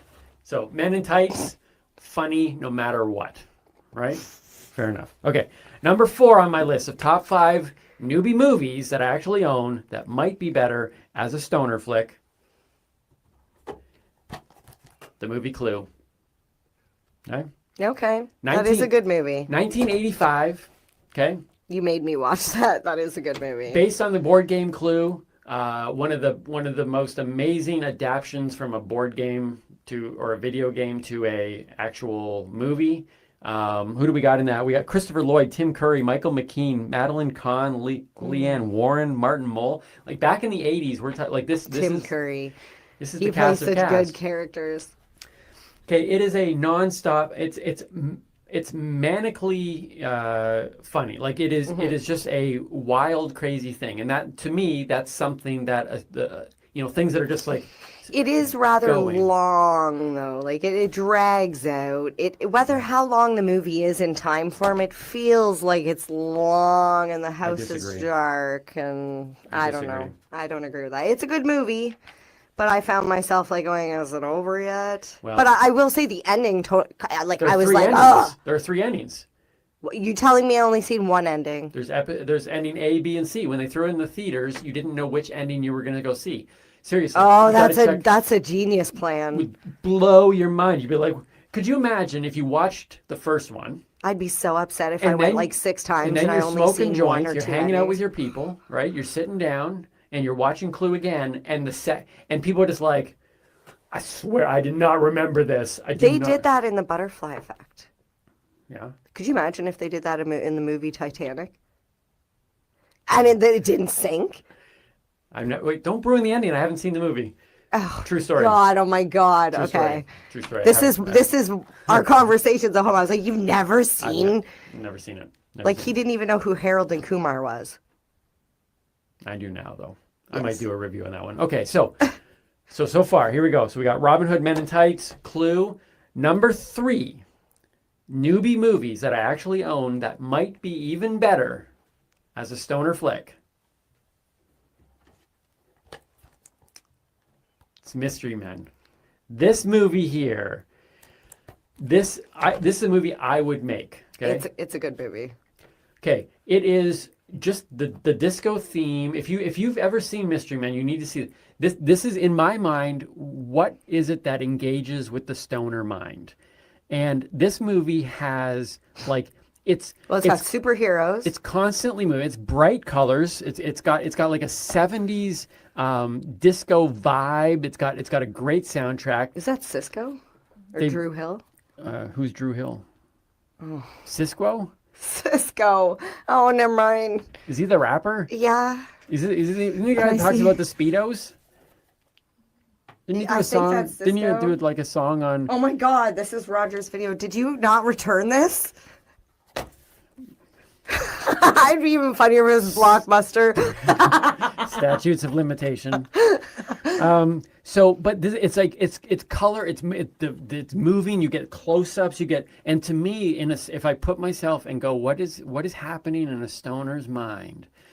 That I think a movie like this that is just, it's so quirky and weird and it's just so it's not traditionally shot. The sounds are weird. It's got the Invisible Man in there. So when I was in like grade school, they said, "What's your dream car?" They didn't ask me what car is around that you wanted, that, what would you want to buy? They said, "What's your dream car?" Right. So I answered that I wanted a stretch, like a limo, Corvette convertible. Yep. Watch the movie Mystery Men. Watch Mystery Men. My car is in that movie. Tell you, take a puff with this movie and enjoy the ride. Yes. Okay. 2. It's not in my car. Number 2 on the list of newbie movies that I actually own. Okay. That might be even better as a stoner flick. Okay. This Hidden Treasure, you're not going to see it on here. This isn't, it's not even on here. But the Hidden Treasure came in this holiday family collection of movies. Okay. The movie is called Santa Claus Conquers the Martians. Oh my goodness. 1964 sci-fi. It's got a 2.7 rating on IMDb, a 2.7 rating on Netflix, and a 27% rating on Rotten Tomatoes. So at least it's consistent. Often rated as one of the top 10 worst movies of all time. Most of the time hits at least in the top 100 movies of all time. And you own that. When my sister and I found it in this treasure trove of like cheap holiday movies, this is a movie that every stoner needs to watch. Santa Claus, watch it. Remember how we're talking about after, like when COVID ends? Yeah. Don't worry about waiting till Christmas. No, Christmas in July. We'll have it celebrate. whenever it is. Santa Claus Conquers the Martians. Okay, it's a Christmas film that includes kidnapping, mistaken identity. We got murder, sabotage, and it's all by Martians who want Santa Claus. Okay. The stars of the movie: Momar, Kimar, Gurmar, Voldar, Stobo, Bomar, and Dropo, all going after Santa Claus. And it's a story of intrigue and 1964 sci-fi. You got to watch this high. I thoroughly enjoyed this not high, and I imagine if a stoner watches this movie. Okay. Santa Claus Conquers the Martians. And here we go. Number one on Timmy's list of newbie movies that I actually own that would be better as a stoner flick. There we go. Spice World, my friends. Spice World. I would have to agree because I didn't like that movie when I was a child. So look, it has to be better stoned. This movie is entirely underrated in general.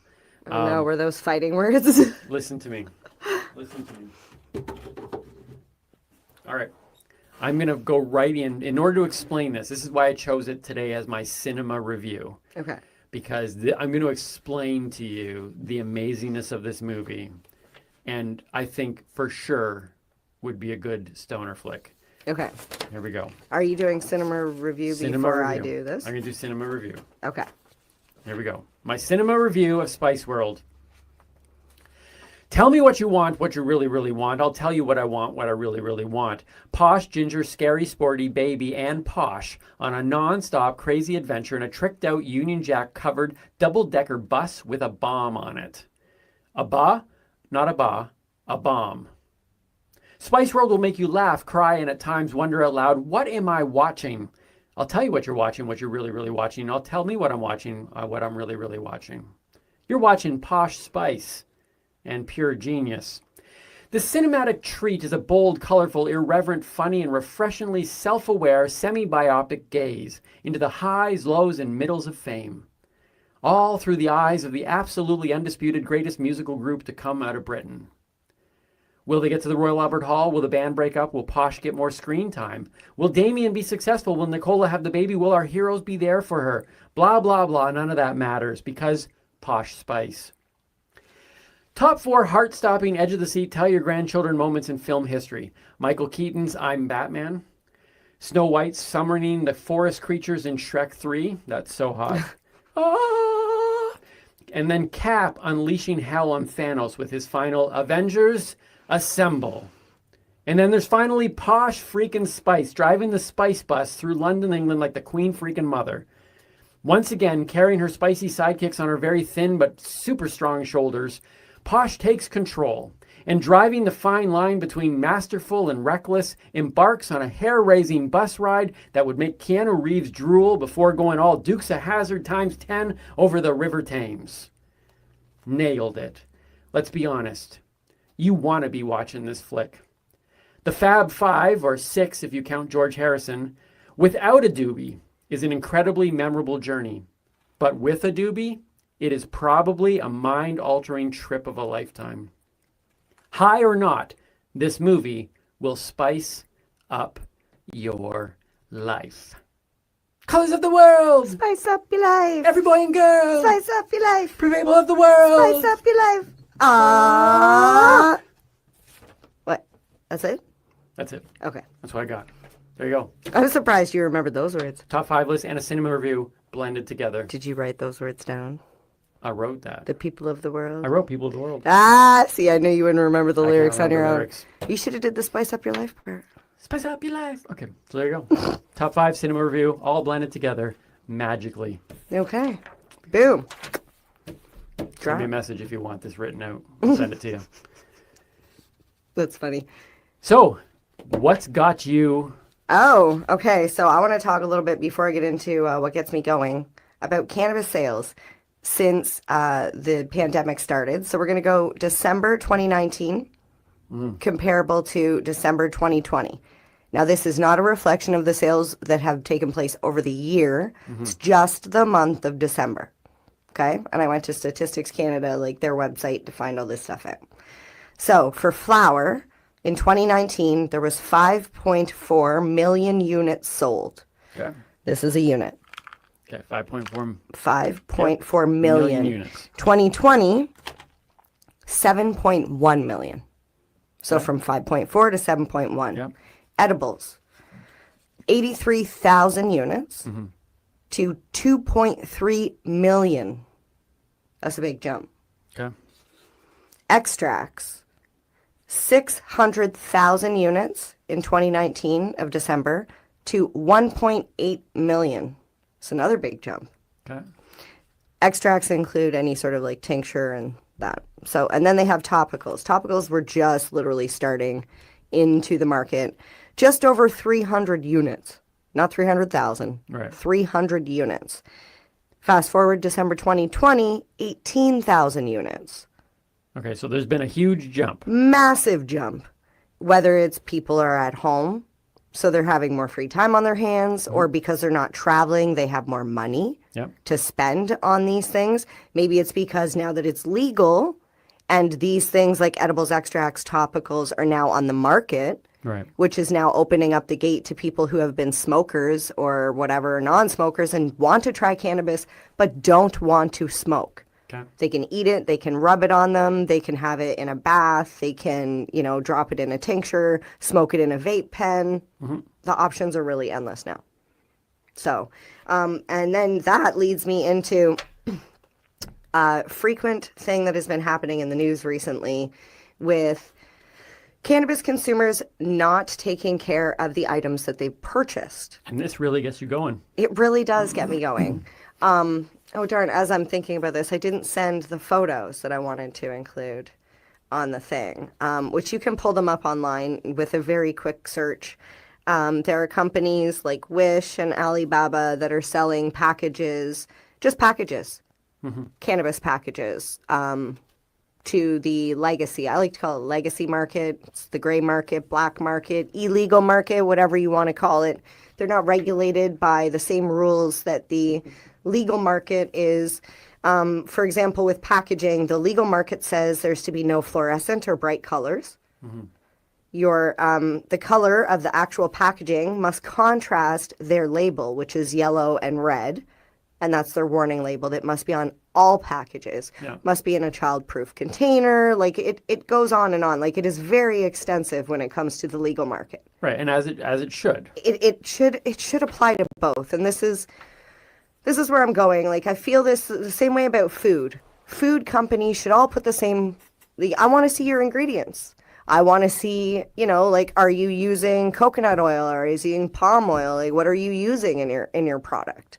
But for example, like in the legacy market, we're seeing colorful packaging that looks like a Doritos bag or a Sour Patch Kids bag, and it says Stony Patch Kids on it or Stoner Patch, and it literally looks the exact same.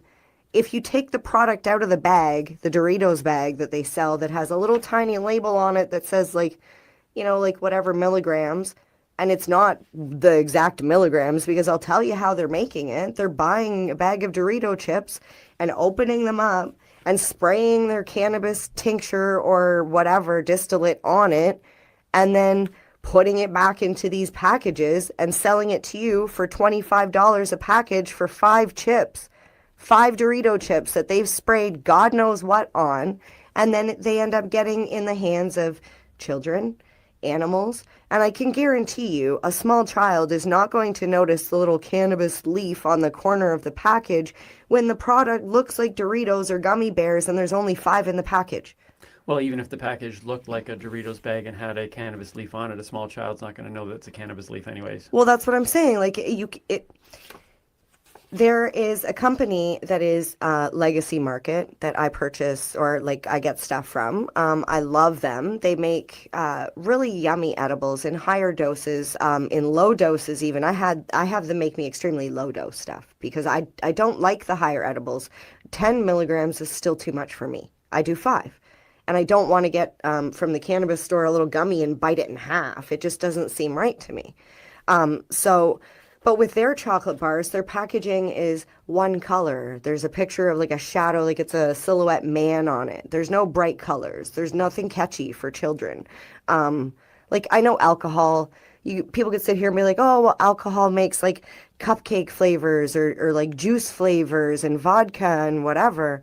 But they don't sell them in juice boxes that say Allen's on them or McCain's. Like they're not in child-friendly packaging. We should, as cannabis consumers, yes, it is a plant. Yes, we want freedoms and all this stuff, but we should be conscious and be responsible and not just teach our children, but lock up your stuff.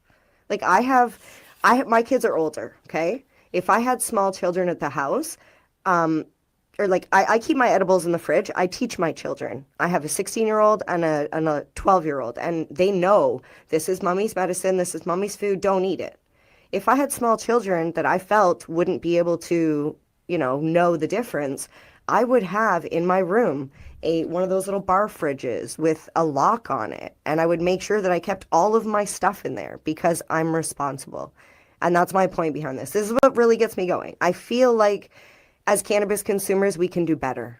That's all I'm saying is we can do better. We can boycott these products. We can say, I'm not choosing to spend my money there. Like I was going to buy some to bring here to show, and it's literally Doritos sprayed with a tincture. I can make that at home if you want it.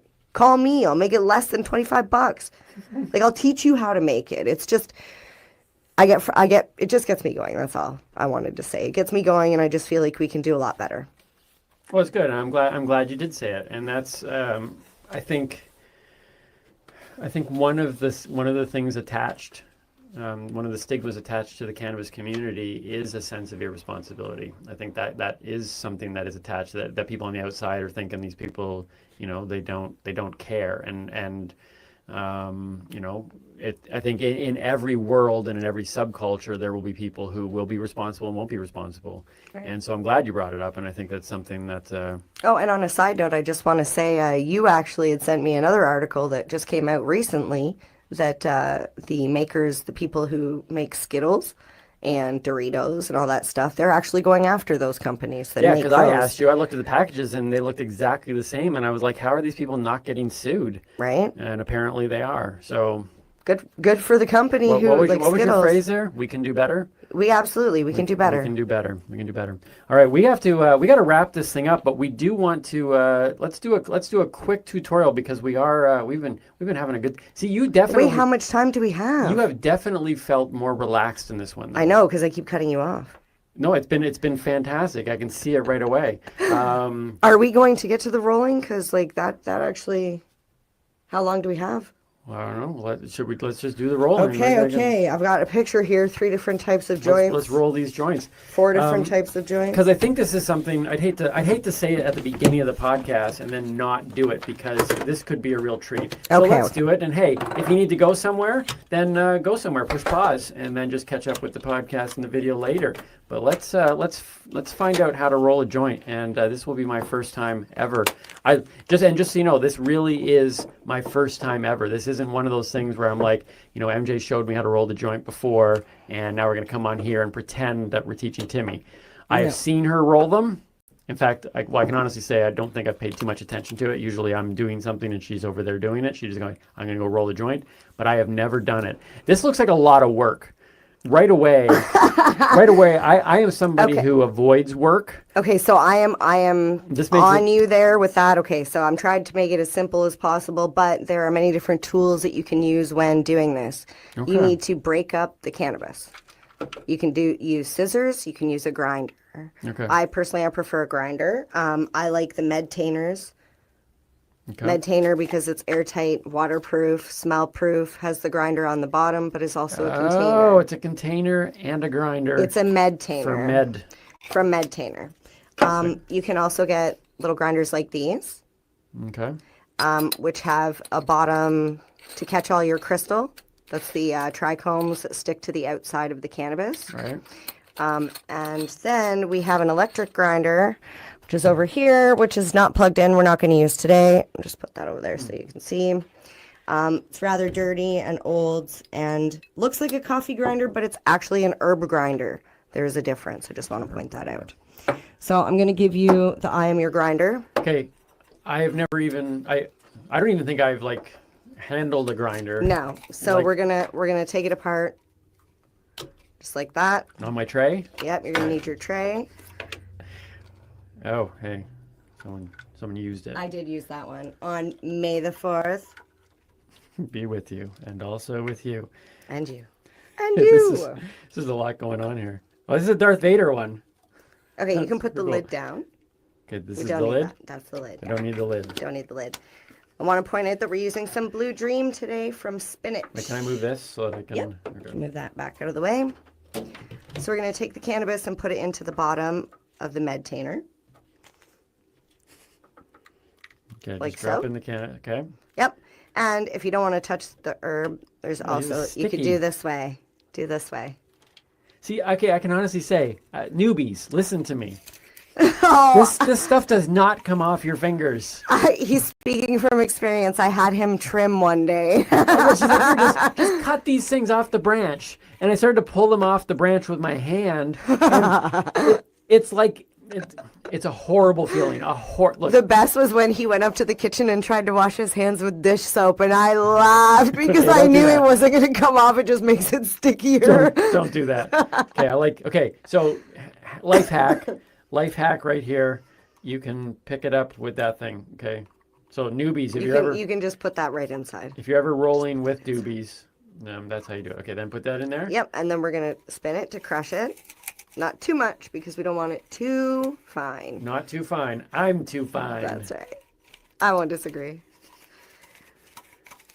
Okay. All right. So. And then we're gonna carefully dump the busted up cannabis onto the tray. So we're grinding I say it. carefully because I don't want you to drop any. Okay, so this here is the first true lesson for those that are listening on a podcast. Find us on YouTube at The Newbie and the Doobie because not much to hear here. No, there's not much to hear here. Okay, but So we've stay got the tuned. I'll cannabis. try to describe it. So I've ground my cannabis. Yep, and then you're going to dump Not the too cannabis fine. onto the tray. Okay. Okay. All right. And then you can set the grinder aside. Sweet. You're okay. done with that. All right. Now, some people use these little tools to roll a joint Okay. where you fill up the cannabis in I here. am the tool. Well, I was going to say we're not going to use a tool today because of Yeah, that exact I am reason. the tool. But you can purchase these, and they will help if you struggle actually getting the knack of rolling it. So it's like a little. It's like a paper towel roll, double paper towel roll for those listening. I think it looks like a little sushi roll. Don't they have those for sushi? I don't know. I've never had sushi. Oh, me either. Hmm. Okay.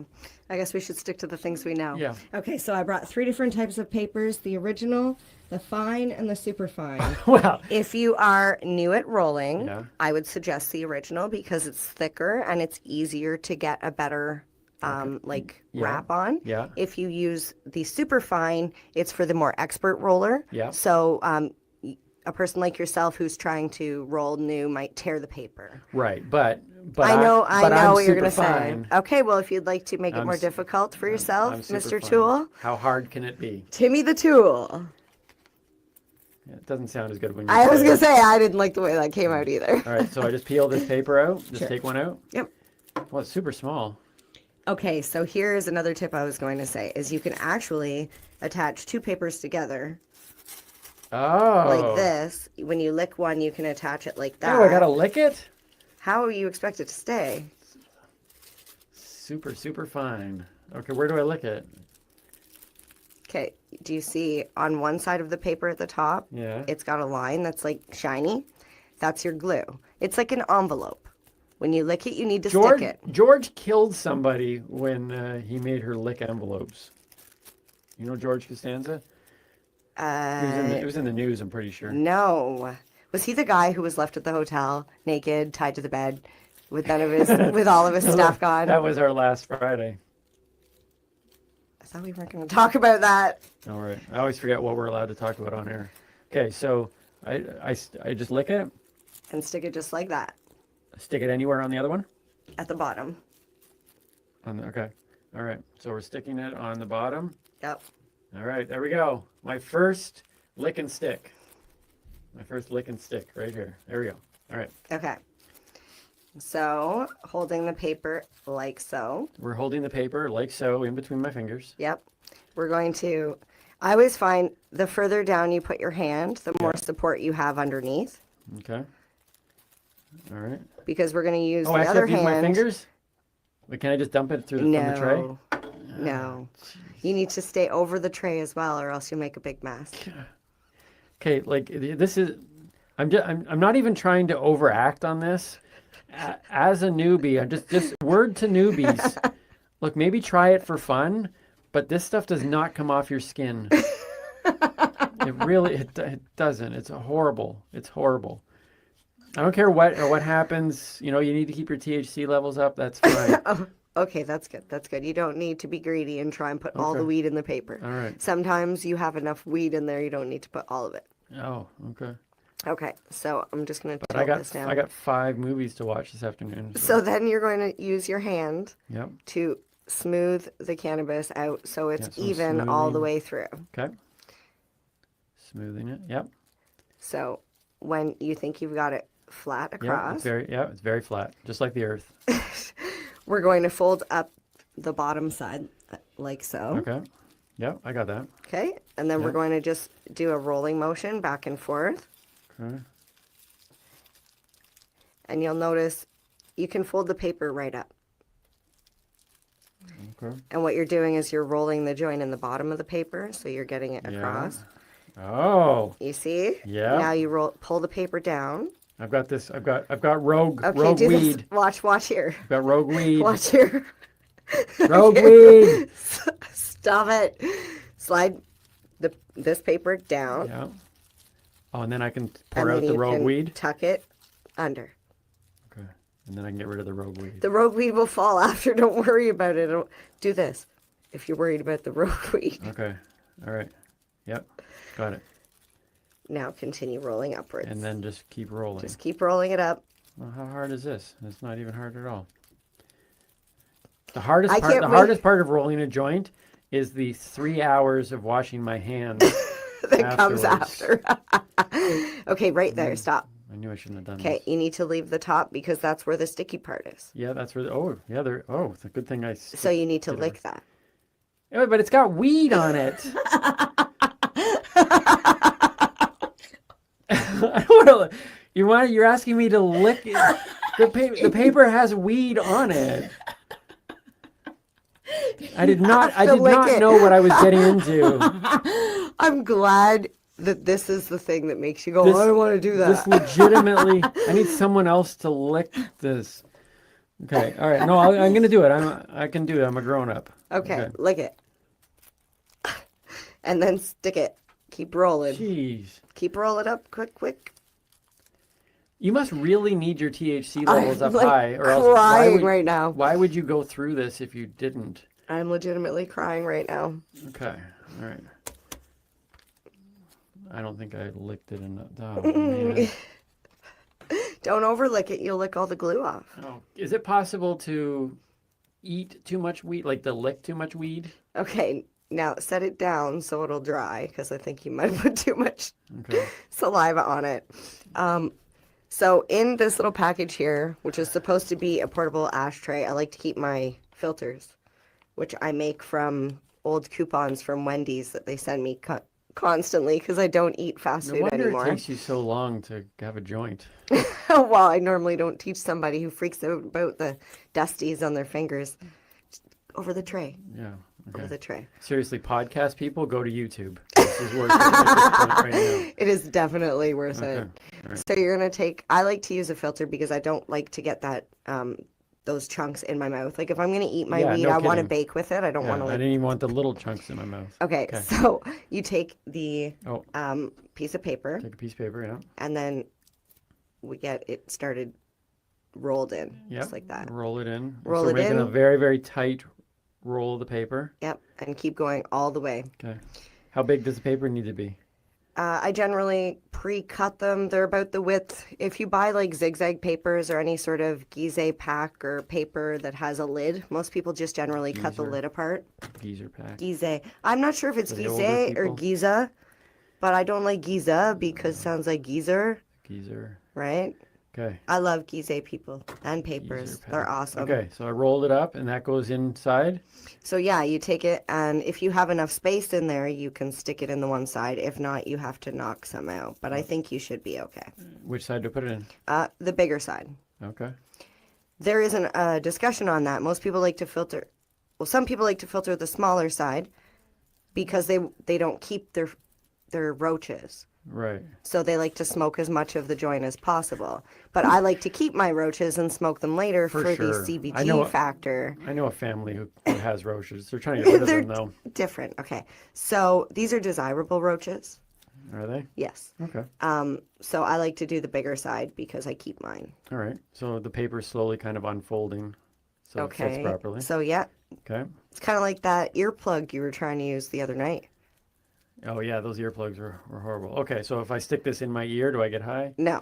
Okay. So you pretty much rolled your first joint. And then I just pinch off the bottom part? You can, yeah, just twist it up a little bit. And I'm going to check here what type of joint you rolled. Is it a straight with filter?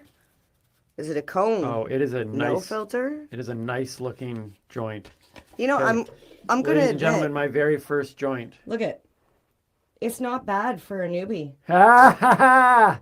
That's right, because I'm awesome. Let me see how much space you got in here. Oh, and the filter's good too. Wait, producer Eric, come get a picture, quick. I thought you were gonna make him producer smoke Eric. We're hoping he's hearing us right now. So the different types of joints. Look, producer Eric's taking a picture. The pinner. There we go. Okay. There's a pregnant with filter. Yep. Or without filter. Yep. Cone, no filter. Yep. And the straight with filter. Okay. And you look like you rolled this one, the straight with filter. That Looks that pretty is good. identical, just straight with filter. Ladies and gentlemen, I just rolled my very first joint. You will be able to enjoy that one later. Woo! Thank you. I will now go. It's dangerous now that I know he can do it. I will now go and try to wash Oh, these maybe hands not. off. No. What? You know how much money you just dusted all over the table? Good thing we're You're making. buying the next bag. Please go to Patreon and support us because I'm Please. wasting weed on this show. So Patreon. That's drug abuse. At the newbie and the doobie. That's drug abuse. $4.20 a month just keeps us on the air. Just consider it drug Keeps abuse. me supplied with your. All right, we're gonna end there. What a great show that was. Was a great show. So happy about that. All right, MJ. Nice. You're Timmy Boyle. I am Timmy Boyle. We were trying to work. We're figuring out how do we end our shows. He forgets every Okay, time. Here we go. Let's do it. I'm Timmy Boyle. And I'm Mary Jane Baker. Wait, I want to do it like a news person. I'm Timmy Boyle. And I'm Mary Jane Baker. Stay lifted. And keep on laughing. I like that.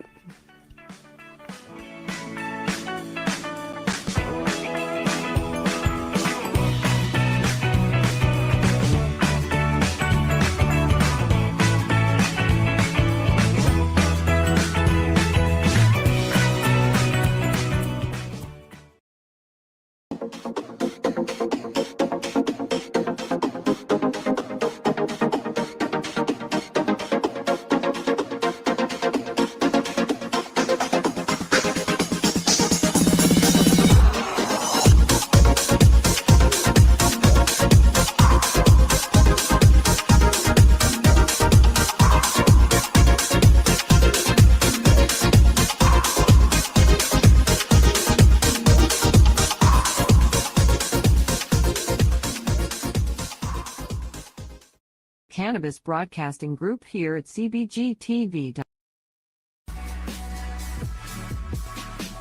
Tune in Fridays at 7 p.m. Eastern Time on 420radio.ca. You're listening to the Pace Radio Network here at paceradio.net. The views expressed by the individuals during this broadcast are their own opinions, and they may not be the same as those of their group or other organizations they may be involved with. All medical advice during our broadcast is not a medical opinion and should be checked with your medical physician.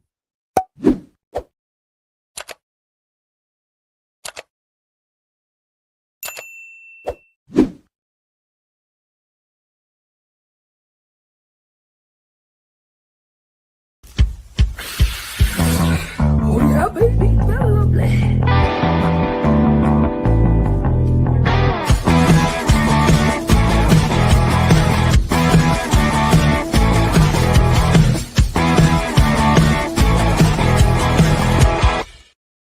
Good morning. It's October the 23rd, and welcome to Psychedelics and Cannabis Educational News. Good morning, Rev Cindy, and how are you doing today? I'm doing well. How about yourself, Al? Not too bad. Not too bad at all, actually. I can tell you that outside it's a little cool, a little frost, late frost last night, but yeah, I'm doing all right. We had an incredible lightning and thunderstorm here last night. Oh, really? Tons Sometimes of there's a rain. Yeah, you sit there and watch that happen. Oh yeah. Yeah, It just lit up my whole house whenever the lightning would go, right? It was pretty incredible. Dances across the sky. Yeah, they can be pretty. It can be quite the performance sometimes by lightning. Mhm. So, anything new and exciting before we get into the news? There's always stuff new and exciting, but then I take up the whole hour. So yeah, like I'm getting ready to head back out for the last quarter of my education when it comes to breath work, and that's kind of exciting. Yes, exactly. For sure. And actually, I never heard of this breathwork stuff until you started talking about it. And sure enough, I see a post online, somebody looking for someone to deal with breathwork.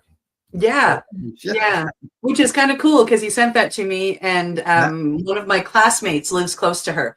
So somebody that I studied with lives close to her, and I've got them talking, and hopefully, fingers crossed, that'll work out for both of them. Good stuff. Good stuff. Talking about updates, we got an update on a story about our third story coming into the day. We have an update on something that happened out west here in Canada, and a group home But our first story of the day is something that I think is very important that people should be able to know. We are talking about a lot of raids and stuff in the mushrooms. And our first story has the headline that lets everybody know what this judge says. Yeah. All right. Shall we get started? We shall. Okay. Here we go. There we go. Coming from the Toronto Star. No, you don't have a charter rights to sell magic mushrooms, Ontario judge tells fugitive behind Fun Guys dispensary chain. Oh, do Canadians have a constitutional right to use and sell magic mushrooms? Consider a legal thought experiment. Many Canadians believe psychedelic substances such as psilocybin can be mind expanding, helping them explore new ways of thinking and creativity. But it's illegal to sell magic mushrooms under the Controlled Drugs and Substances Act. Then again, the Charter of Rights and Freedoms gives all Canadians the rights to freedom of thought. And shouldn't the Charter trump the law? Oh, yeah. And this is given to us by Mama Earth. So should we be told that we're not allowed to use what grows from our earth? That, at least, was the thinking behind the high-profile court gambit launched by Samir Akil, one of the now fugitives behind the Fun Guys dispensary chain, in an attempt to overturn Canada's drug laws. This was until this month when an Ontario judge gave Akil his answer. No, the charter does not give you the right to sell magic mushrooms. The experience of taking a psychedelic drug is what freedom of thought was meant to protect, Judge George Orsini wrote in his decision. Akil's case goes back to 2023 when he was arrested for possession and trafficking at a Fun Guys store in London. Separately, he is also facing charges in New York Regional Police investigation called Project Magic, which looked into the Fun Guys dispensary organization. In April 2025, the investigation resulted in more than 70 charges laid against 15 people and the seizure of more than $3.5 million worth of psychedelic drugs. Akil himself is now at large and believed to be in Egypt, according to authorities. He is wanted for several charges, including trafficking psilocybin, identity fraud, and possession of property obtained by crime. The Fun Guys chain of illegal operating mushroom dispensaries at one point had 30 locations across Ontario and Quebec. In interviews, the management of the organization has been open that the goal is to mimic the path of illegal or, old school legacy is the word that we like to use, cannabis dispensaries played in helping push towards legalization. I've lost you. You got to move the screen. Okay. There you go. What we're doing is completely illegal. Akil told the CTV London reporter in a 2023 interview that was cited in Orsini's decision. It says that what we're doing is a medical protest. It's an act of disobedience to get magic mushrooms legalized. We are trying to help people and give them access that the government can't provide. Akila, who has a small tattoo of a mushroom under his eye, has repeated similar sentiments in interviews with the Star, expressing his passion for psilocybin and helping others access it. In Canadian law, you have an absolute right to challenge any law which you're charged, says Paul Lewin, who is Akil's lawyer for this constitutional challenge. Go, Paul. Explaining his client's motivation that people can't access psilocybin despite a legitimate right to use it. As for his absence from court, Lewin said, without elaborating, that Akil would like to be in Canada to face the charges and support this challenge, but has left the country because of threats to his life. Oh, for Akil, if the laws against trafficking were struck down, it could void his trafficking charges. The court heard from 3 psilocybin users who spoke about their positive experiences and from psychedelic experts for both sides of the case. The court also heard from the professor of physiology who spoke about efforts to help define the legal concept of freedom of thought for the United States. The Crown, United Nations. The Crown described the challenge as an attack on the Controlled Drugs and Substances Act, arguing that freedom of thought is meant to protect against state intrusion, manipulation, and punishment of thought, and does not create an entitlement to alter one's thoughts by using psychoactive medicines. If Akil's version of the law were accepted, then limited access to anything that affected mental activity would constitute infringement of freedom of thought, which cannot be the law, the Crown said. Now, Orsini's 42-page decision includes a sprawling decision of the nature of psilocybin and the definition of what a thought is under the law. Although we found that psilocybin could provide mind-altering experiences that change people's perceptions, the thought-related effects of psilocybin are random and cannot be predicted in advance. To the extent I agree with the Crown that psilocybin is not a precise tool for thought, Orsini wrote.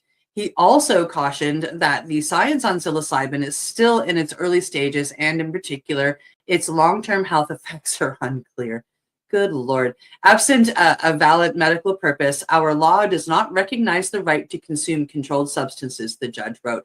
I'm like really being taken back to pre-cannabis legalization. If they think that they're avoiding it by whatever decision they've made just here, I mean, all they're doing is mirroring what happened. We've heard all of this about cannabis. All of it. Now, speaking to the Star by phone, Lewin said he plans to appeal the decision, which he called deeply flawed. In particular, he said he takes issue with Orsini's finding that psilocybin doesn't have a predictable effects as a tool of thought. The process of thinking is inherently unpredictable. That was my thought too when we went over that sentence when the judge mentioned that. Yeah. In a follow-up statement, he emphasized that for 3 users who testified, psilocybin transformed their lives for the better, making them better, more well-adjusted people. He continued, psilocybin is a freedom of thought tool, and access to freedom of thought tools subject to reasonable limits cannot be prohibited. Go, Paul Lewin, because you're not just speaking up for psilocybin, you're speaking up for all psychedelics. Yeah. Let's go. As for the illegal mushroom dispensaries, they continue to operate brazenly in several locations across the city. Many fungi locations have been raided by the police, but they generally reopen quickly afterwards. Now, the York Region Police investigation into the fungi's organization came after a number of judges' decisions laminated that it was usually front-facing clerks with little knowledge of the dispensary's business who were the ones getting arrested. That's the low-hanging fruit. Yeah, it's a profit-driven machine that is blatantly committing criminal activity, hiding behind, oh, we're trying to push for legalization. This is coming from Mike Cook. And he told the Star earlier this year. Good Lord. Many illegal mushrooms dispensaries have come under attack over the past few years, usually in the middle of the night, with shots being fired at locations, cars being driven through front doors, or arsons being sent. Yeah. Only heard about those patients getting benefits. Only heard that once or twice in that article, whereas violent and things. Yeah. And I'm, like I sit here before you. I mean, like cannabis, mushrooms were the first 2 medicines that I used. I mean, cannabis got me sober and mushrooms helped me start to heal and showed me the way to other psychedelics that did major things for me, including breath work, which is, not even a substance, but it is a beautiful medicine. Yeah. Like I said, I had never heard of it until you had mentioned it. And I thought, yeah, breath work. We'll have to get some more information out of that down as time goes on. All right, talking about time to get on to the next story. Here we go. Coming to us from StratCan, BC LDB temporarily suspends direct delivery, reporting requirements during strike. The BC Liquor Distribution Branch is granting temporary suspension of its reporting requirements for its direct delivery program. This decision applies to the remainder of the strike affecting LBD cannabis wholesale operations. Now, the LBD sent a message to the industry about the changes on Friday, October the 17th, with the goal of reducing the administrative burden on BC licensed producers taking part in the direct delivery program. The program is limited to BC cannabis companies that produce less than 3,000 kilograms of dried, unpackaged cannabis on an annual basis. Producers will still be required to continue tracking all sales made during this time and report them once the strike action is resolved as follows. Sales for reporting periods already closed must be reported to the LDB within 5 business days of the resumption of LDB cannabis wholesale operations, and sales from the current reporting period can be reported according to the regular reporting schedule, for example, within 15 days of the end of the month. Markup on all sales will be calculated and debited from producer accounts once sales are processed. The current reporting period refers to the time period when the strike ends. This means that if wholesale operations were to resume any time before November the 14th, sales would be due by November the 15th, which is the regular reporting schedule. September sales would be due within 5 business days of the restart. However, if operations resume on or after November the 15th, October sales would be due within 5 business days of the restart, along with the September sales. Wow. Walker Patton, a founder of the BC Cannabis Alliance, which worked with the LDB to create the temporary change, praised the LDB for its swift response. This is good news, and we'd like to give the BC LDB some credit here, said Patton. After we reached out, they gave us some timely advice on how we should make our request. We followed that advice, and our formal request was approved just a few days later. That level of support was a little unexpected and makes us feel good about how these dynamics are evolving. Still, he highlights that the Alliance and others in the industry continue to advocate for the long-term goal of removing the province's 15% proprietary fee for direct delivery entirely. Yeah, I agree. BC charges the same 15% fee for those using the direct delivery program as if charges those going through the province's central delivery system, despite the province never even touching the product. Like, this is just insane. Charging, yeah. Yeah, oh, absolutely. They're doing nothing but, yeah. Ultimately, the key issue here remains the BC LBD's 15% priority charge. At the time when BC small producers really stepped up for the province, we'd like to see the government consider some form of markup relief to support the industry, similar to what was done to invest into the BC craft beer industry in 2016 and the wine industry in 2024. I mean, really, I agree with what you said. And what popped in my mind as I was reading is, you know, like that 15% is to pay for the building that they're keeping it in, the vehicles that are using that to be shipped, etc. The staff that they would have hired, all that stuff. That's not coming into it at all. That shouldn't even be a part of it. Like, yeah. So that was just popping into my mind. I had to get it out of my mouth. Cannabis producers in BC have been calling for changes to what BC calls its proprietary fee since the direct delivery program was first launched in 2022, amidst a similar strike that also shut down the province's central cannabis warehouse. The BC Government Employees Union launched their most recent strike on September the 2nd. And on September the 22nd, the strike expanded to include the LBD's cannabis warehouse, once again halting all incoming shipments from producers and outgoing shipments to more than 500 retailers in the province. Now, in October, the strike expanded to also include all 40 provincial-run BC cannabis stores. Now, the BC GEU and the BC government entered into mediation on October the 18th to seek a resolution between the two parties. The widespread job action seeks to address wage demands from the union, which represents 34,000 BC public service workers. It is seeking a 2-year deal with 4% raise for the first year and 4.2% the second year. The BC government has been offering 3.5% over 2 years. Yeah, the union said on October 21st that it had reached an agreement with the employer on several important issues, with discussions ongoing. So there you go. Still ongoing. It's not over yet. It's still ongoing. Maybe they're making some space or making some headway on things, but yeah. Yeah. Oh, before I forget, you know, we do the news, we cover things all the time, right? You know, one thing we didn't talk about in the news. We didn't talk about last week, and I didn't talk about it on Thursday. 7th anniversary of cannabis legalization has come and gone. Yes. Yeah. And look at how far it has actually come in the last 7 years.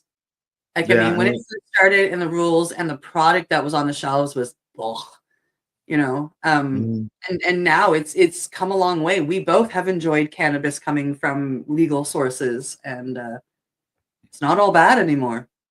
It's yeah, it has evolved, and it still needs updating. Oh, absolutely, absolutely, right? Like, and I recognize that as well. Yeah.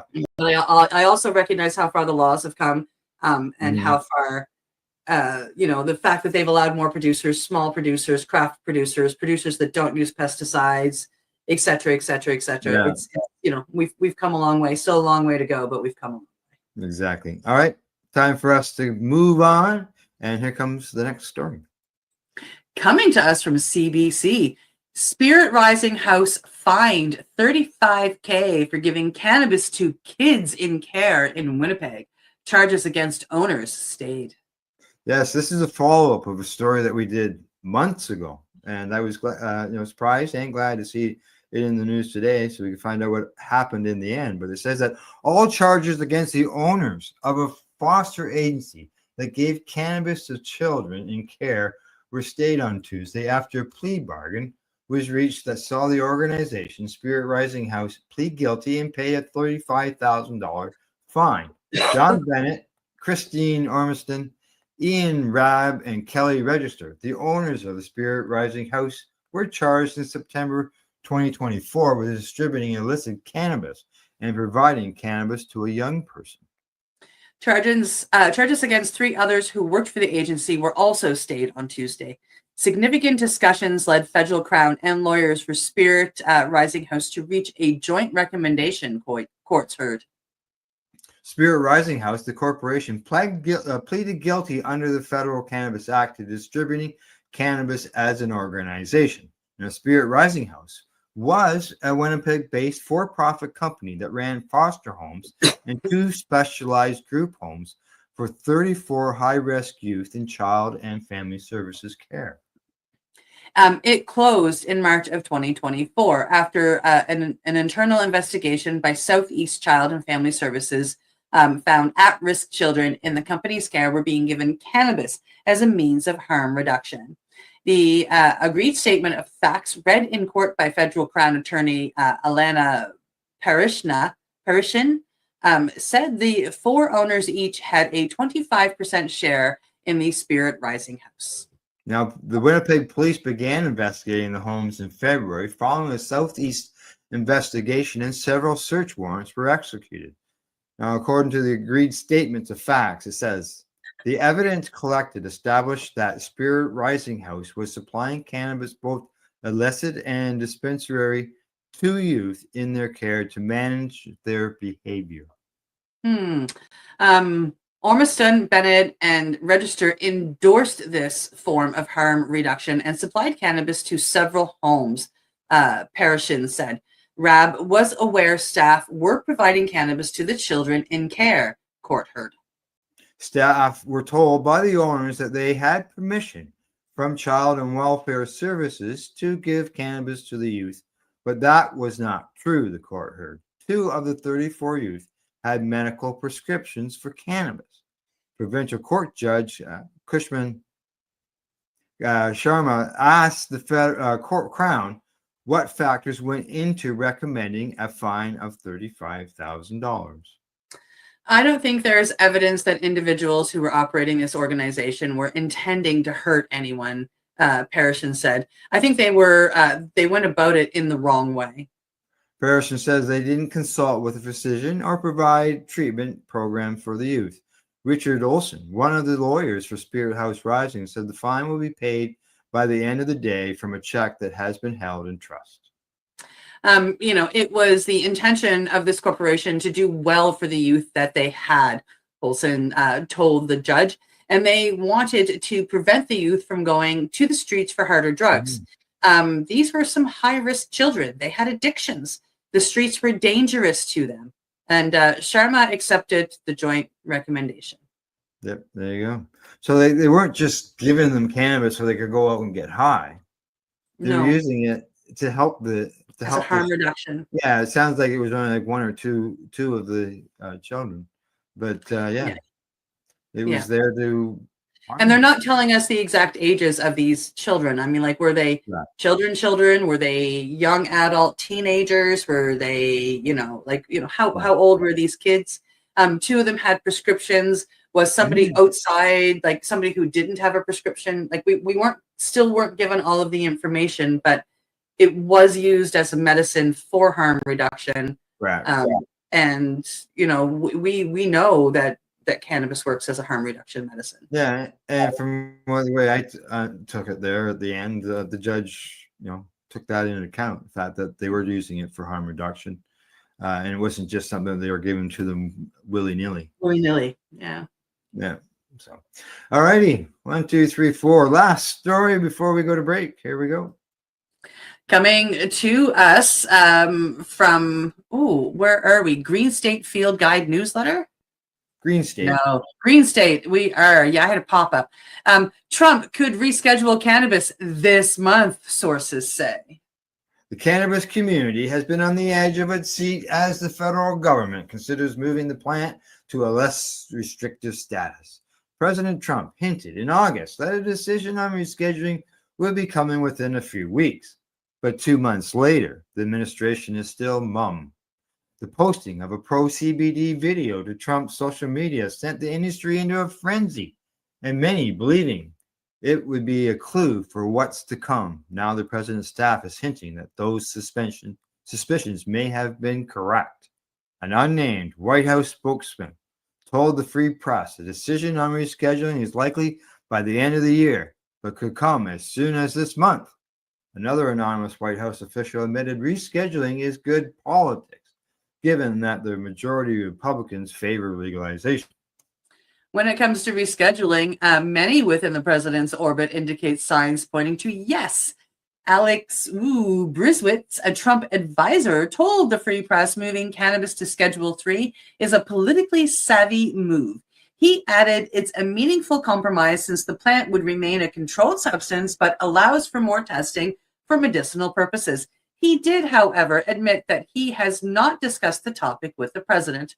Earlier this year, 2 cannabis industry professionals with the president's ear proclaimed Trump would keep his campaign promise to ease federal restrictions on the plant.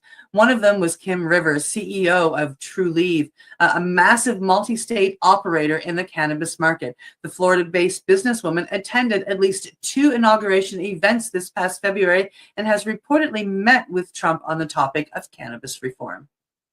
Meanwhile, Trump announced the appointment of a Michigan-based cannabis entrepreneur as a special envoy to Iraq. Mark Savella is the founder of Leaf and Bud, a chain of dispensaries once criticized for its aggressive marketing tactics.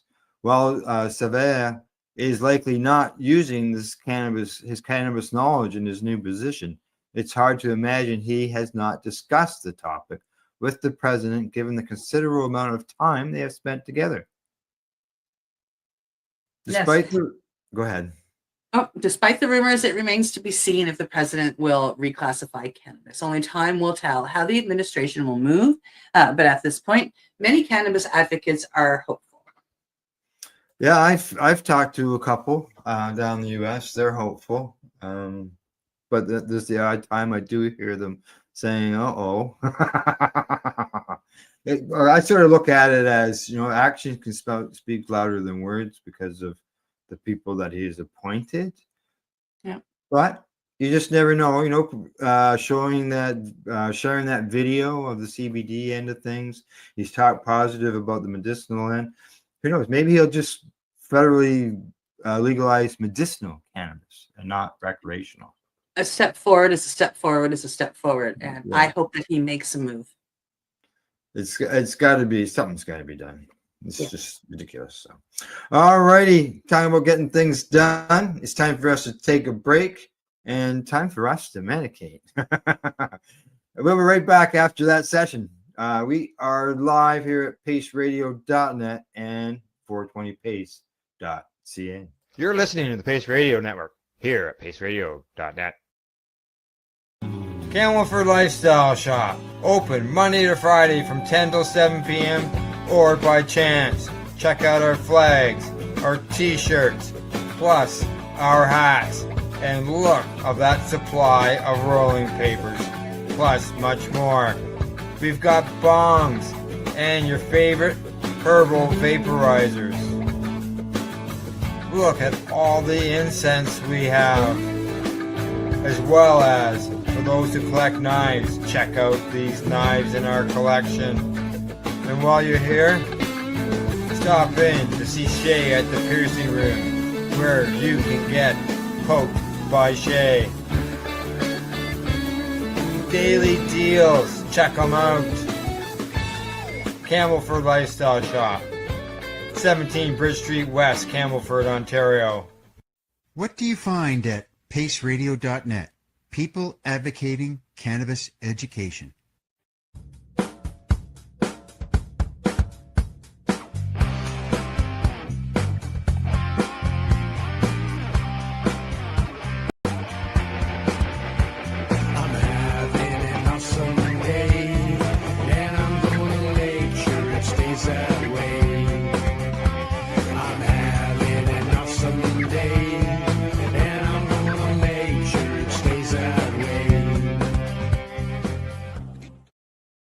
Limestone City Hydroponics is Kingston, Ontario's hydroponics shop. Take your growing to the next level and create the optimal environment with a tent kit, or maximize your yield with an ebb and flow flood table kit. Either way, Limestone City Hydroponics has more sizes and options to fit your needs. Are you looking for the power of the sun that adapts to your budget? Then look no further, as they have professional grow lighting. They have indoor grow systems that are easy and cost effective, with many options to fit your living space and lifestyle. Cultivate your growing potential. We have everything you need to succeed. And if you can't make it to the store, they offer local delivery to the greater Kingston area. Remember, when you're looking for experts to help you grow, then look no further than the locally owned Limestone City Hydroponics, 105 Sunderland Drive in Kingston, Ontario. Call them at 613-548-0420.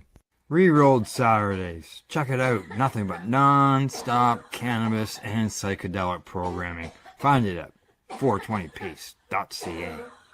You're listening to the Pace Radio Network here at paceradio.net.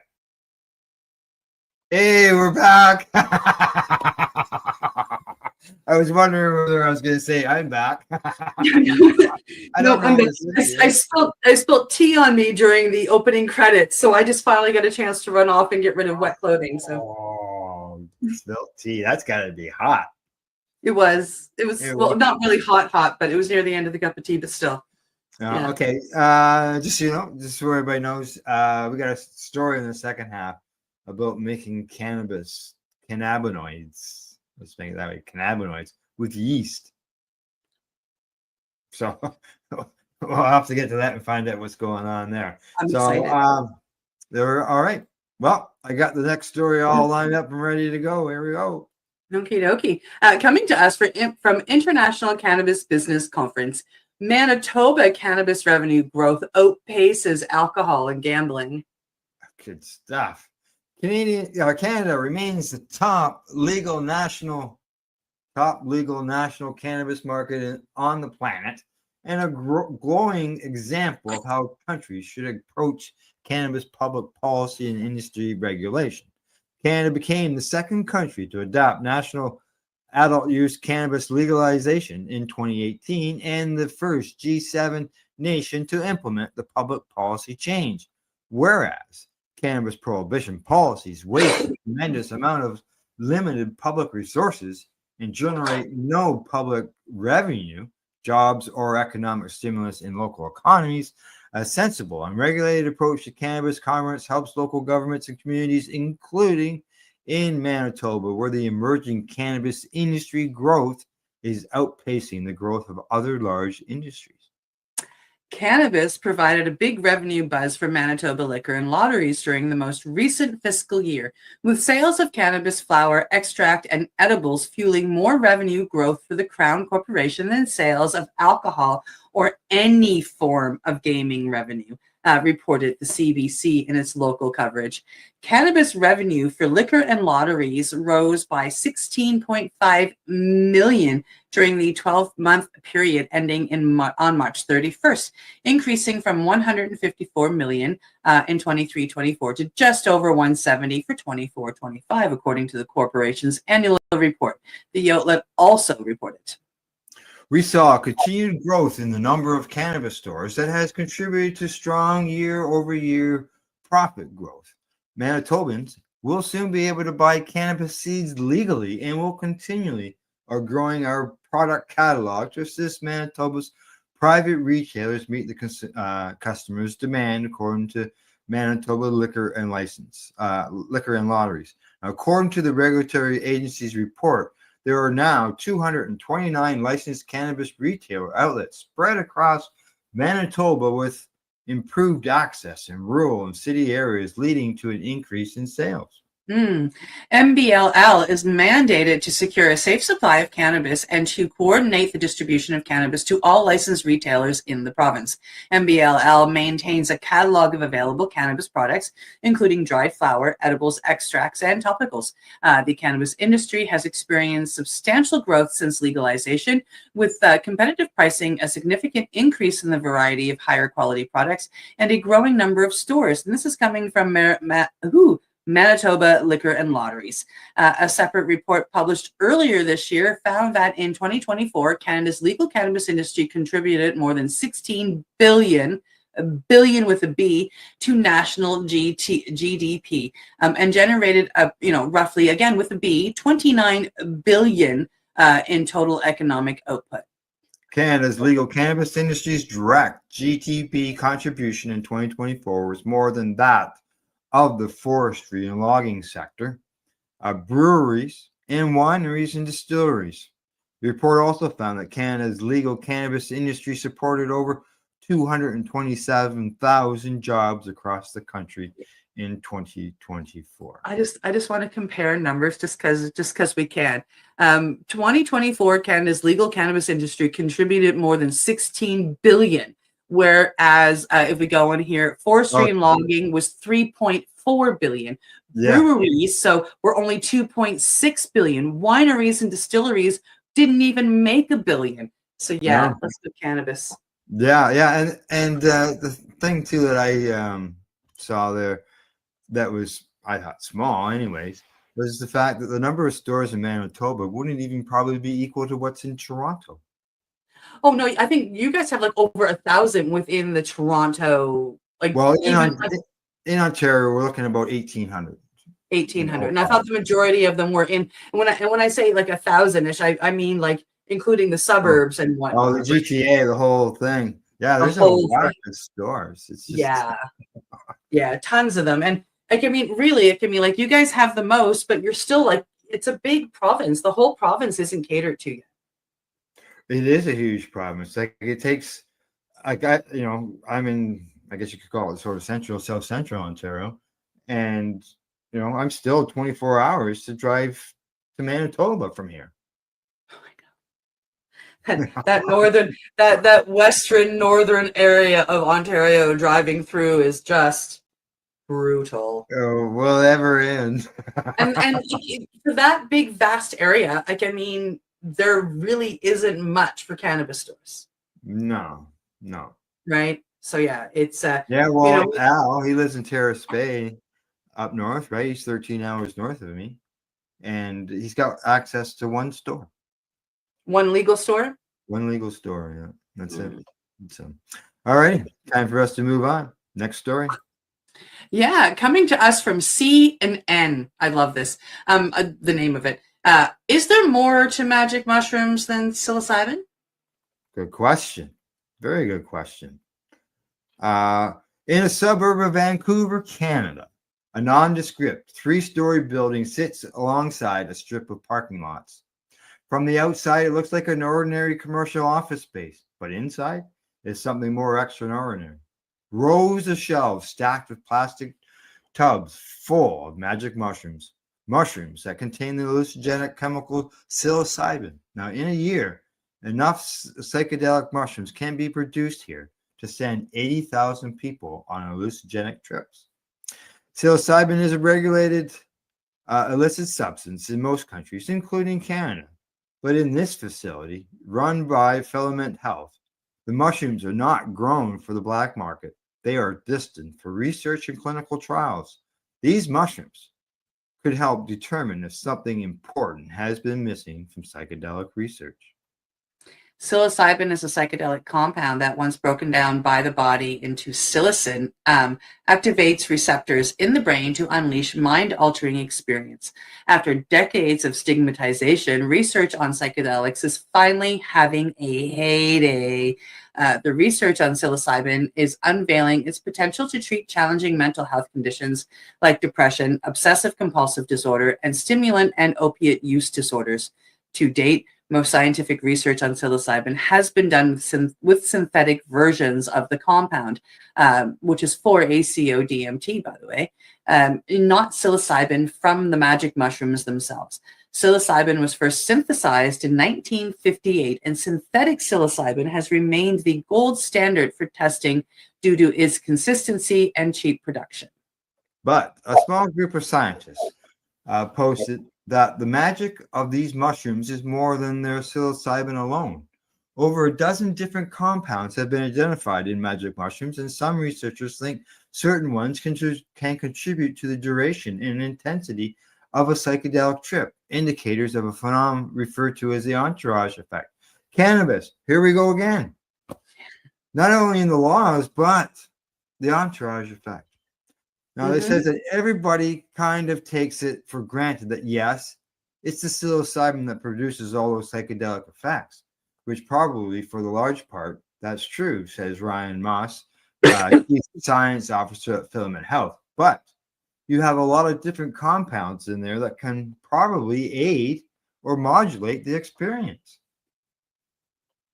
Some researchers hypothesize that this entourage effect could also help create better psilocybin-based medicines with benefits like a reduced chance of a bad trip or an increased trip intensity or duration that could aid treatment. But the data are still scarce, and some scientists are skeptical. My unsolicited opinion is that the entourage effect discussion around psilocybin mushrooms is a bit overhyped and not well supported by solid data, says chemist Alex Sherwood of the Usona Institute, who has studied compounds in magic mushrooms. Filament Health is hoping to add the existing data. It is one of just a handful of companies worldwide that are growing magic mushrooms to produce naturally derived psilocybin medicines that retain the secondary compounds found in the mushrooms. Currently, the company is focusing on research and providing its natural derived psychedelic medicine candidates to dozens of researchers around the world who are rigorously vetting their potential medical merits. Clinical trials with the psilocybin medicines are ongoing to test its effectiveness in conditions like major depression disorder and prolonged grief. Meanwhile, the results of other research projects on secondary compounds are becoming available. While no human trials directly comparing synthetic and extracted psilocybins have been conducted, chemical, biological, and medical researchers are investigating magic mushroom secondary compounds from multiple angles. The emerging data are painting a complicated picture of a group of mushrooms people have been using for hundreds, if not thousands, of years, and adding fuel to the debate about whether the entourage effect even exists. Researchers first coined the term entourage effect in 1998 to hypothesize the possible contribution of secondary pharmacological initiative compounds in cannabis. Upon the discovery of the monoglycerols that inhibited the metabolism of a cannabinoid, today the term is being increasingly used in reference to psilocybin products, which, unlike products in the cannabis industry, are dominated by synthesis. The inclination towards synthetic psilocybin is understandable. Growing Psilocybe cubanis, the most cultivated psychedelic mushroom, is not an easy task. Besides all the regulatory hurdles, these mushrooms are highly sensitive to their environmental conditions and susceptible to contamination. Actually, they're really not that hard to grow. Right. Even in carefully controlled conditions, each individual mushroom develops variations in its psilocybin content and chemical composition. And on top of all these barriers, magic mushrooms contain a mass fraction of only a few percent psilocybin. These challenges have not discouraged Filament Health. To ensure consistency in dosing, the company goes beyond growing its product. After harvest, its mushrooms are dried in a commercial dehydrator before being crushed into a powder. In a proprietary 7-step extraction process, all the non-active compounds like sugars and chitin are removed. What remains is a concoction of psilocybin and secondary alkaloids that mimics the profile of the original mushroom. The process allows Filament Health to ensure an easily testable, consistent, and stable product that can be more readily administered in clinical tests. Moss and his co-workers at Filament Health believe that this month-long process is worth the effort because they are strong believers in the entourage effect.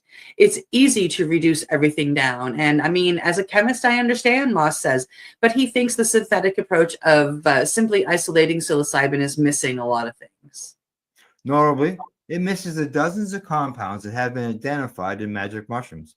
Filament Health's PEX-010, the psilocybin drug candidate created from its extraction process, retains 27 different alkaloids. Whether those compounds are medically important remains to be seen.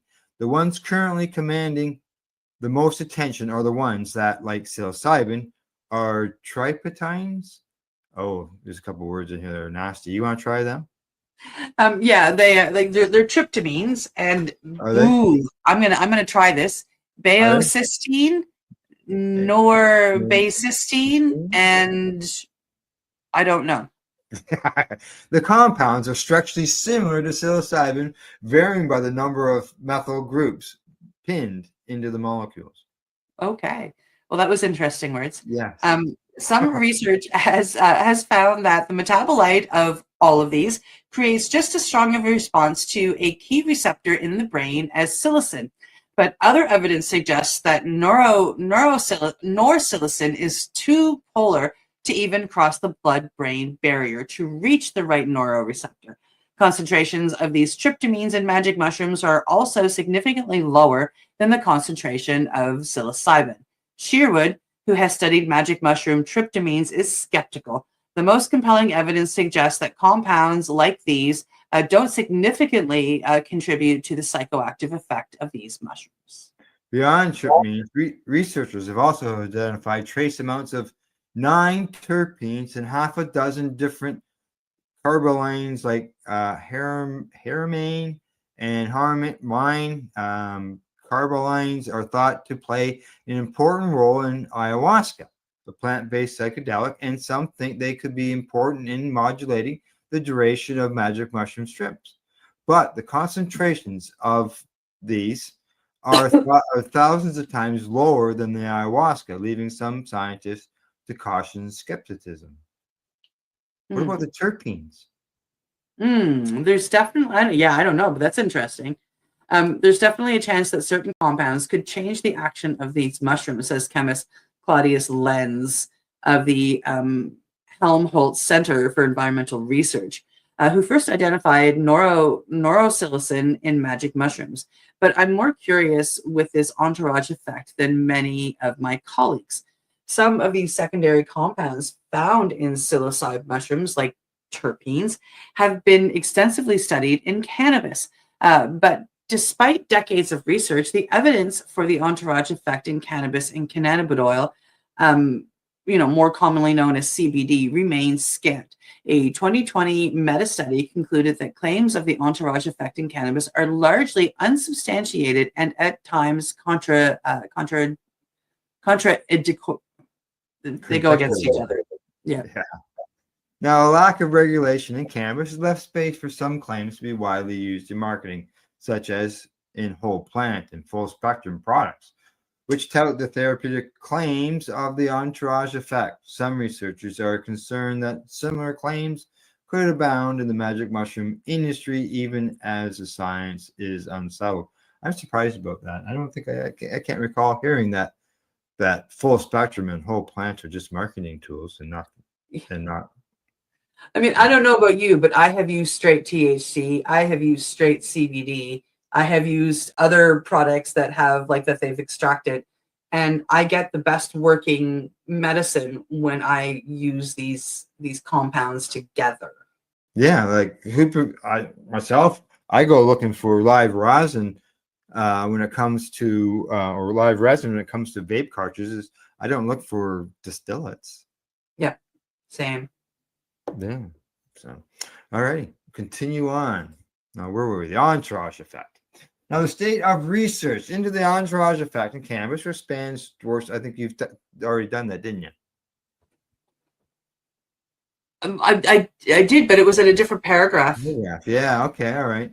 They say it spans decades, dwarfs the emerging work being done on the same effect in psilocybin, but the lack of conclusive evidence has not dampened the enthusiasm of many psilocybin researchers. With the increased scrutiny and security on the mushrooms, a more rigorous, ground-up scientific approach is being taken for psilocybin, some say. Now, according to psychiatrist and psychopharmacologist Bernard Lear, he says that people are so busy making money out of the cannabis that they don't bother to do research with cannabis very much. Yes. But there is much, much more fundamental research on psychedelics than there's ever been on cannabis. Anecdotal reports have suggested that magic mushrooms can have a stronger intensity and different visual effects than synthetic psilocybin. Those reports intrigued Lear, who set out to conduct some of the first animal tests of the entourage effect in magic mushrooms. You know, I can actually get my hands on the 4-ACO-DMT, which is synthetic mushroom, and I haven't tried it yet, but I'm going to have to do my own experiment, I think. In a 2024 study supported by Paro Biosciences, a biotech company that Lear advises that is developing psychedelic therapeutics, researchers gave one group of mice synthetic psilocybin and others a mushroom extract. By recording the mice's head twitches, they determined that the substances induce similarly intense and long-lasting trips, but they found some differences in how the mice's bodies responded. When an animal is given a drug, different metabolites accumulate as a result of the drug's interaction with the body. Particularly, the results showed that the extract, which included a number of compounds in addition to psilocybin, created a larger metabolic response. But more surprisingly, Lear says, was the extract's effect on proteins involved in making new connections between brain cells. What we found was that there is a greater production of synaptic protein following administration of mushrooms extract containing psilocybin than there is given in psilocybin alone. The researchers used Western blot analysis to measure synaptic protein production. They say it would appear that mushroom extract increases synaptic plasticity more than psilocybin alone. It is well known that psilocybin promotes neuroplasticity. In fact, this is why some researchers believe psilocybin's effects can have long-lasting results. But the findings, Lear said, suggest other compounds are at work. Some researchers, Shear would include it, remain skeptical. Both Brian Roth, who is an MD and PhD who studies the pharmacology of psychoactive substances at the University of North Carolina at Chapel Hill, and was not involved in the study, believes the results need to be verified using complementary independent methods to measure the proteins. The differential effect noted on two synaptic proteins is exceeding modest, Roth says, adding that for some protein measurements, no difference was seen. On the whole, I'm always a bit skeptical of findings when Western blot analysis where very small differences are measured. Lear himself notes that the differences in synaptic protein production seen between the synthetic and extracted forms of psilocybin was not statistically significant. Still, Lear suspects tryptophanines could be responsible for the increase in synaptic proteins, but at this stage, it's just a hunch.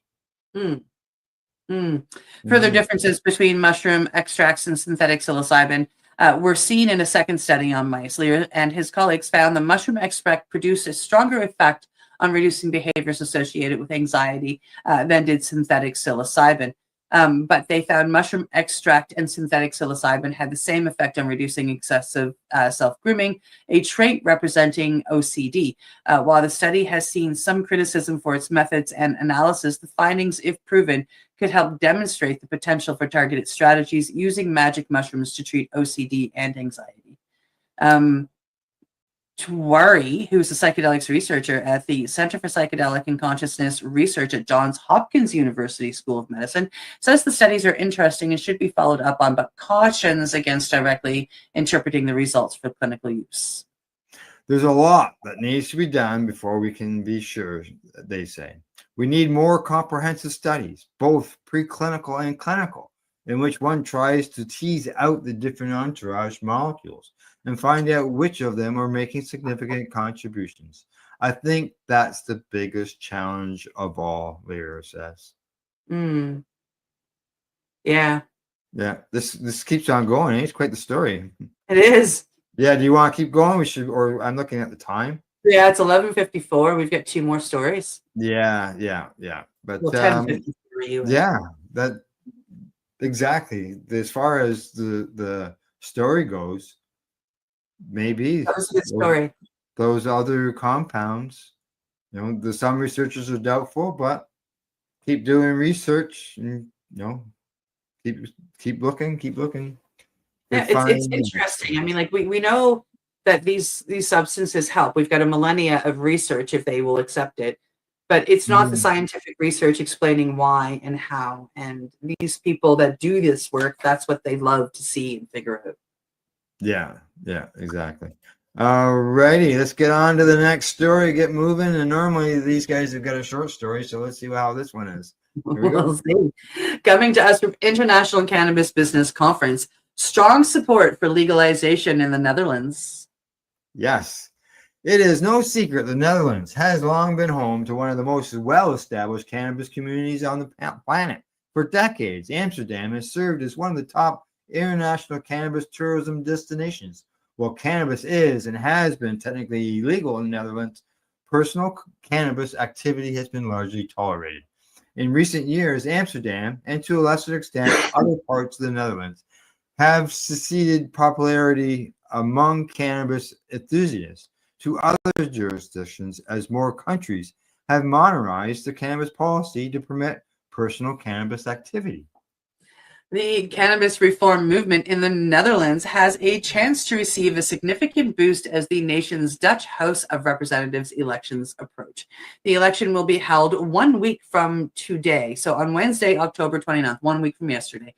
Many political parties reportedly hold favorable views towards cannabis legalization heading into the election. The editors of the Cannabis Voter Guide examined the election manifestos on 19 political parties for their cannabis friendliness for the Dutch House of Representatives elections on Wednesday. The editors also asked the political parties 3 questions to clarify their positions in their manifestos. And this is coming to us, writes the Foundation of Society and Cannabis, and we're translating from Dutch. It says, the foundation wrote that 10 parties participating in the Dutch parliamentary elections, ranging from the far left to the far right, want to legalize cannabis. This is evident from the overview of the party's positions on cannabis published today by the Association for the Abolition of Cannabis Prohibition. Striking cannabis legalization isn't a left-wing or a right-wing position, but cuts across both party lines. Yeah. Amsterdam is amazing because like everybody goes out to the coffee houses. Yes. Now, as it stands right now, Uruguay, Canada, Malta, Luxembourg, Germany, South Africa, and the Czech Republic have adopted national adult use legalization measures. Czechia's legalization law is still set to take effect January the 1st, 2026, and hopefully the upcoming election in the Netherlands will be favorable and further boost the chances of the Netherlands also expressly adopting national legalization. The Netherlands officially launched its first pilot trials in Breda and Tilburg back in December of 2023. And since that time, the research projects have expanded into other spots, as are listed here. Previous polling found that 60% of residents in the Netherlands support the nation having a regulated cannabis industry. Well, there you go. All righty, now yeast. Let's get into the yeast and the thing. Now, I know we talked briefly before we went live. Now, have you ever heard of this? This is something new to me. All right, here we go. You're gonna learn. See, you can be involved all this time and you can still learn something. That's right. Educational news, right? Woohoo! All right, here we go. Here we go. Coming to us from the Hemp Gazette. Cannabinoids produced from yeast. That's right. Researchers have been able to get a form of yeast to produce cannabinoids, but much more work needs to be done to generate commercially viable quantities.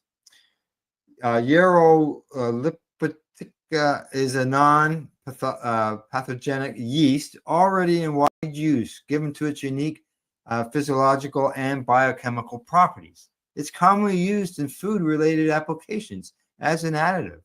Now, it also has potential in biofuel production, as it can be engineered to accumulate high amounts of lipids, which are feedstock for biodiesel.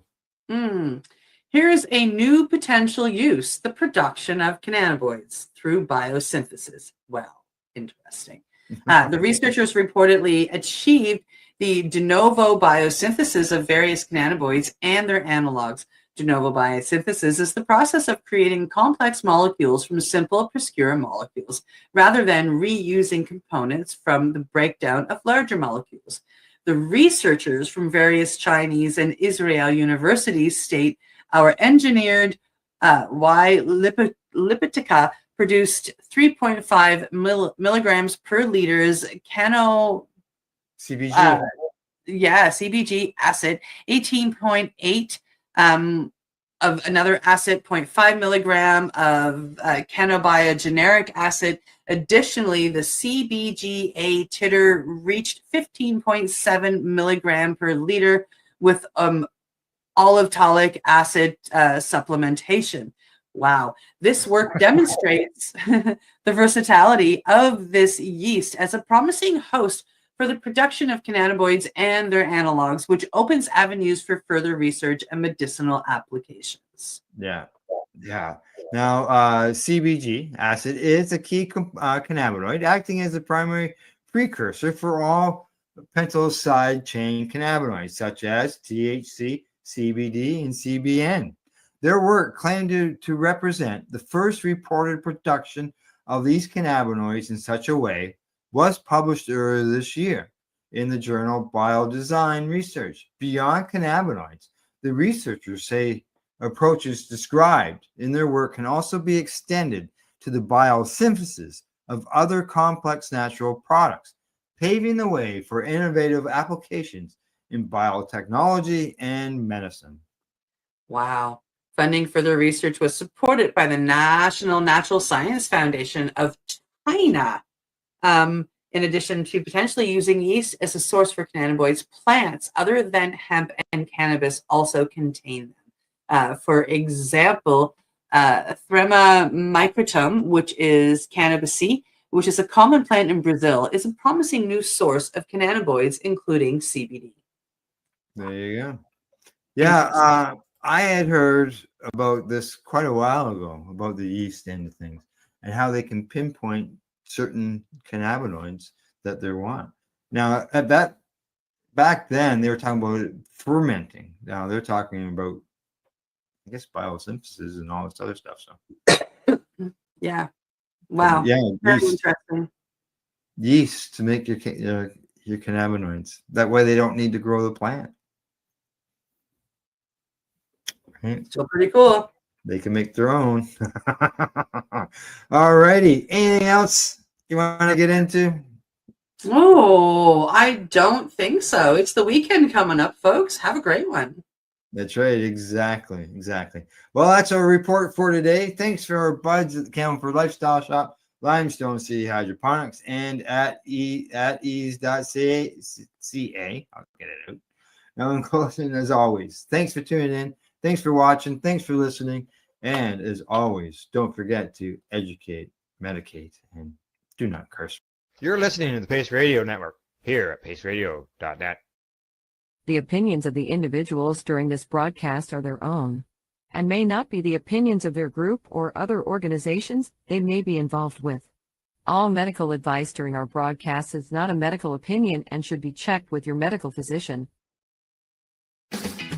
Enjoy the buzz of legalization with Campbellford Lifestyle Shop. From lights to plant nutrients, books, consumption accessories, and more, we've got all your basics to grow or consume cannabis. Visit our info center or take a look at our piercing services and body jewelry, now available in-store through Campbellford Lifestyle Shop, 17 Bridge Street West, Campbellford. Limestone City Hydroponics is Kingston, Ontario's hydroponics shop. Take your growing to the next level and create the optimal environment with a tent kit, or maximize your yield with an ebb and flow flood table kit. Either way, Limestone City Hydroponics has more sizes and options to fit your needs. Are you looking for the power of the sun that adapts to your budget? Then look no further, as they have professional grow lighting. They have indoor grow systems that are easy and cost effective, with many options to fit your living space and lifestyle. Cultivate your growing potential. We have everything you need to succeed. And if you can't make it to the store, they offer local delivery to the greater Kingston area. Remember, when you're looking for experts to help you grow, then look no further than the locally owned Limestone City Hydroponics, 105 Sunderland Drive in Kingston, Ontario. Call them at 613-548-0420. We are people advocating cannabis education here at paceradio.net. Rerolled Saturdays. Check it out. Nothing but non-stop cannabis and psychedelic programming. Find it at 420pace.ca.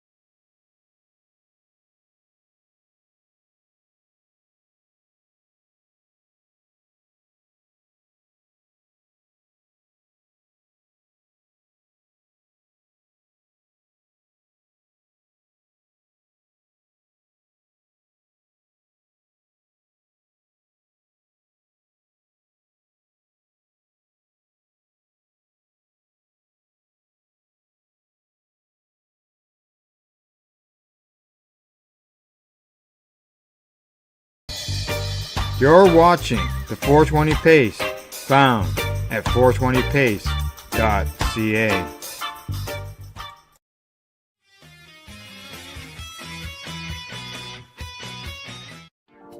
You've been watching Rerolled Saturdays. Thank you to our guests, our hosts, and our viewers. Up next, Rerolled Saturday Nighttime Edition. It gets started at 4 p.m. See you then.